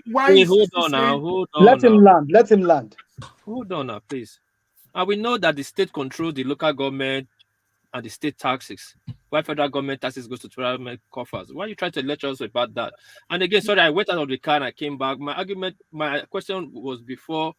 I think what we're talking about right now, what Wama started was a good question, but I think we are debating for that question and bringing some things that's not really, really important. I think Ola actually gave us a list on that space. Yes, I want to ask that list. I'm coming for. That's why I came here to speak to that list. It's not going to be a pedestrian argument. Okay, what piece? I'm sorry. We are going to let ourselves here. You. First of all, there's no government. Hold on, Ayo. Yeah, go on. There's no government that don't have continuity. Even as the worst of the governor in Southeast, Zizi Pazu, he still have some projects to show for.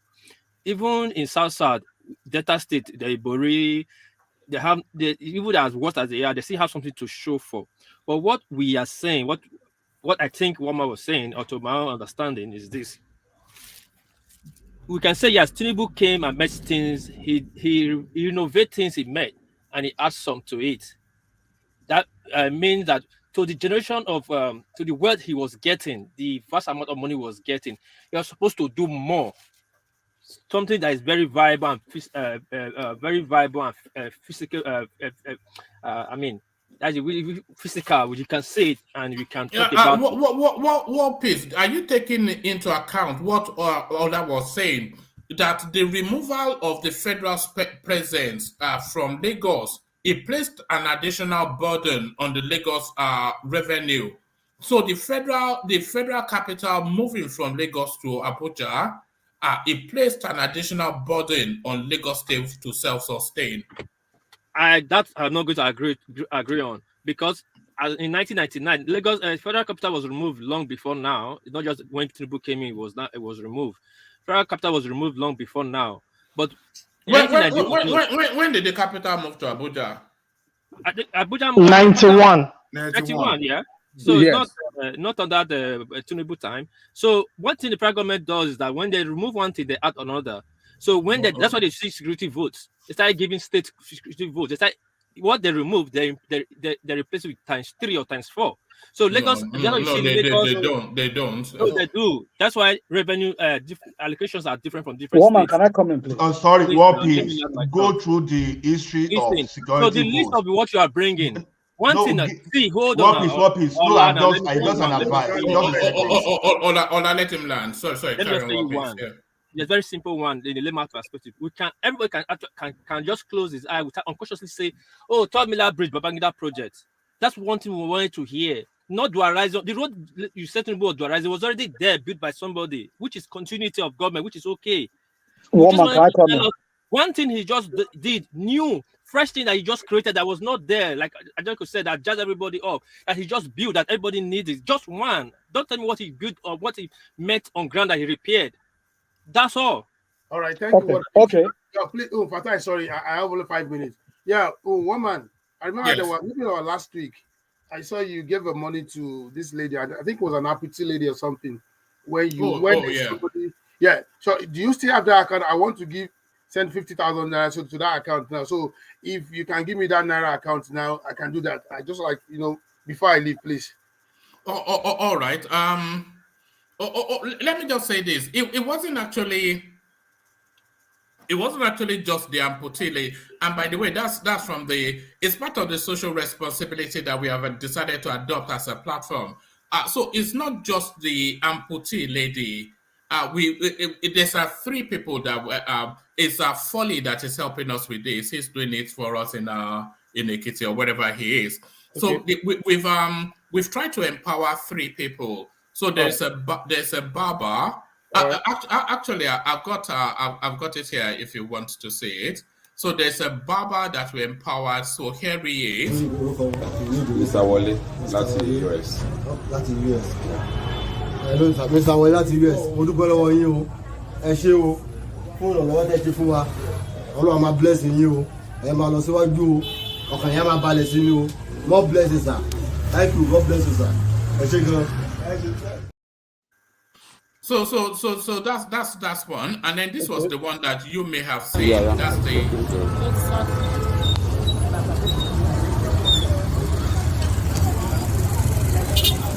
Yeah, baby. I ṣe Mr. Wọlé o, Ọlọ́run máa ràn yín lọ́wọ́ o, wọ́n ní kẹ́kùn ní 50,000. Ní wàhálà ìlú ìdààmú ẹ̀ ní kàṣírò, owó ayá máa lọ sókè ní lágbára Ọlọ́run. So and the purpose of the show is this. They want to grow your business more than this. But this is the starting point. Okay? Before I will come back.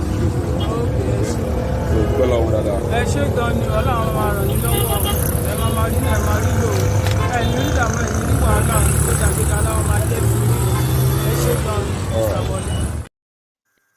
And then there is a third one that Folly just sent me yesterday. So we've tried to empower 3 people with at least 50,000. In fact, not at least, but exactly 50,000 naira. One actually got 40,000 because Folly saw somebody that needed immediate injection of cash. But what we're trying to do is to empower these people, not to give them money to go and buy food, but to grow their business one level up. So I'm coming to what you're saying, Ayo. So I'm not just going on a long-winded. So we I've given him, so we've done that. So there's 3 people now that we've tried to empower, 50,000 roughly. So what I'm going to ask Folly to do is to monitor that space to see if there's any impact that money is having. So if it's able to report back that the money is having impact with at least one person, then we may well, or I certainly will, or the platform will adopt that person and try and layer them up to an economic, to a higher economic bracket. So that's that. So that 50,000, maybe not in this tranche. Let's see what she uses that the first 50,000 for first. And then if Folly reports back that he's seeing signs of progress, then we inject in again. So that's what I wanted to say. So are you able to hold on to it for a few months so that Folly can report back? Of course, that's not a problem. Yeah, I like your idea. Let's see what she does with it. If she's doing well with it, sure, why not? Yes, and then we can because I'm actually thinking to really scale somebody up, to layer them up at least 2 rungs up whichever ladder they are in. So if they are at this level, just at least take them up 2 rungs up a ladder. If we can do that, then that'll be great. Yeah, as I said, that's a good idea. Yeah, let's hear the progress from Folly, maybe the next 3 weeks. But I wanted you to say it publicly because you've now committed it. So ring fence it and hold it steady. Or if Folly comes on, then you can send it to Folly for him to hold on to it. I'm not shying away from that. When I say I'm a man of my word, so even if once at any time you'll be man of your words now for 50,000 naira now. No, hold on. Well, no, don't do that now, please. I'm just carry breaking on. Hold on. Carry on. Now, what is now? So what I'm just saying is, I like that move. Let's see what she would do, or even the Baba would do with the money. Not as if, they gave me money, she feel like, it's a bonanza, and the money is gone, or the Baba spent it. So if they do well with it, sure, why not? We can say, okay, let's give her more, each of them maybe 100,000 again, because they've done well with what they were given. So there's nothing bad in it. So yes, I'll be there. Even if I don't come in the platform, I always listen from work every day. So at any time when there's a report about that, sure. Even if I'm not in, I will just send you a message and say, this is this, and I have the account number at that time, and it will be done. So let's just keep our fingers crossed and wait. All right, brilliant. Yes, I'm hopeful that at least one person will, would grow from it. So you've made a public commitment. So there it is. So well done. So thank you. So back to the matters. Titan, you were saying that you were overly taxed in your shop in Apapa or wherever. But I think Ola has now accounted for how those taxes were spent, development after development under Tinubu, as I'm sure you saw whilst living there. What I'm trying to say is that some of the roads he wrote here, like the Lekki Express Road, I don't think it was done by Tinubu. Maybe Tinubu awarded the contract, but it was definitely not done by him. I can also say Ikontu Igondo Road. That one was also not done by Tinubu. I have the publication for that. You do? Yes, and it's Tinubu's project. And it was completed during his tenure. It was his project, just like you said, Jonathan started the rail. It was his project. He started it. That's what I'm saying. I'm not denying it. I'm not denying if he started it. What I'm saying is that some of these roads, I was in Lagos during those times, and those roads were terrible. They were in bad state as of that time. I know some of them were completed during Did you have the opportunity to go through Awolowo Road in Ikoyi? Ikoyi. Yes. During Tinubu's time? Yes, sir. Yeah, I think Tinubu, like I said Tinubu did a lot in the island, even in Lagos Island. I can't deny that one. Like, I won't deny that one. But if you're talking about outside Ireland? No, man. I don't think he was even interested in anything outside Ireland. Sorry, this guy that is speaking very well and eloquent. Sorry, the Awolowo Road you're talking about, was there anything like Awolowo Road before Tinubu time? In terms of if as the Yes, road did the road exist before? Yes, he existed before. But okay, I heard what you. Hold on. Hold on. Not but. We're not but here, man. You don't come to the platform and just like jail with the iron jaw argument. Just a simple question. Yeah, okay. You want to throw jab or something? If you can hold on. No. Oh, settle down, gentlemen. Just a simple question. No question. No, I think he knows where you're going because he heard you say it earlier. So he wanted to go to where you are going. So go there. Who was that I was speaking just now? RB. Yeah, carry on. Yeah. So new road, renovated road. They all spend money to do it. Okay. If you know the state of Awolowo Road, and when he finished it, if you know how beautiful that road was, and it was a 2-lane road on both sides with lights and everything. I mean, if you live in Ikoyi, Etiosa area, you will know this, the Awolowo Road. I lived there, and I knew how great and how accessible that road was that Tinubu built over there. So either is new. Hold on. Either is new. Okay, hold on. Either is new or renovated. It doesn't matter. They spend resources to do it. So you saying because it's not just a new road, it doesn't matter? That sounds ridiculous. RB, I don't really understand where World Peace is going to. Hold on, because the road was there before. Calm down now. Hold on, everybody. Let's hear from Adewale. I've been waiting patient. Honestly, I'm provoked tonight. Yes, I could see you writing a list in the comment section, and you couldn't stand it anymore. You can call a dog a bad name, but you know one thing you cannot. I'm not batified, neither am I obedient, but we should be careful what we put out there. I see people, especially Ajanle Koko, with all due respect, sir. I see the way he was comparing Jakande administration to Tinubu administration, and I can tell him the number of people living in Lagos State when Jakande was a governor more than quadruple when Tinubu became governor of Lagos State. And I tell you this, I want to say what Tinubu did was you can categorize them as tangible and intangible. You see, the road we're talking about are tangible thing you can easily see and say, well, this person dualized this.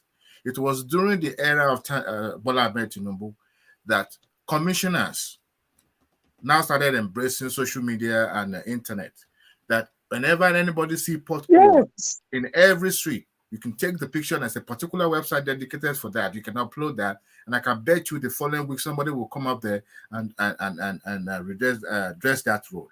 But I tell you what, if there's one thing intangible, but it's still very, very, very, very, very important, Lagos State, he changed Lagos State Civil Service.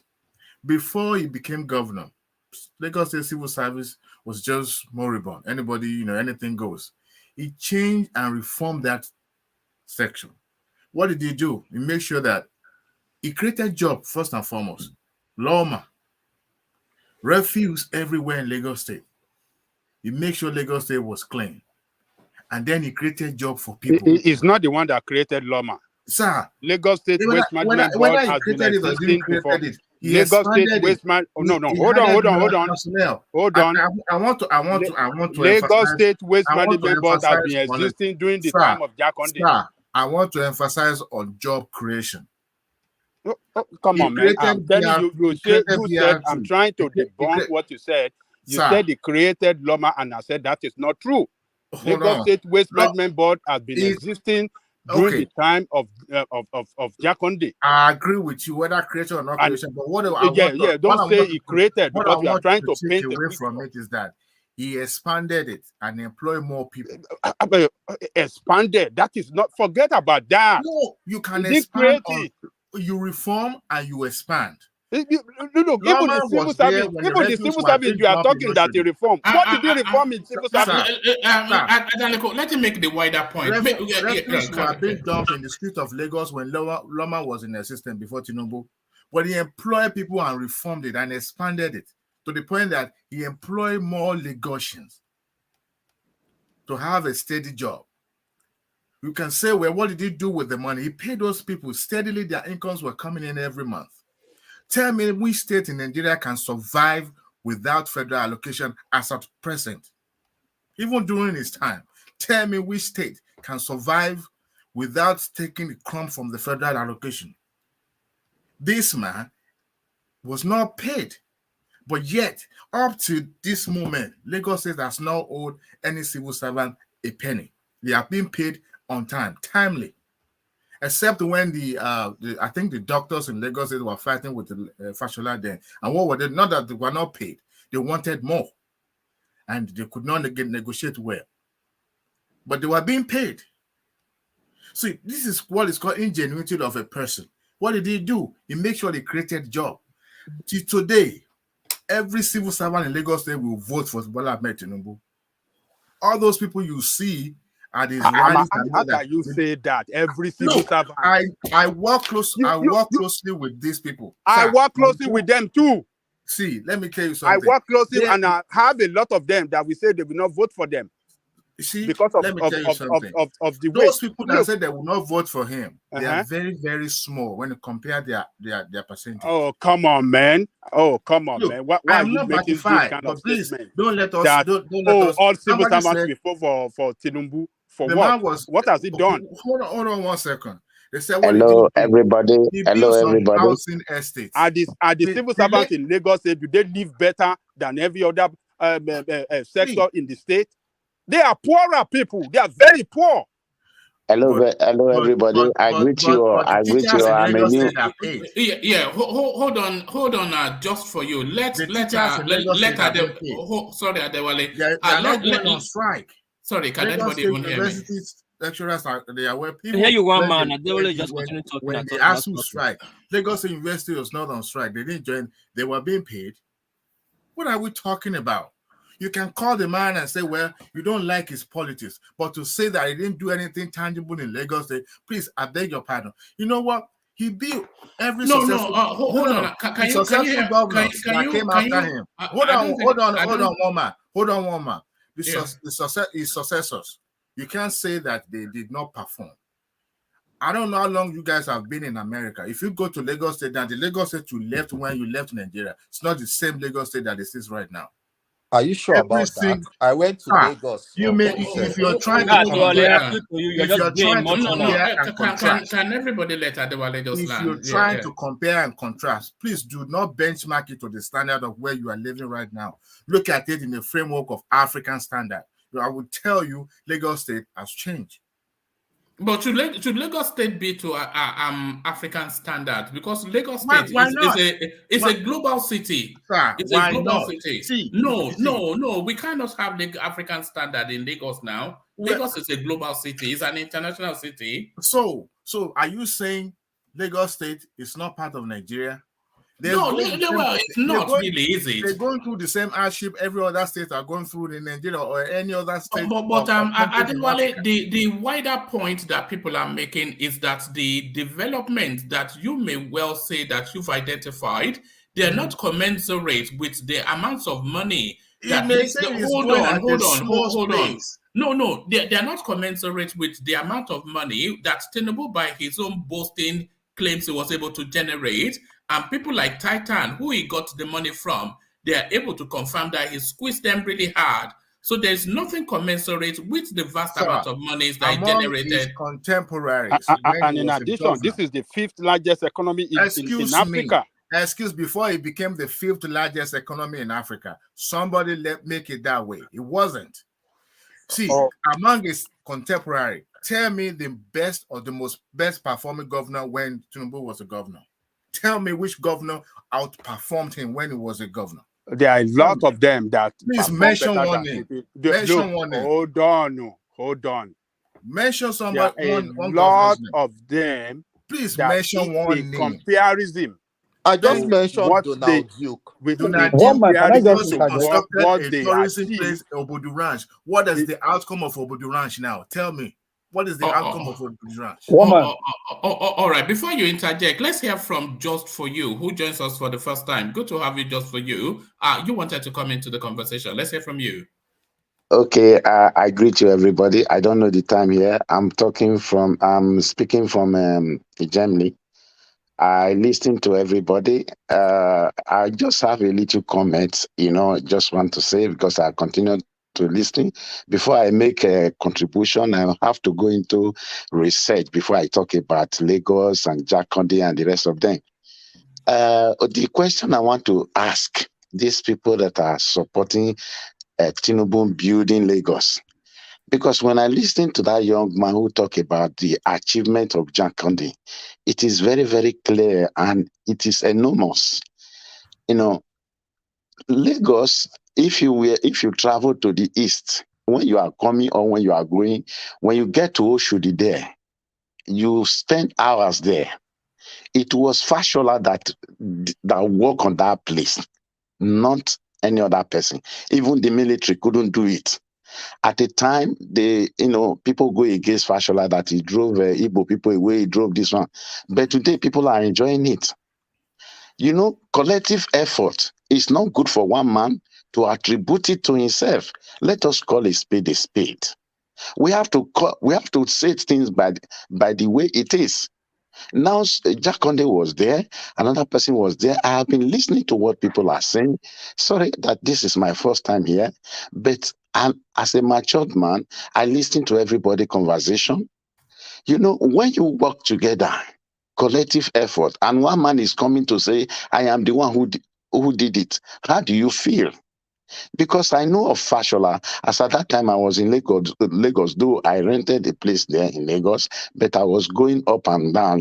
I've already traveled by that time. I can say about Fashola. When Fashola said he wants to rule for one tenure, he said, I want to make one comment here. He said, a good student doesn't repeat class. Did anybody still remember that statement? But why did he repeat? Absolutely. Okay, why did he repeat? Because everybody love him and say, you must go in because you did well. Okay, why will another person now come and claim the glory of that person? Does it sound right? I want to say that one. And then the second one, Ambode did well in Lagos. Then Ambode wanted to run for the second tenure. Tinubu said, my hands are tied. I watched the interview. My hands are tied. Must Ambode rule for the second time? Must he rule? He removed Ambode. What did Ambode did? Ambode did well, and the people love him. Let us call a spade a spade. Is this era? Do we have to have somebody who lays siege on a state? A whole state, one person will dictate who rule, who comes in, who goes out. Is it the right thing? Is it the right thing? No, we are looking for. Can I interject? Hold on, let me finish. Can you let him Let me land? finish. I'm a new person here. I just want a new Nigerian. That is all of us we are working for.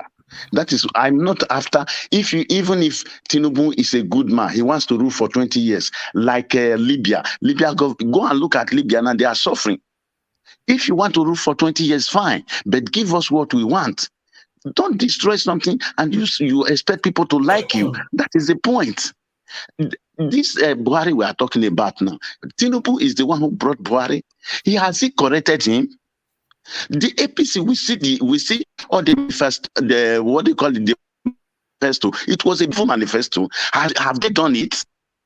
And this man is still the leader of that political party. Has he done anything? Then we look at the Charter House. Look at the way the question was thrown to him. Instead of telling Nigerians what to do, he attributed all those questions, distributed to a team, which he called team. Hold on, just for no, you. No. Please let me finish. I'm not going to. No, hold on. It's a conversation, so it's not a sermon. He did not attribute all the questions to others, did he? Did he? Okay. Did he? Did he at the Chatham House? Did he farm out all the questions? Did he farm it out? No, he said they asked him. Even the person that was asking him said the people who want to govern. They want to hear directly from you because Right. you are the one. You are the one they want to employ. It's like you own a company. You want to employ a manager to manage that company for you. You don't expect another person to come and you are going for interview, and the person the manager you want to interview how you can run your company, and the manager is telling you, I have somebody who will answer this question. How will you feel? So that is why I brought that statement, because we are working for a new Nigeria. I don't know. No, don't worry about we are working with, that's just casual Okay, talk. then for Lagos, Hold on. okay, Like I said, it's a conversation, it's a conversation. So you will find that we interject a lot just to interrogate what you're saying. I But actually have a question for him. yes, when you were saying that in the course of that Chatham House interaction, Tinubu was asked 10 questions. He answered 4, and then he delegated 6 to individual surrogates. That was what happened. So and he also gave a 20 to half an hour minute speech. Was that not what happened? Just for you. Yeah, he answered, but what a Nigerian want is not the people who they are not employing. They want directly from the person. Especially the security said they should ask Erufai. Yes. This is the problem we are having in Nigeria. The security is number one because nobody want to invest in Nigeria right now as I speak to you. Why? Because the security is not there. This is issue he's supposed to handle by himself. If it is only that one alone, that alone is making people to be afraid. Do you understand? No, because but has he not already articulated that space, his plan for security or insecurity? Has he not articulated it?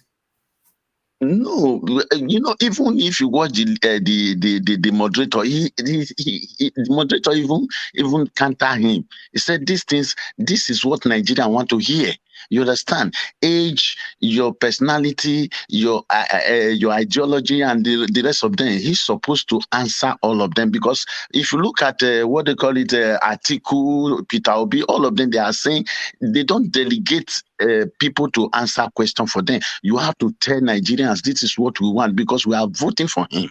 Okay, so what I mostly want to talk concern today, because I don't know whether I'm diverting from your topic or it's a general topic. So, but for Lagos, what the question I ask, this collective effort, why is Tinubu attributing it to himself that he built Lagos when somebody have already stated Jakonde build this, build the other? I have been listening to this program right from time, but I didn't want to come on the members of the panel. But what motivates me now? I want to ask this question. So you make something, the other one make something, the other one. Why would one person now saying that he built Lagos and the little you have done is not even up to a quarter of what the other person have done? No. So that is Can I answer him? Hold on. Okay, go on. But I think you are missing the point. People, we like a lot of peppy little cliches in Nigeria, and one of those peppy little things that we'd like to say in Nigeria is government is a continuum. But the master strokes of the evolution of Lagos State was, in fact, they had somebody will remind us now. During the start of Tinubu's administration, they had a retreat where they went to brainstorm on a plan for Lagos. So it is that plan for Lagos that was arched under the Tinubu administration that is unfurling still till today.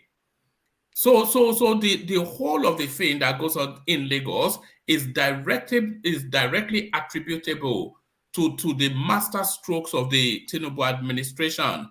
So building it is one thing. You say anybody can build anything, but the ideas of what to be built, why it should be built, where it should be built, what economic impact it has on the space, all of that are all embedded in a master plan. So anybody that builds is just the builder. So that is why a lot of the attribution goes to Tinubu, because he master stroked the Lagos we're seeing today.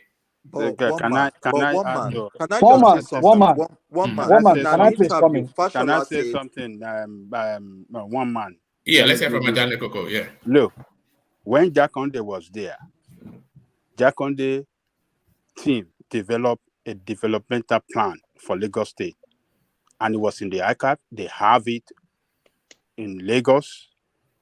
So if somebody took up that or added to it, I'll continue or build on what Jakonde are built on the ground, because Jakonde put infrastructure and every infrastructure that can drive governance well in Lagos. Jakonde put them on the ground that this man came and met. So if he improve on it with developmental plan that Jakonde left behind, he cannot claim that, oh, I built Lagos. This is just fraud. This is the way they, market fraud. What they did not do, they will put it out there, manipulate the people, spread their supporter to start spreading it around, and people will buy into it and then acknowledge them as, oh, these are the people that achieve so what and so what.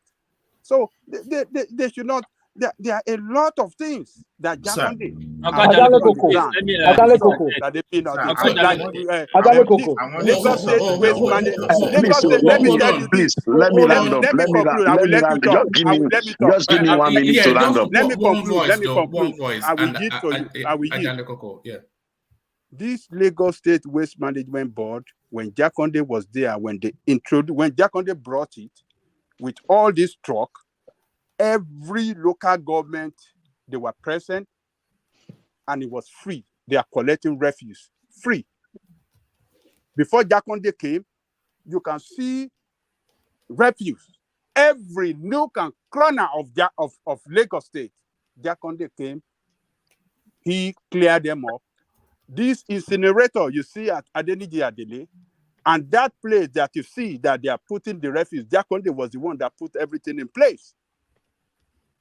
And we were collecting refuse for free. And even water, we were paying for water before Jakonde came. He said, no, water got to be free. And we were enjoying free water when he came.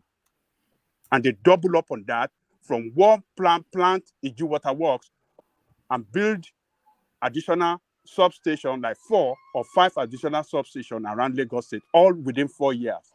How many sub-water stations did Tinubu build? And it's still for 23 years they've been there. Do we have pipe-borne water? Do you have pipe-borne water running in that state? And you want to attribute the top of the top sources to this man? How can you live in a city and there's no pipe-borne water? Everybody boiling borehole everywhere. Even in your so-called, what do you call it, Aja and all these places. What have they turned Lagos to that you are celebrating as sources? Let me leave it there, man. Can we come in? Let me conclude. Let me conclude, please. Let me conclude. Yeah. Carry on. Yeah. Okay. We are talking about number one citizens in Nigeria who will represent us internationally. We don't want to go into international meeting and mess up. Okay, the capacity to think. We don't need somebody to write something before you read and things like that. Somebody who can react instantly. Somebody who is agile. I have nothing against Tinubu. He has not done anything against me. Okay, but I am working. Everybody is working because I live in Europe. I want to go back to Nigeria. I love my country. Wherever you are holding green passport. You are a second citizen there. That is what I want people to know. Your home is your home. There is no two ways about it. So all of us, we must work in collective effort. Let us remove sentiment. I don't know Obi. I don't know the rest political party. Just for you. So hold on. Yeah, you see what we have is we are having to make a pick of a bad piece from poor choices. So we are having to make a pick of a bad piece from poor choices.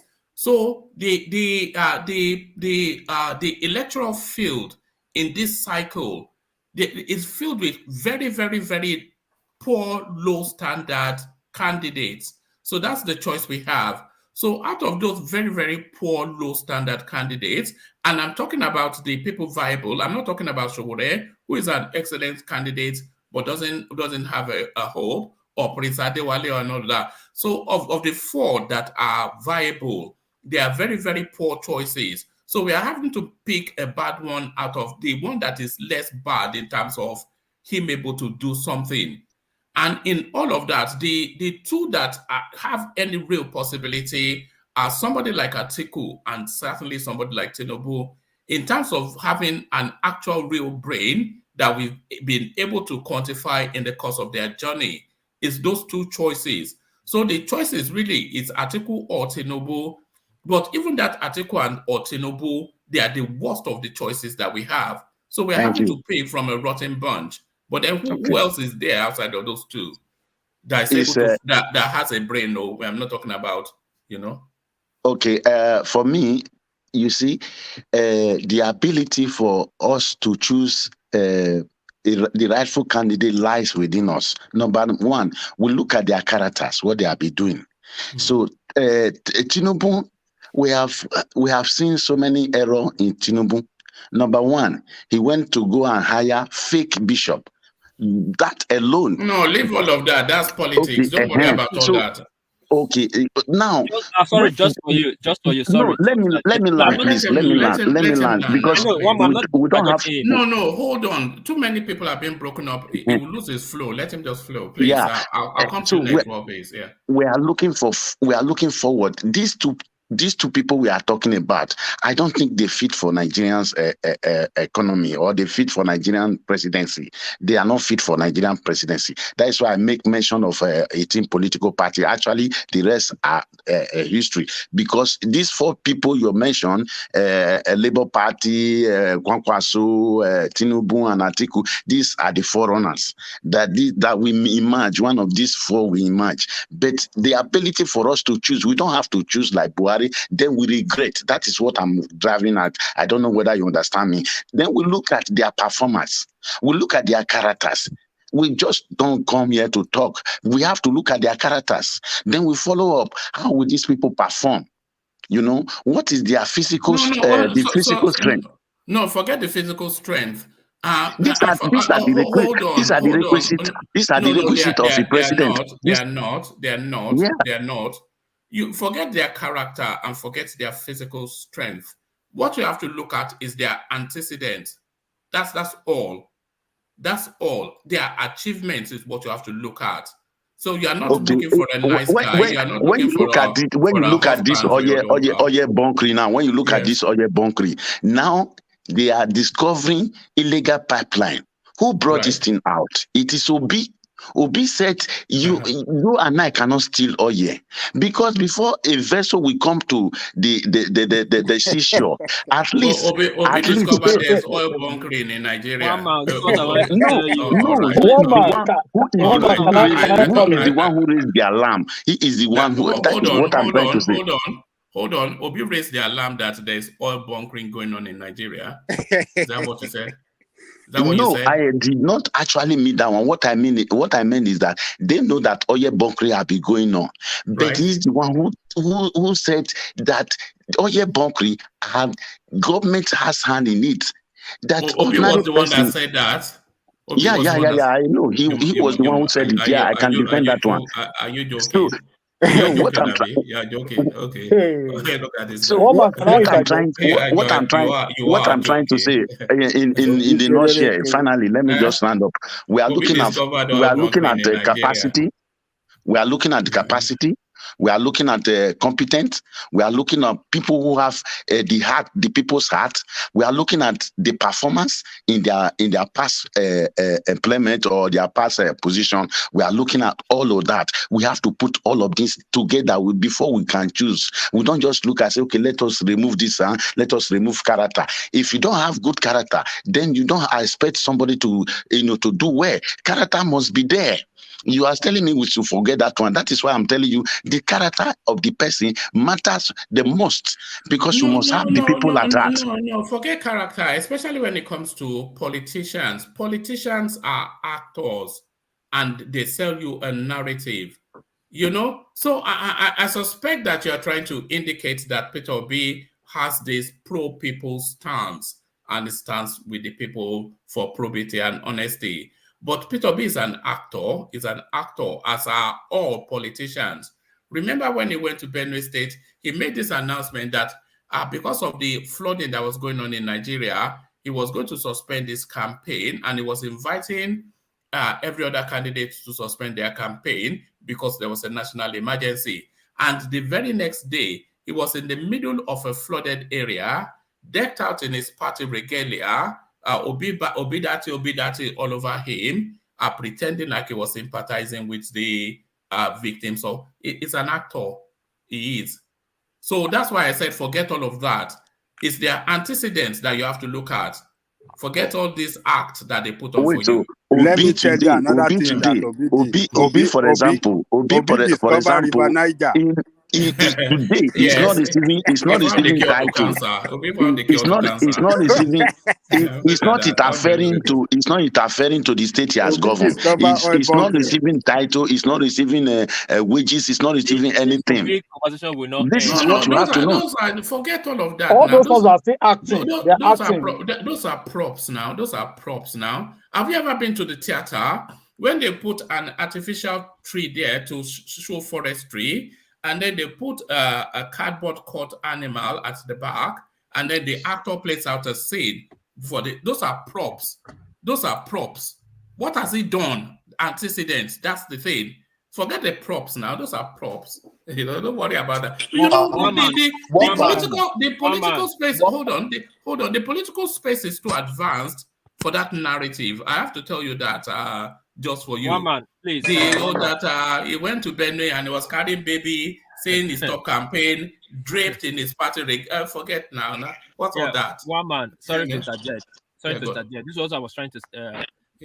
This argument is going in a different direction. Now is Obi argument will not end for continuing this thing. But I would like us to go back to the base of the argument. The base of the argument was very gentle and was very, very, very, very, very how will I say, intelligent discussion that we can have in this platform. It's not to smear Tinubu or whatever, but your question was leading us to a place. First of all, the question started like this. The reason why you brought the question up, to my understanding, you're talking about he looked so much. Just 1999, just before 1999, Tinubu declared bankruptcy. He has no money. But today, for that 2022, he's one of the richest men in Africa, or second most richest person in Africa, which we cannot account how you make that money, which led to that. The question you made that, can anybody show us one structure? You basically said structure, and you still said that not did that, I did that.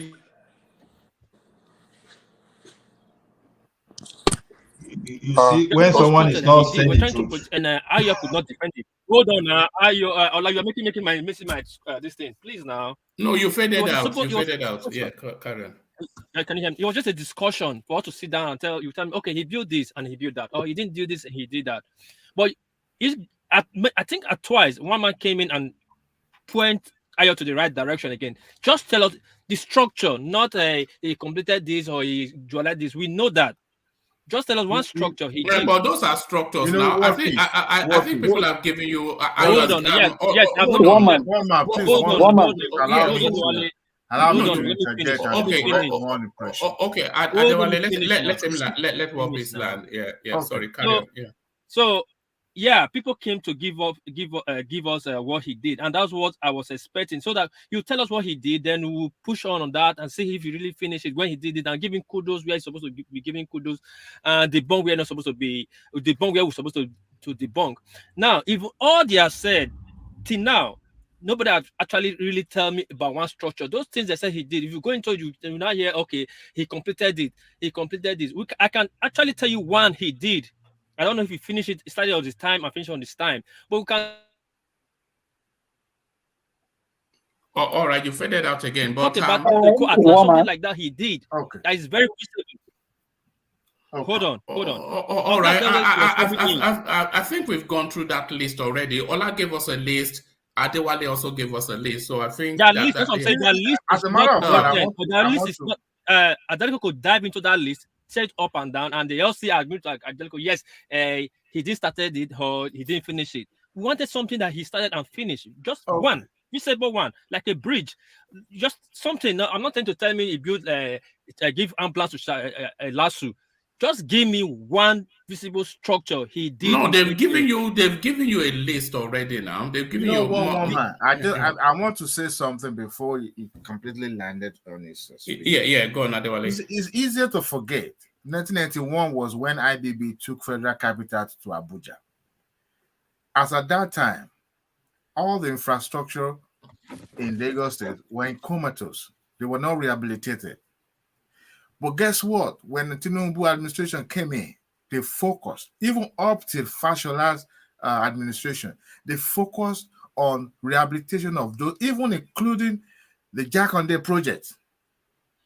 That alone was time-consuming.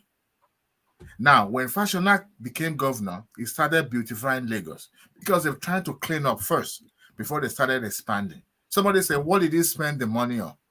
You need to realize that those infrastructures were in bad shape. The roads, come on.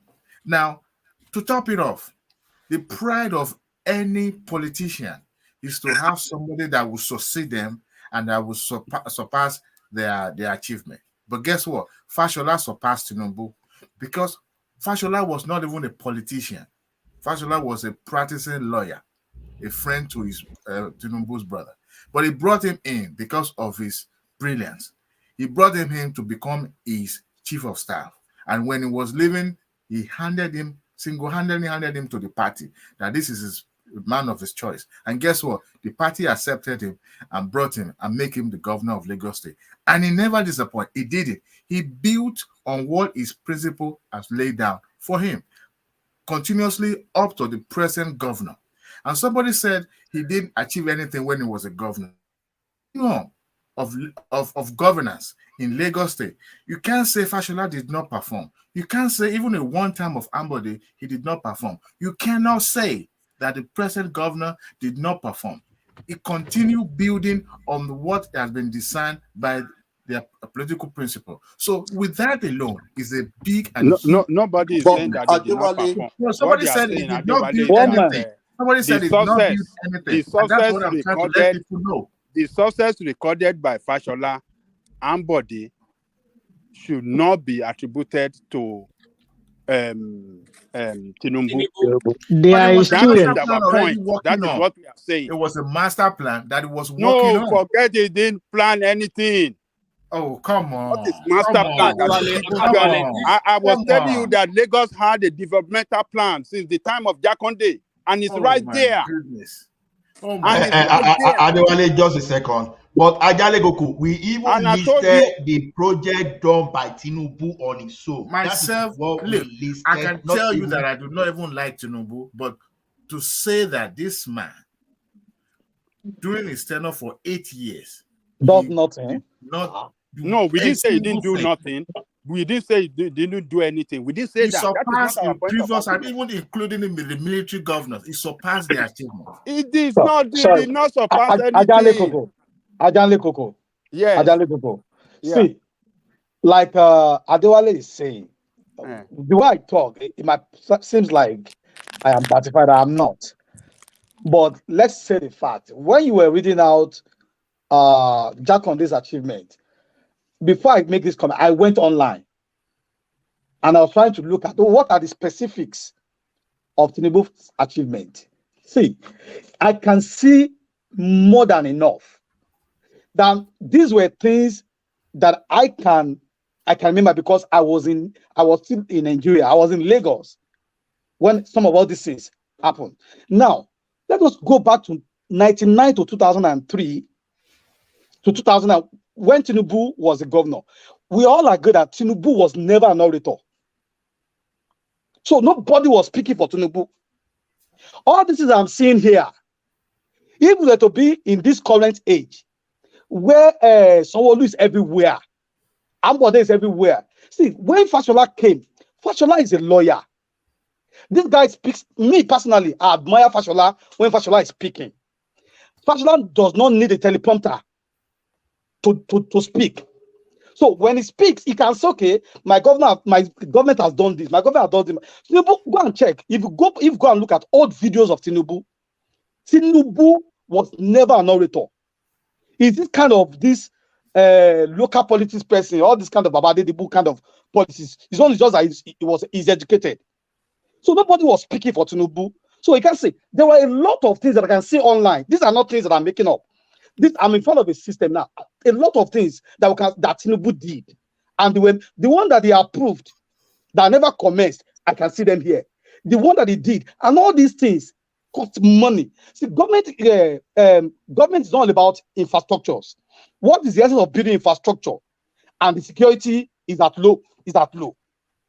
Tinubu, he worked. Now, was he a good orator? Okay, let me digress a little. People were talking about. What does orator got to do with this argument? Okay, see. Can I interject you 1 minute? No, so sorry. I can't let him have that flow to land. Sorry, okay. Carry on. If somebody just asks, what does that have to do with this government?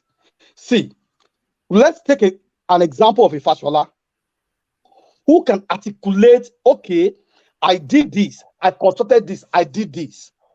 You see, whatever you keep on hearing will stick to you. In the days of Tinubu, nobody was speaking for Tinubu like, we have consulted this, we are doing this. Nobody. And Tinubu himself was never somebody who can speak the way an average Obi will talk. An average Ambode will talk. Tinubu is not that kind of, he's not eloquent as such. So nobody was speaking about his achievement.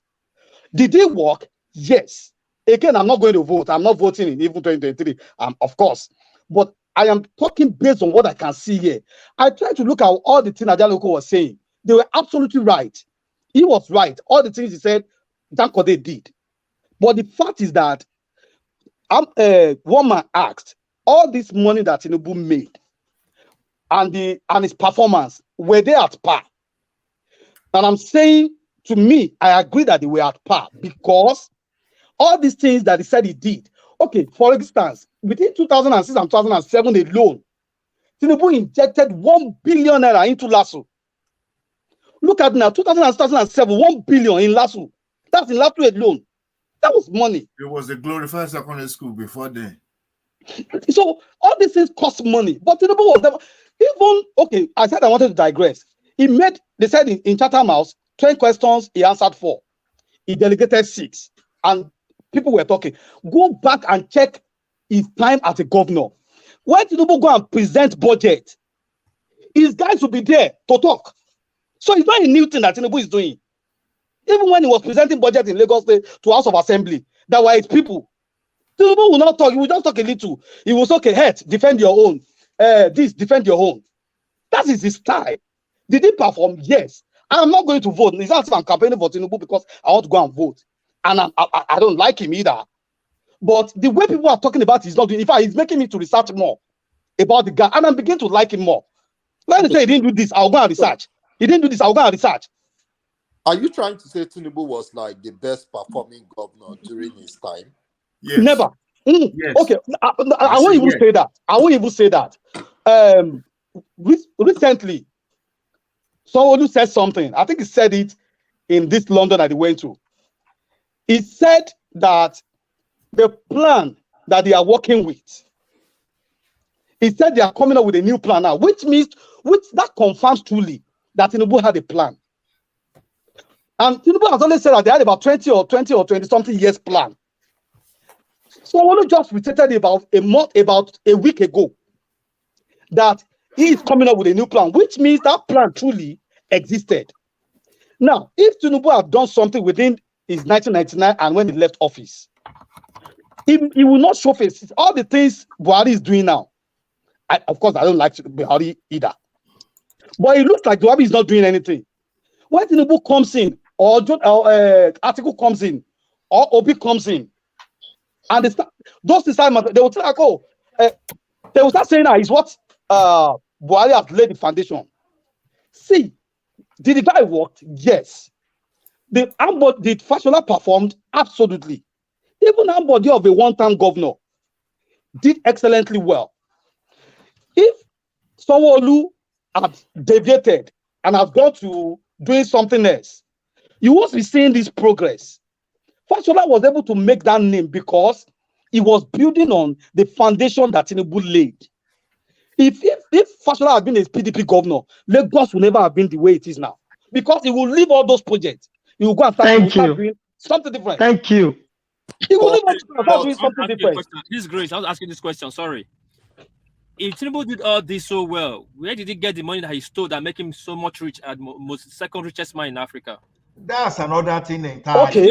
Let me answer you. Let me answer that. All of us agreed. No, I don't think there's anybody on this platform. No, there's nobody on this platform that will say Tinubu has not stolen money. I think everybody has come to that. All of us have come to that realization.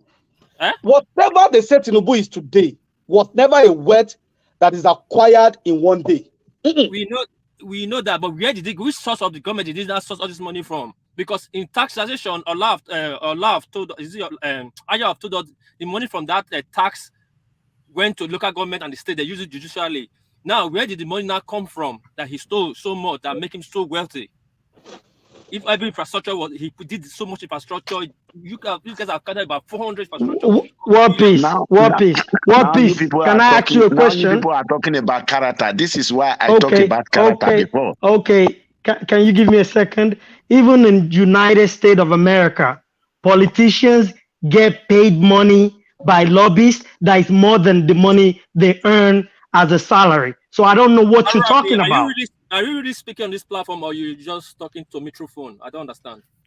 I'm talking. Can you hear me? Why are you talking? You're talking to me. You're telling me politicians get paid lobbyists. I'm telling you, politicians even in the United States, that is number one when it comes to a democratic system, are also corrupt because they get money from lobbyists and other organizations that is more than the money they earn in a year, and they can't even account for it. And that happens. Sorry, what please? What are you trying to establish that Tinubu corruptly enriched himself in Lagos? Because I don't think anybody is disputing that. So nobody is arguing that. Yes, nobody is disputing that. But what you're implying right now is that if Tinubu did all this well, we cannot say is this corrupt, because as 1998 he declared bankruptcy, and at 2008 that he's leaving power, he was the second richest governor in because he corruptly enriched himself. So yes, which all of us agreed on. Hold on. Yes, so understand. That's why where's the argument? Yeah, the argument is this: they are saying every sector he did well. So I want you to know the sector he did not do well. I can see where he stole the money from. If he did this so well in your sector, where did he get the money from?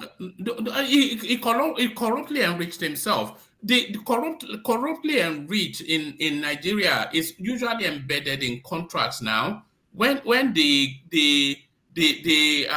whoever is in charge of the contract will award twice the value of the contract for their own financial gain. Now you answer my question, and you answer a very quick question.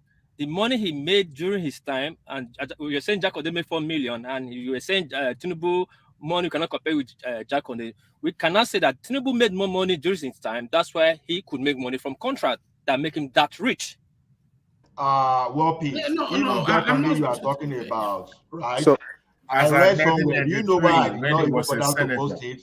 That even Jakonde was realizing above $1 billion every month as a governor. You know, I didn't post it because I cannot verify it from somewhere. Any day I'm able to verify, I will post it too. So that means Jakonde was not actually even making 4 million naira a month or maybe $1 a month, according as it was stated. He was actually getting more than that in revenues.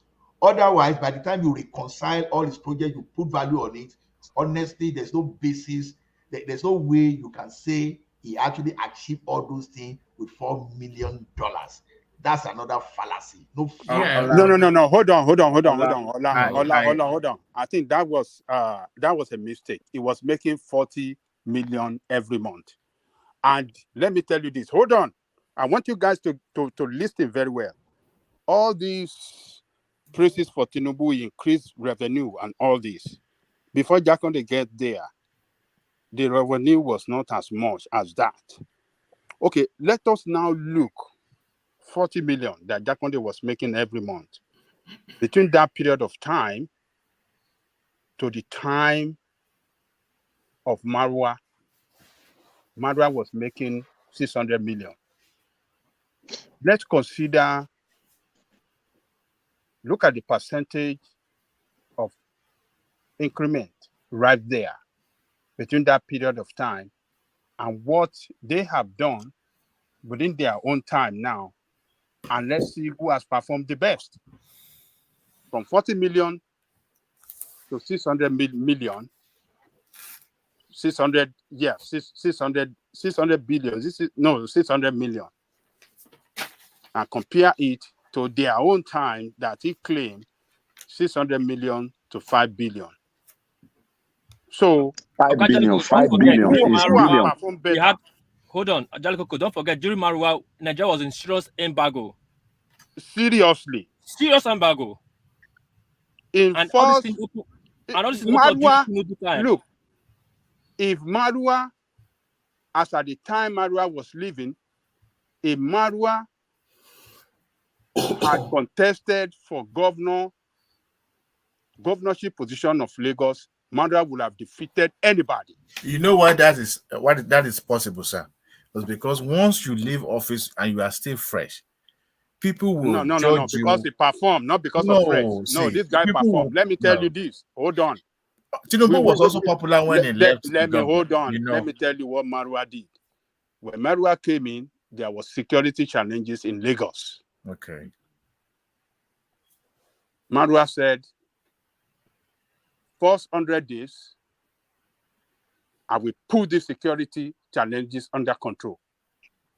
And then number 2, he said, all potholes in Lagos, I will fill them up within 100 days. That guy achieved it. Oh, really? It's a lie. What did he use? It's a lie. Ajalikoko. Hold on. I'm not sure where we are in this conversation. But... Hold on.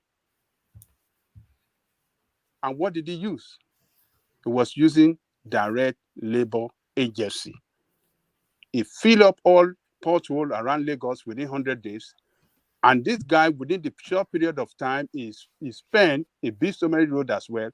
One of them that was major was from K2 to Ikorodu that he dualized. He dualized that road from K2, maybe from Ojota or K2 to Ikorodu. However, it was one way in and out, to and fro from K2. It dualized it, 2 lanes this side, maybe 2 or 3 lanes, and 3 lanes, and it built 3 or 4 bridges. I think about 6 bridges. There are some smaller bridges along that line, and the Odo-Yalaro Bridge. This guy built it. Do you know that how much this guy spent to build that road was lesser than what Tinubu spent to build that Oregun Road from Obafemi Awolowo Road to Ojota? Was far. This K2 to Ikorodu Road had more kilometers, times 3 or maybe times 5 or 10 kilometers than that of, and what Tinubu spent between Awolowo Road, Oregun Road to Ojota, I can remember that amount, was 600 million naira. We were aghast. How can you spend 600 million? Okay. This little road. I have a counter. You understand what I'm saying? So what I'm telling you is that when people And that agency that this guy created, that he was using to build roads across Lagos, he destroyed that agency in order to start awarding contract to I want to debunk something. Yeah, let We cannot compare yeah. Marwa administration to Tinubu administration. You know why I would say that? Marwa is a military administrator reporting to the commander-in-chief. It's a democratic system, has political influences and interests. Marwa does not have that. All those impediments are not there during the military time. They can decide today we want to bulldoze this place, we will do it, and we will do it. There's nothing you can do. Military people don't compensate. They take it and they do whatever they want to do. But at the same time, you can't compare when Marwa left. And now we have interest, political interest in the democratic system. You're trying to do it, other people will block you. Military created states. Under the democratic system, we couldn't achieve that because it's a long process. During Marwa's era, there were a lot of armed robbery in Lagos State. Despite that, Marwa also, it did some in terms of security, but then there was a lot of insecurity. But when Tinubu got there, he created LASMA. You see all those agberos, he rebranded them, created job for them so that it can be reformed. And with that, it reduces insecurity in Lagos State. You may say it's not that feasible or significant, but then the impact of that single act alone goes a long way. Up to today, Lagos State is still benefiting from it. So if the military administration spend less money to construct capital projects, you'll also be assured that the political interests involved are very, very minimal. But during Tinubu's era, or any administration that is under democratic system, will have a lot of political influences. And at the same time, the contract that was awarded then, the value of that contract, you can't compare it to when the democratic system comes in. That's the reason why I said I want to debunk that. And when we are comparing and contrasting, we should know he was in the control of the assembly now. He controlled even with that, we're talking had about the control numbers. of the assembly. So they were inflating the contract, taking much of that money that is part of the political influences that I'm talking about. But Adale Koko, that's not unique or peculiar to Tinubu. That's the Nigerian political space. Who was not doing that? Let me add to what you and Yagbero, you are talking Adale Koko, let war peace come in. Marwa crushed Agbero in Lagos. Hold on, Adale Koko, let war peace come. Hold on, please. Ogadewale, that Agbero you talked about, it was not only in Lagos, it was in every state. When we were a military regime, Agbero was less in every state. Though they were there, but they were less. Then when the military left, there was a vacuum for them to fill. That's why there was criminality during the military regime, because those people had a lesser job then. So when they go into democracy, most of the governor then injected into the system and gave them the appropriate job that would suit them. So it was not a genius thing that Tinubu did in Lagos. It happened in those states. It happened in Aba, it happened in Delta. Did other states created LASMA? Every state had their own. Lagos got their own last man. Hold on, Adewale. Lagos got their last man. Benin could call their own EDS. Edo State, this thing. It's just last man mean Lagos State, whatever. Edo State is Edo State, whatever.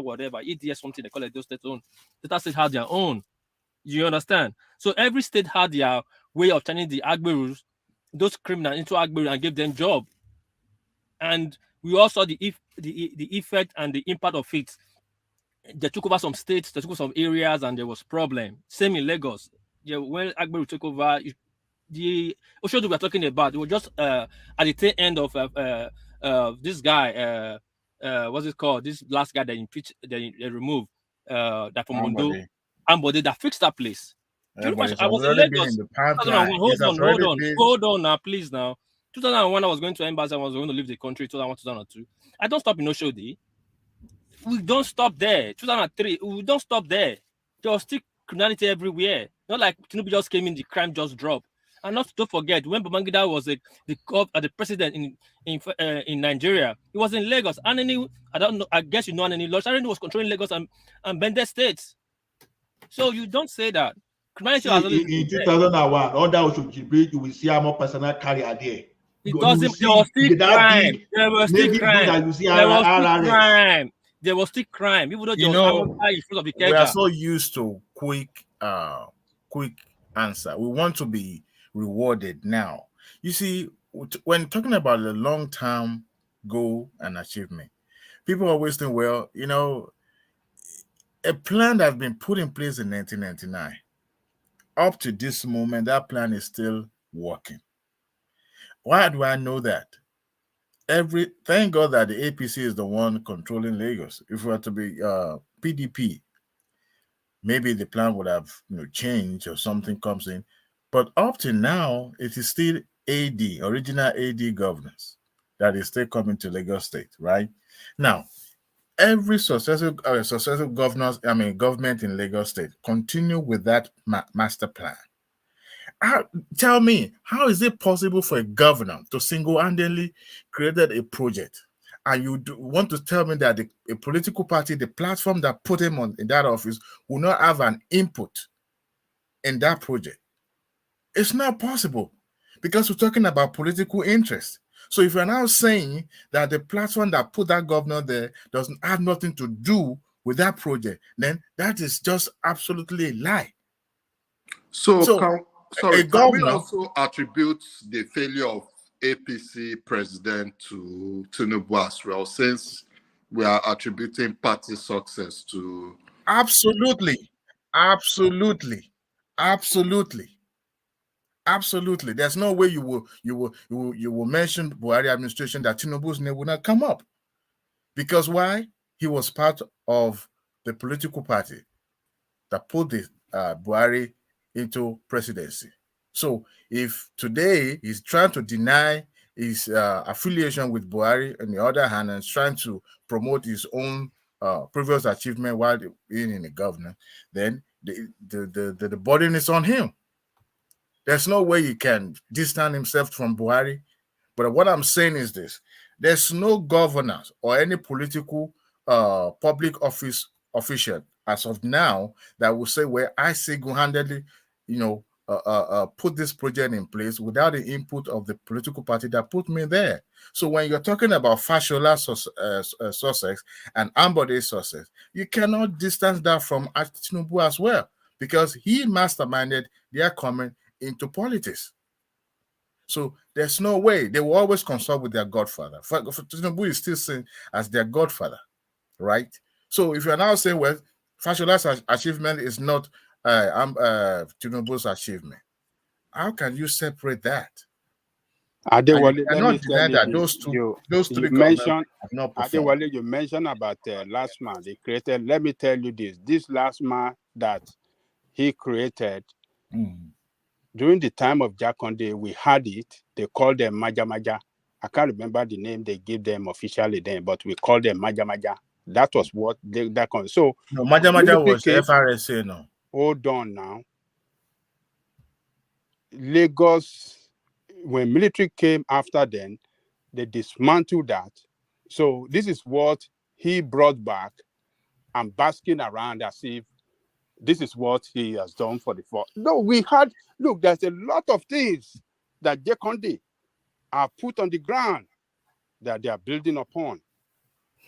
Jakonde built Lagos.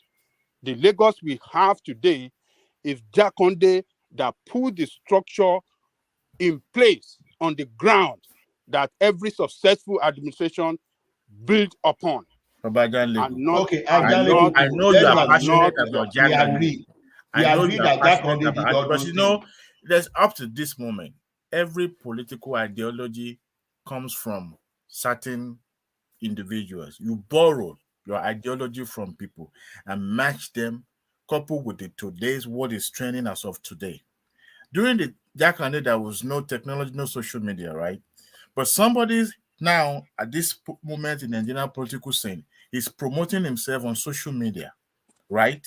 There was nothing like that. So when you borrow ideology, maybe you borrow a little from Awolowo, you borrow a little bit from Akintola, you borrow a little bit from Bashoram Kebe-Abiola, then you have your own school of thoughts too. You bring it, you match it together. That will become who you are as what we are individual. saying, don't give all the glory to one man as if he's the one. But I can accuse you of doing so to Jakande as well, sir. I can accuse you of doing the same thing. You can be accused equally. So you're giving all the glory. What did you want to accuse me? Yeah, tell me. You are giving all the glory to Jakande, and all the glory Jakande was following the footsteps of Awolowo. Yeah, yes, I will agree. Let's say we're arguing this thing from the middle. Let's say this: Lagos have a plan from 1914 or whatever, or 1913. Awolowo and the masters of then or the leader of that then have laid a plan on Lagos, which every Lagosian is following, except a different era or maybe a Well, that's not true because Tinubu replanned Lagos State. Hold on. Let me land. Sorry. Hold on, let me land. The only derail in that plan was the military era. So when the military era left, Tinubu went back to the old plan and add his own idea to it. That was just it. Any other person, any other Awoist or Lagosians that go into that office can do the same thing Tinubu is doing right has done. There will not be any difference because the plan, the blueprint is already on ground in Lagos. I'm not saying that state, in Lagos. Yes. It's already put on the ground. That's what they call it, the modern Lagos. Modern Lagos. Forget about modern Lagos. The plan was already there. Just a minute. So the plan already there. We agree that the plan was there. No argument. But now you were saying that Jakande created Maja, right? Even though FRSC is what I know as Maja. Let's assume he created legal version. No. FRSC is not Maja. No. Okay, I don't hear you. It's different. No. Okay. It's not. Now the question is this: when Tinubu got to that FRS is federal. Okay, I hear you. But when Tinubu got to that place, he didn't meet that thing on ground again because the military scrapped it according to your statement. Now he came and re-employed last man. Then he created Kai Brigade. The question is this: those things, will they cost capital or not? To even establish them, even equip them, will they cost capital? Because we are saying, what was he doing with the Lagos State money? That is exactly what we are talking about. So, lawman, will these guys spend money to maintain that? I said lawman has been in existence before he came. If you notice, I make a statement in that comment because I know the person, but I don't want to talk it publicly. It's as a result of what Tinubu did for the Lagos State worker when he insured them, for example. Go and ask anywhere in Nigeria today. Lagos State worker that got out of job is richer than any state civil servant. Quote me anywhere. You know, this is a figure that we can say, okay, you can quote me that I said this, that I told you this. Repeat that again. Repeat it again. If you retire from Lagos State civil service today, they are richer than their par in every other state.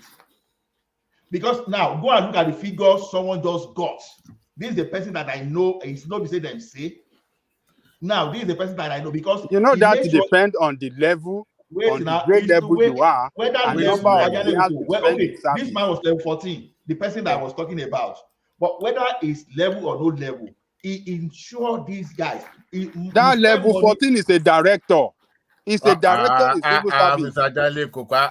See, even level 14 is a director in civil service. How much does a director earn? How much does a director earn in other states? Let me even debunk that. In 2005. Okay, does the cost of living in Lagos, is it the same as that of other states we are talking about? It doesn't matter, but we are talking of what this guy is doing with the money. It doesn't matter. Let me corroborate what you just said. In 2005, right? I was going to Dubai. I was working there. I was going to Dubai virtually every two months. I would go and I buy things, right? Guess who were my best customers? that always demands items from me. Lagos State Civil Service. Those people, they are always at my beck and call, asking me when next are you going to Dubai? When next?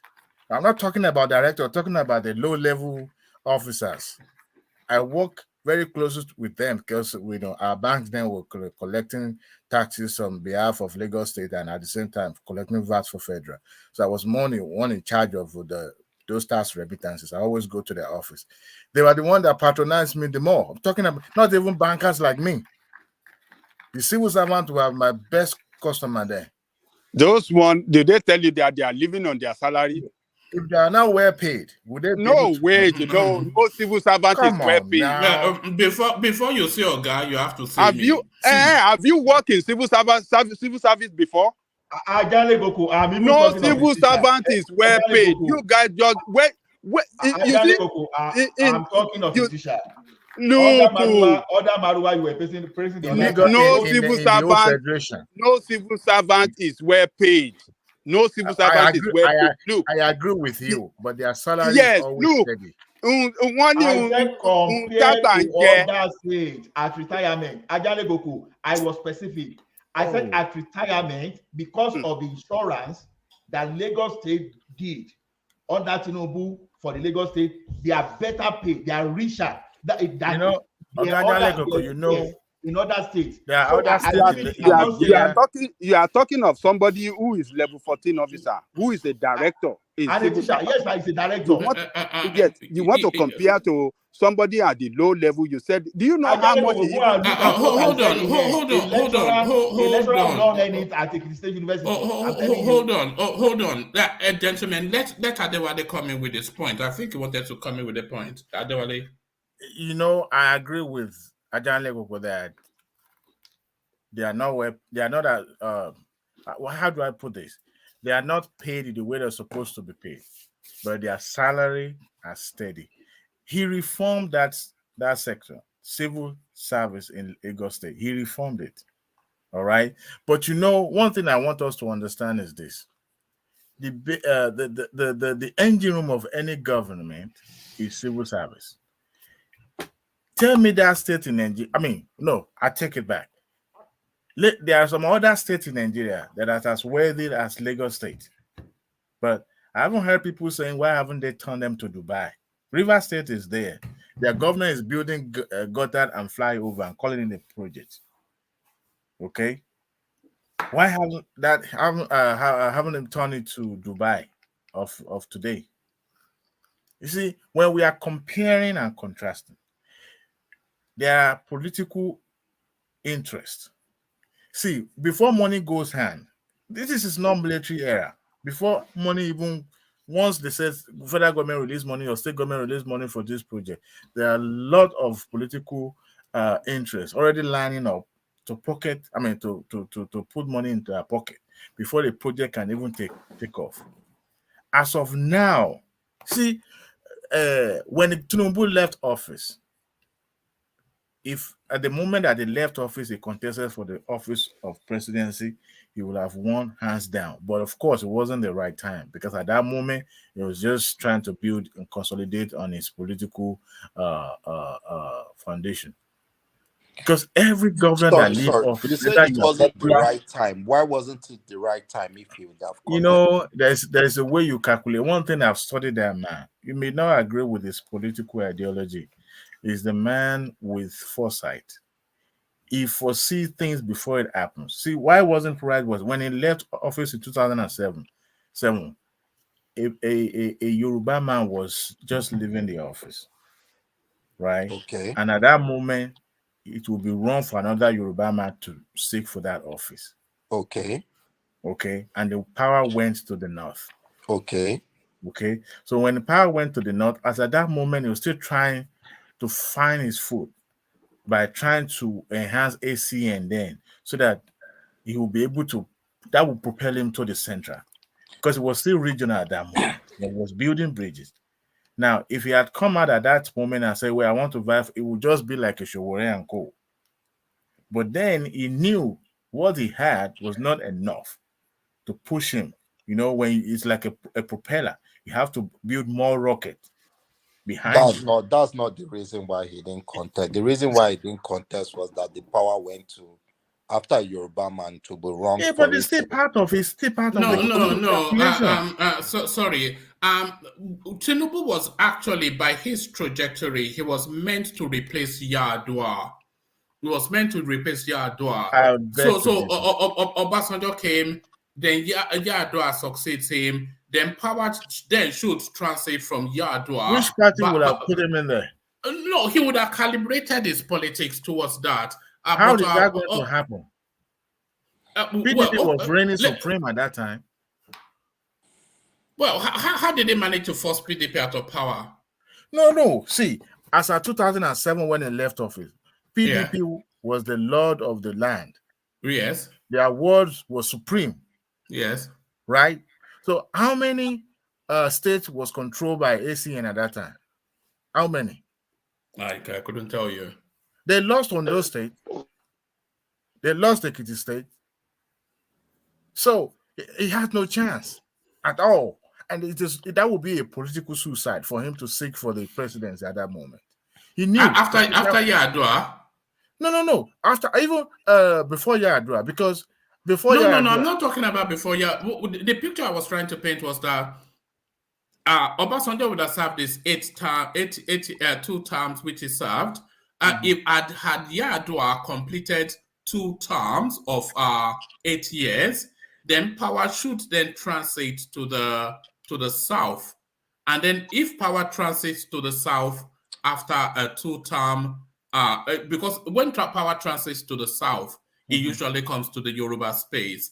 So when power transits to the south after a 2-term Yar'Adua, that would have been Tinubu's slot to come in. So but then Yar'Adua died. Would he have contested for that? Well, he would have calibrated. How? No, but he would have still, whatever happened in 2014 could have happened earlier. He would have formed alliances, made himself in a prime position. It's impossible. That calculation is impossible. Completely impossible. Without the vote of CPC, it's impossible for ACN. He knew it's about this. The pendulum swing to the north, it swings back to the south. And at this moment is the southern time. So he knew. Oh, you mean southeast time? Look. What do you mean southeast? Every southeast or whatever, everybody have a shot. Okay, whoever wins that's not my problem. But the thing is this: he knew the pendulum is swinging to the south this time around. So what did he do? He had consolidated his political foundation when he merged with the ANPP, CPP, and whatever they call them, and part of PDP. He built that bridge, he consolidated by making sure that he merged with them.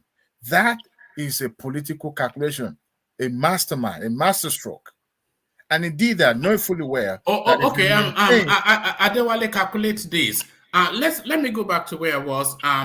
Let's say Yar'Adua had completed an 8-year term, a 2-term space.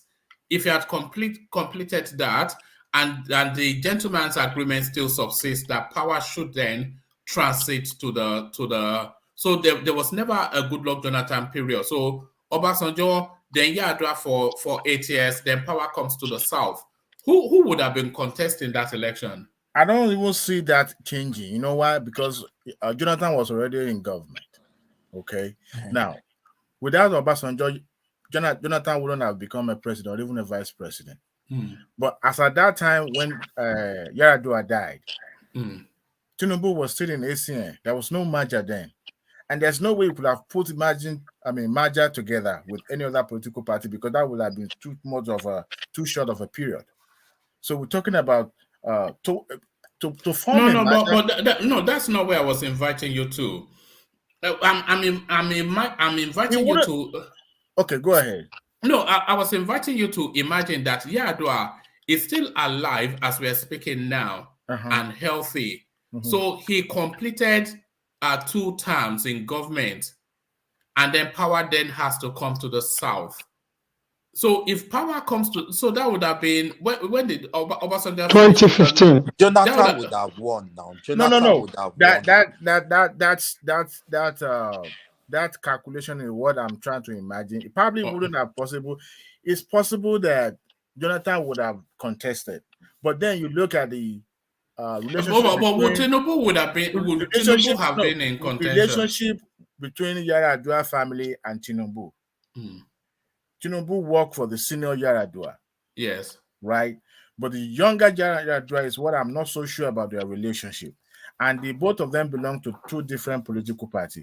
But you should also understand that PDP too was trying to consolidate on what they've built before. Remember, they started in 1999 up to the time, 2000, I think 2007, 2009, no, 2009 when Yaradua died. And they're still continuing in office. So Tinubu wouldn't have been able to, that's what I'm trying to say, that contest for that political position. Because see, you have to look at your political capital. Now, how many places, all those traditional titles he was collecting left and right was not for a joke. He was doing it, and he borrowed that from MK Wabiola's playbook. So that by the time you started, cutting across to every nooks and cranny of the country, that you would have built bridges and make friendship with people. And that would have helped you. And that was what happened during the merger with other political parties. As far as I'm concerned, he wouldn't have been able to contest after Yaradua. He wouldn't have, because there's no strong foundation on ground. If he had not been able to contest under Yaradua, and we're still imagining that Yaradua did not die, if he was not able to contest under after Yaradua, then he would never have been able to contest, because of course, if he doesn't contest after a 2-term Yaradua, then that's another 8-year slot, and then power transfers back to the north. So if he doesn't contest after a 2-term Yaradua, he cannot contest for 16 years. I see where you're coming from. Yeah. Yes, you're right to some extent. But then we just imagine what would have happened.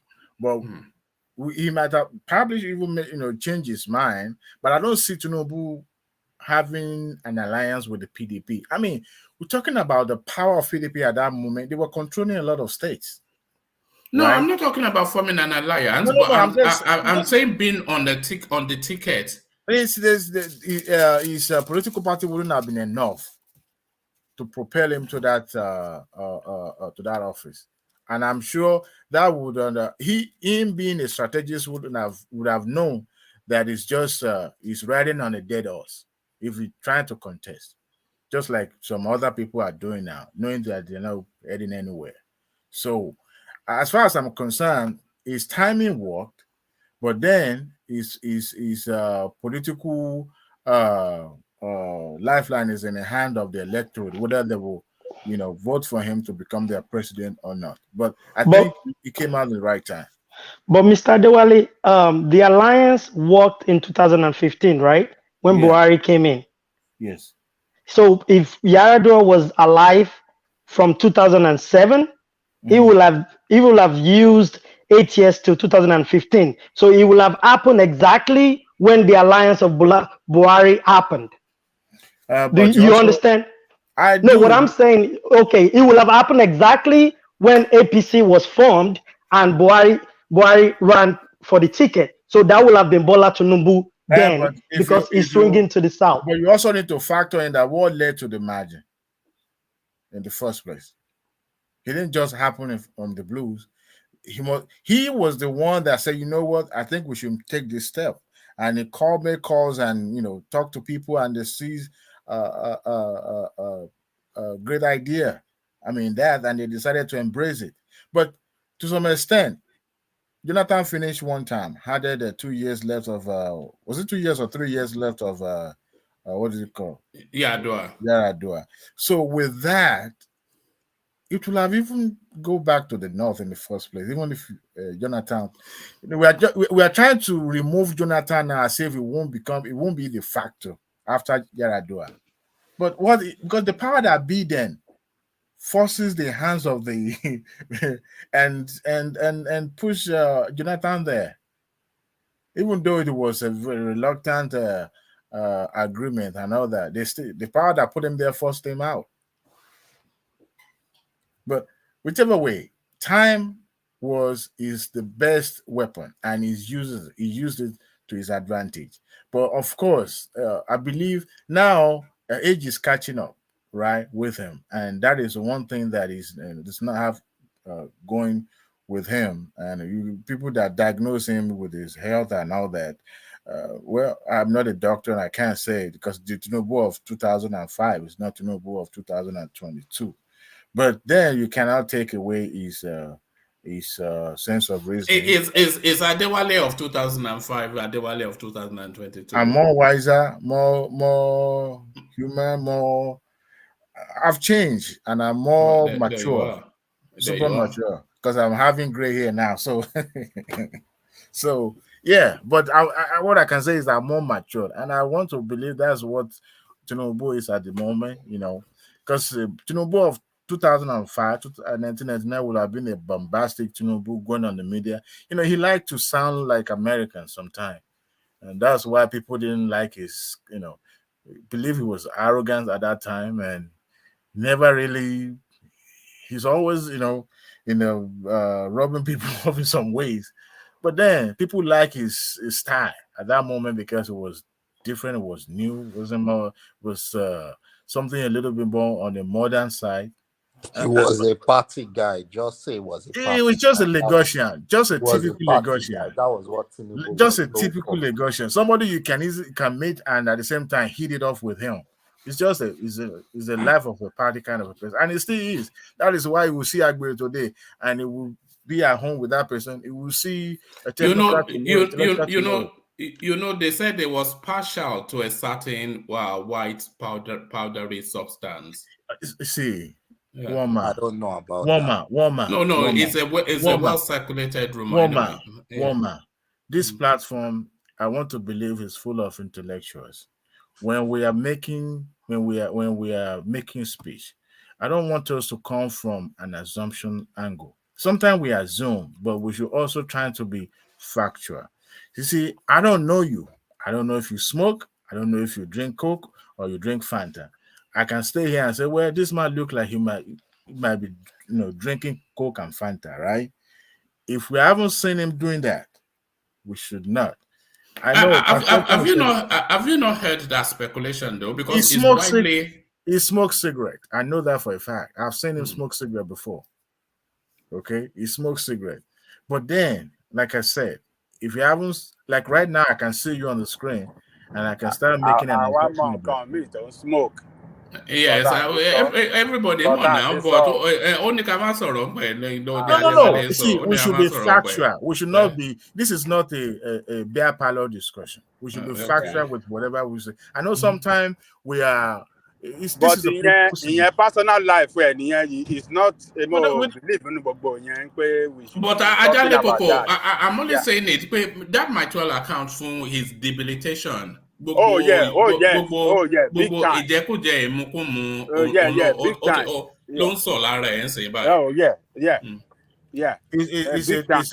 It's a true Lagosian. I mean, if you have met Lagosian before, you will know their life 100% is all about 5G. It's about, that's why he's at home with Agbero. He's at home with, even a professor. That's one thing about Tinubu. The only thing I have against him, is Adewale, you have said some things that you said he doesn't hold worker, he doesn't do this, he doesn't do that. Look, since the time of Jakonde put that tradition down, not to hold worker a dime every month. Baba, we've had different administration after Jakonde now. Hold on now. Even during the Jakonde time, they gave workers option whether to get paid every 2 weeks or once a month. So if you want to get paid every 2 weeks, you make an option. You understand what I'm saying? So after Jakonde left, they changed that system to one time. But Jakonde make it, before Jakonde came, Lagos State used to hold worker, their salary. It will get to maybe on the 15th of the month before they are paid the last month. But when Jakonde came, he make it maybe on the 28th or on the 25th of every month. But if you want to get paid by, what do they call it? Is it by monthly, or what do they call it? Twice a month, sha. I mean, it make that option. So, look, there are a lot of things that Jakonde did for that state that were on the ground that others that came after him, continuity. They continue that system, and up to today, that these people that are running the space now still continue. But instead of giving accreditation, instead of giving that credit to Jakonde, that they want to hold everything. Oh, we build Lagos. That is fraud. You didn't say he built Lagos. You said he modernized everything. He didn't say that. He said I build Lagos. He didn't say I modernize. He never said. He built a modern never said that Lagos. Modernize. He said I build Lagos. We have modern Lagos. Emphasis on modern. He said I built modern Lagos. No, but Ajahn Lekoko, it was just being poetic with language now. You know it's politicians now. It was being poetic with language. It's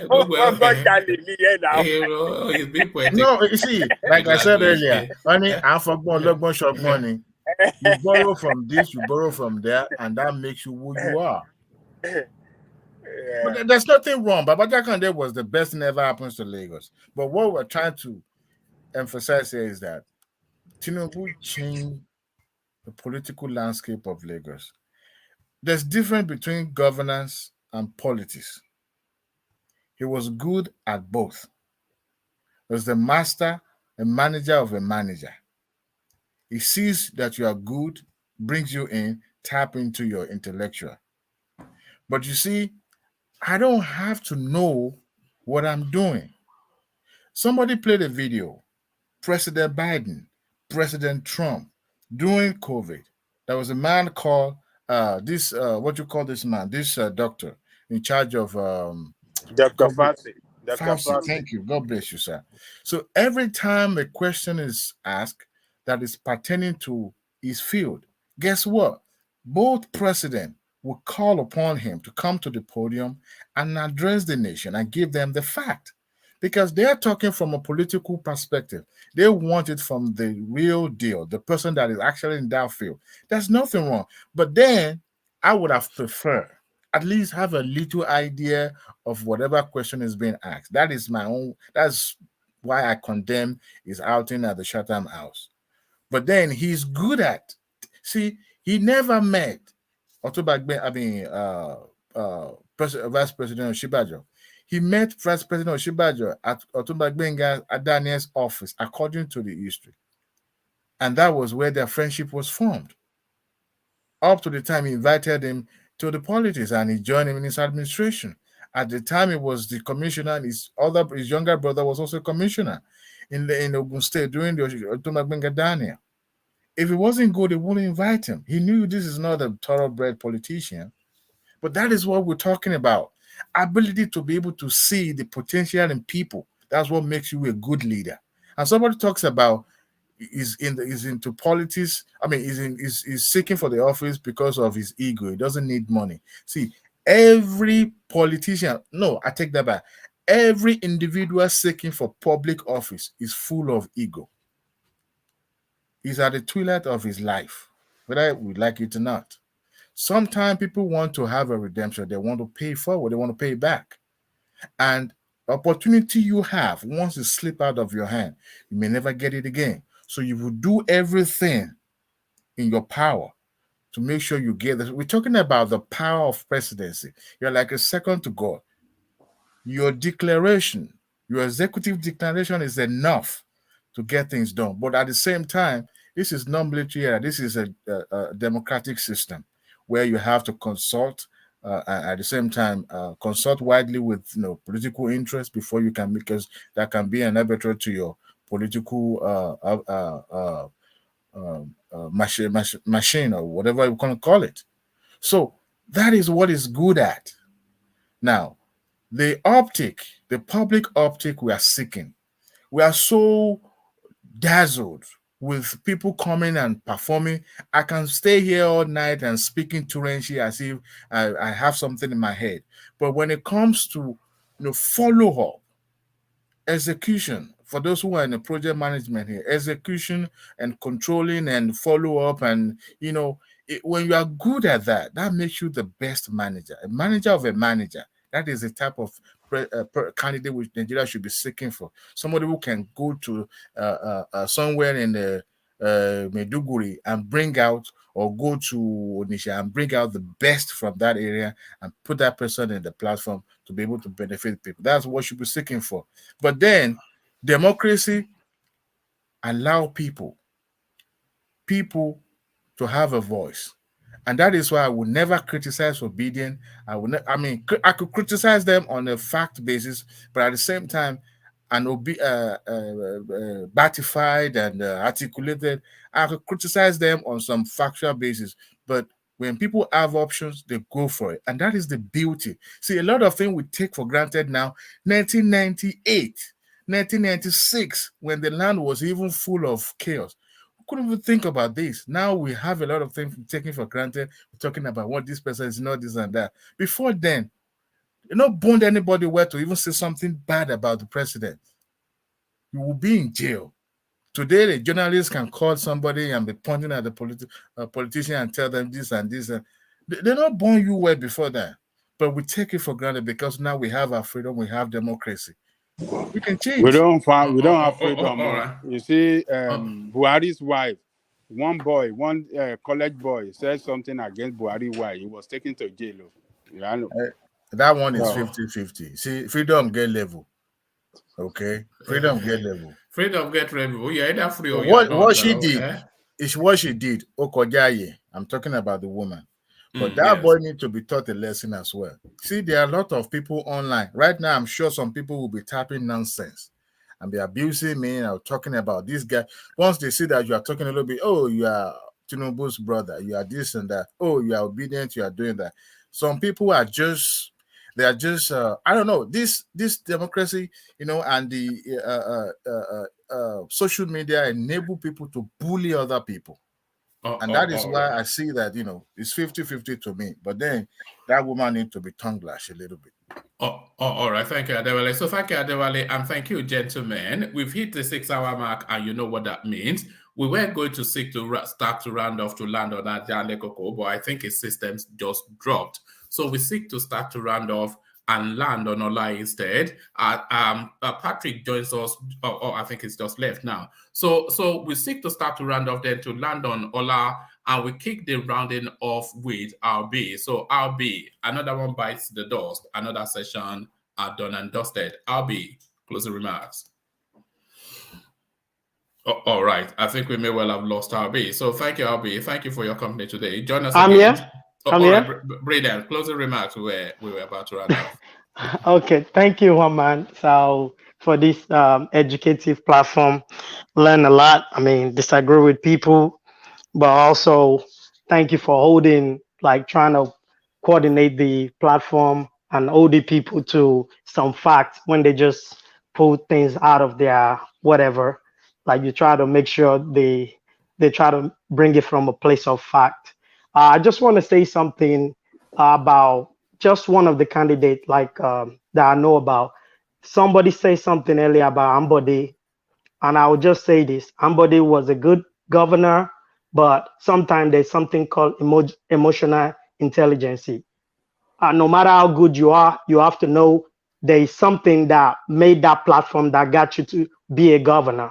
And you are, even if it seems like it's corrupt money that makes that platform there, you still have to make that money go there. You can't block it, because if you block it, then the next person after you is not going to be able to get to that platform. So Ambode, just as good as a governor he was messing up with the structure that was set for the party to get the money down to the grassroots.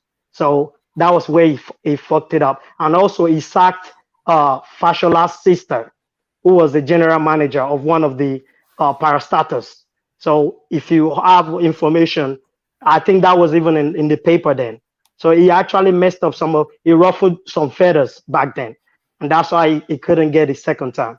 So let us verify and understand politics is, like you said, there are actors and there are rules to it too. And if you don't follow it, no matter how good you are, if you ruffle some wrong feathers, you're going to be cut out. That's it. Thank you, one man. All right, brilliant. Thank you, Abi. So thank you, Abi, a man of deep thinking. He's such a deep thinker. He has the image of the brain as his avatar. So thank you, Abi. So from Abi, let's go on to Titan, who rejoins us just to give us his closing remarks. Titan, closing remarks. Yeah, I just want to thank one man, and I want to tell everyone to like, share, and subscribe. This is a great platform. It's almost therapeutic. Like every day I'm always on this platform, and the days one man is not here, I wonder what I do with my life, because this is a lovely platform. Unlike those of us in the diaspora, we're not given a voice to communicate our ideas and to share our thoughts on Nigeria. We love Nigeria so much. That's why we're on this platform. And what I want to tell everyone is I think we should stop celebrating bad behavior. Little bad behavior can spread to a pandemic. We were celebrating Yahoo, and now see what Yahoo is causing in Nigeria. We were celebrating thuggery. Now see what is causing in Nigeria. At one point in time, the North was celebrating Boko Haram and all those things. Now look at what is causing in Nigeria. We shouldn't be celebrating bad behavior. And I'm surprised, people tend to overlook all the bad behavior Tinubu has done. Obviously, Tinubu is a great man. No one can deny it. He's a great man, but I believe he should be better. And we should support something that is better. And we should support good behavior. Thank you, one man. All right, brilliant. Thank you. So thank you, Titan. Join us again. If you have the articulation, you must always join us. It's just the articulation that we delight in, and you have plenty of it. So thank you, Titan. So from Titan, let's go on to Adewale. Adewale, closing remarks. Adewale, do we still have you? Can anyone hear me? Have I dropped off? Hello? I can hear you. I can hear you, one man. All right. It looks as though we may well have lost Adewale somewhat. So thank you, Adewale. So from Adewale, let's go on to World Peace. World Peace to you. Yeah, my country people, it's already the final hour. But quickly, let me say this. I missed most of the conversation because I did corn laundry. I did wash my children clothes. You go laundry? Yeah, I went to corn laundry. Oh, you do not have a washing machine? What one man close for how many people? You know how many bags I brought here? I have a washing machine at home, but not as big. Like I told you, okay. You do the heavy ones in the laundry place, and then you do the small ones. Yeah. I do the school uniform, socks, and but the major clothes like bed sheet and all that. You know, it's winter now, so clothes hardly get dry now. So I came here like 6 bags, big bags. So I've been in and out of the laundry house. Anyway, let me quickly say this. What system do you have? Is it assisted laundry, or you just put your coin in a machine and then just sit down with watching it spin?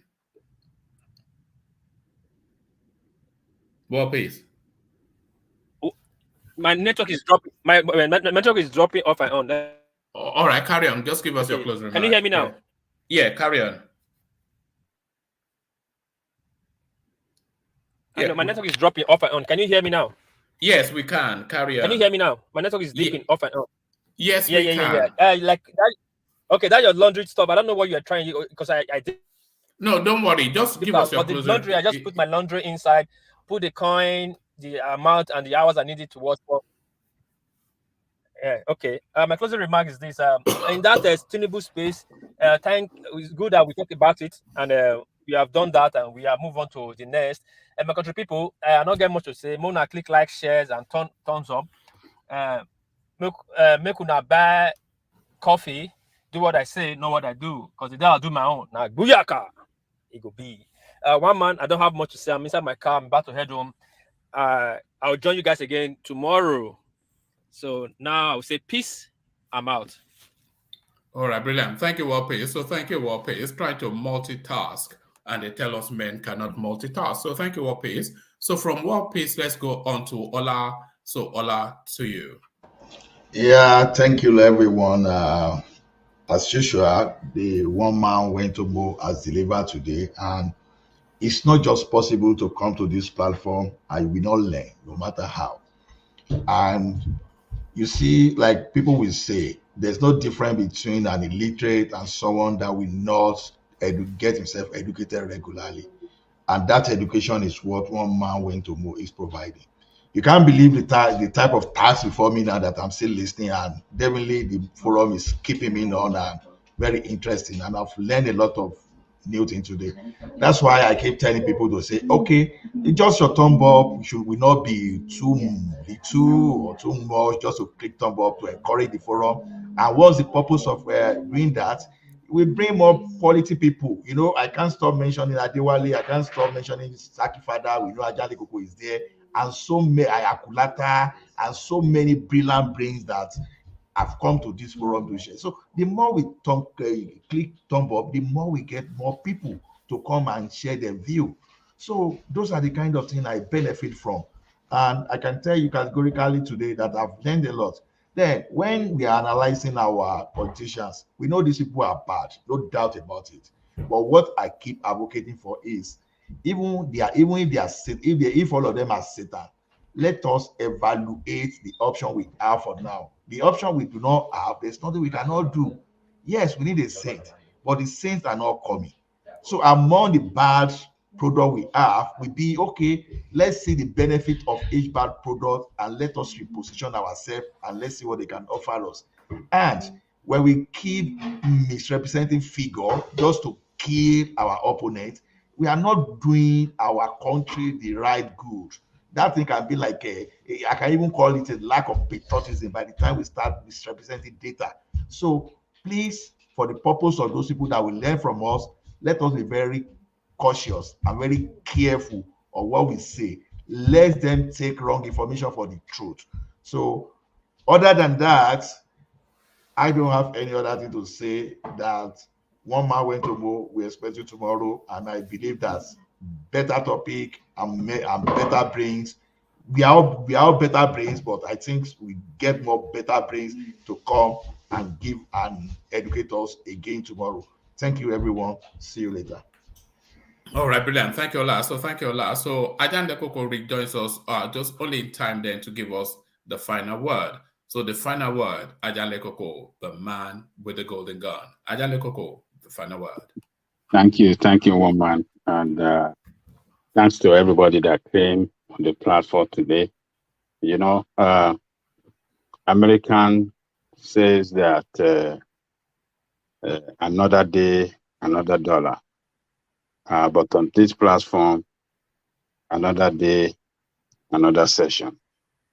Today's session is I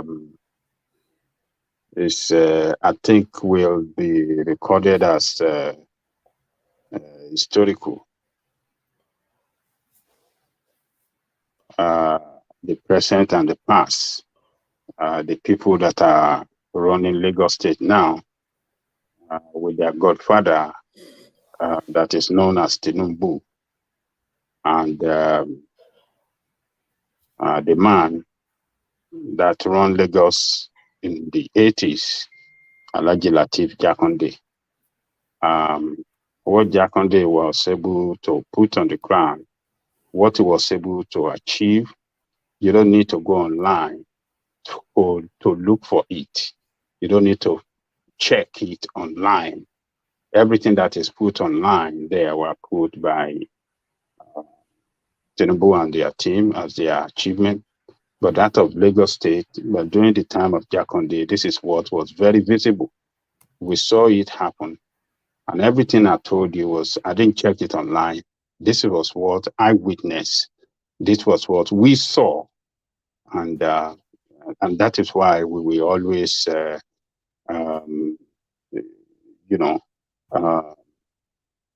called Jakonde, the builder of Lagos State, the man that laid the foundation of good governance in Lagos State, Alhaji Lateef Jakonde. I wish we can have a man like that since his time. If we have had a person like that and his team successively up to this time, Lagos would have been ranked with New York City, with London, with Dubai. That is what we have seen Lagos will have turned to. But what is Lagos State today? Go there. I was there 2 years ago. I'm not impressed. So, but people can say whatever they want to say. But seeing is believing. Go there, see for yourself. If you can even live in Lagos, if you can live there, let us know. We have seen people that live in the most expensive area they call Lekki. Every time it rains, it gets flooded. Is that what we should be celebrating about? I don't think so. We should live better than that. We should be able to live in Lagos as if we live in London. Lagos is the 5th largest economy in Africa. There is no reason why we should still be ravaged with flood. There's no reason why we should still have bad health sector. There's no reason why we shouldn't have better public education.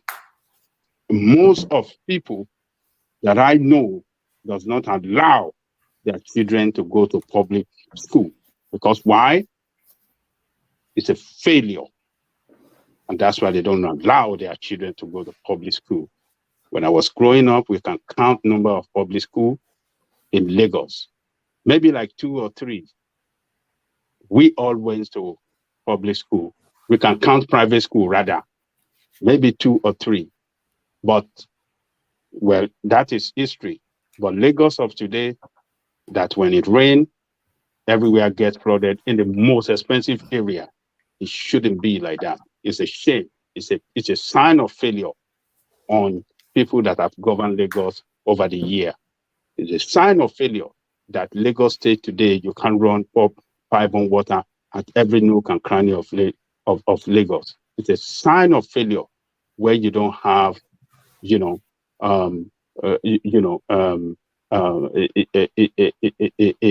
a state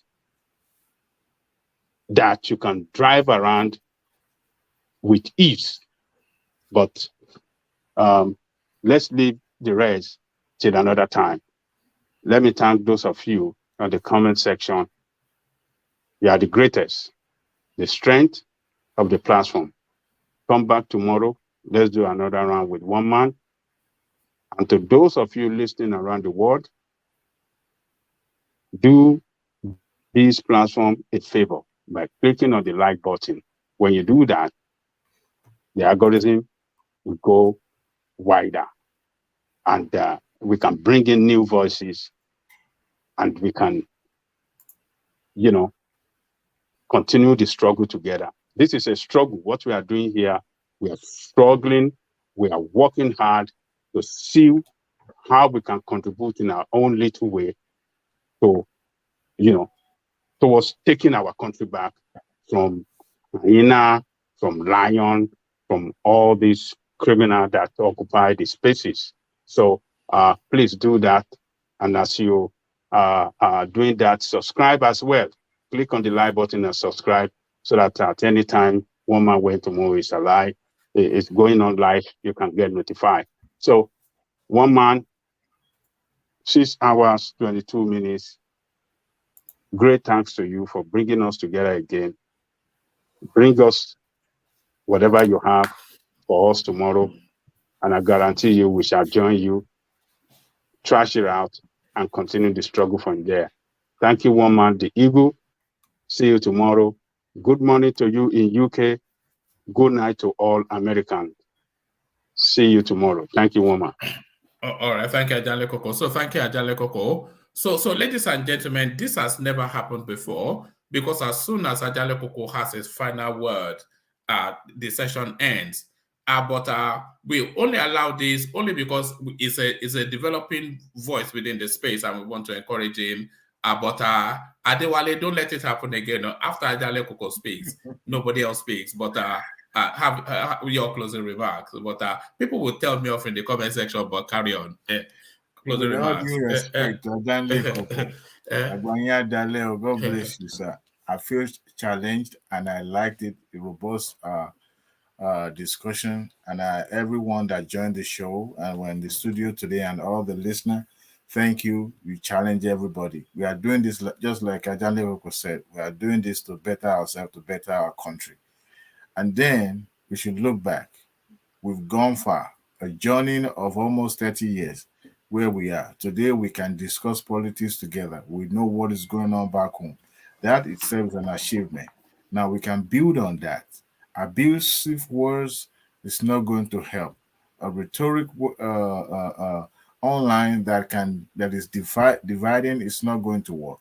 But collectively we can discuss as a family. We can disagree and agree.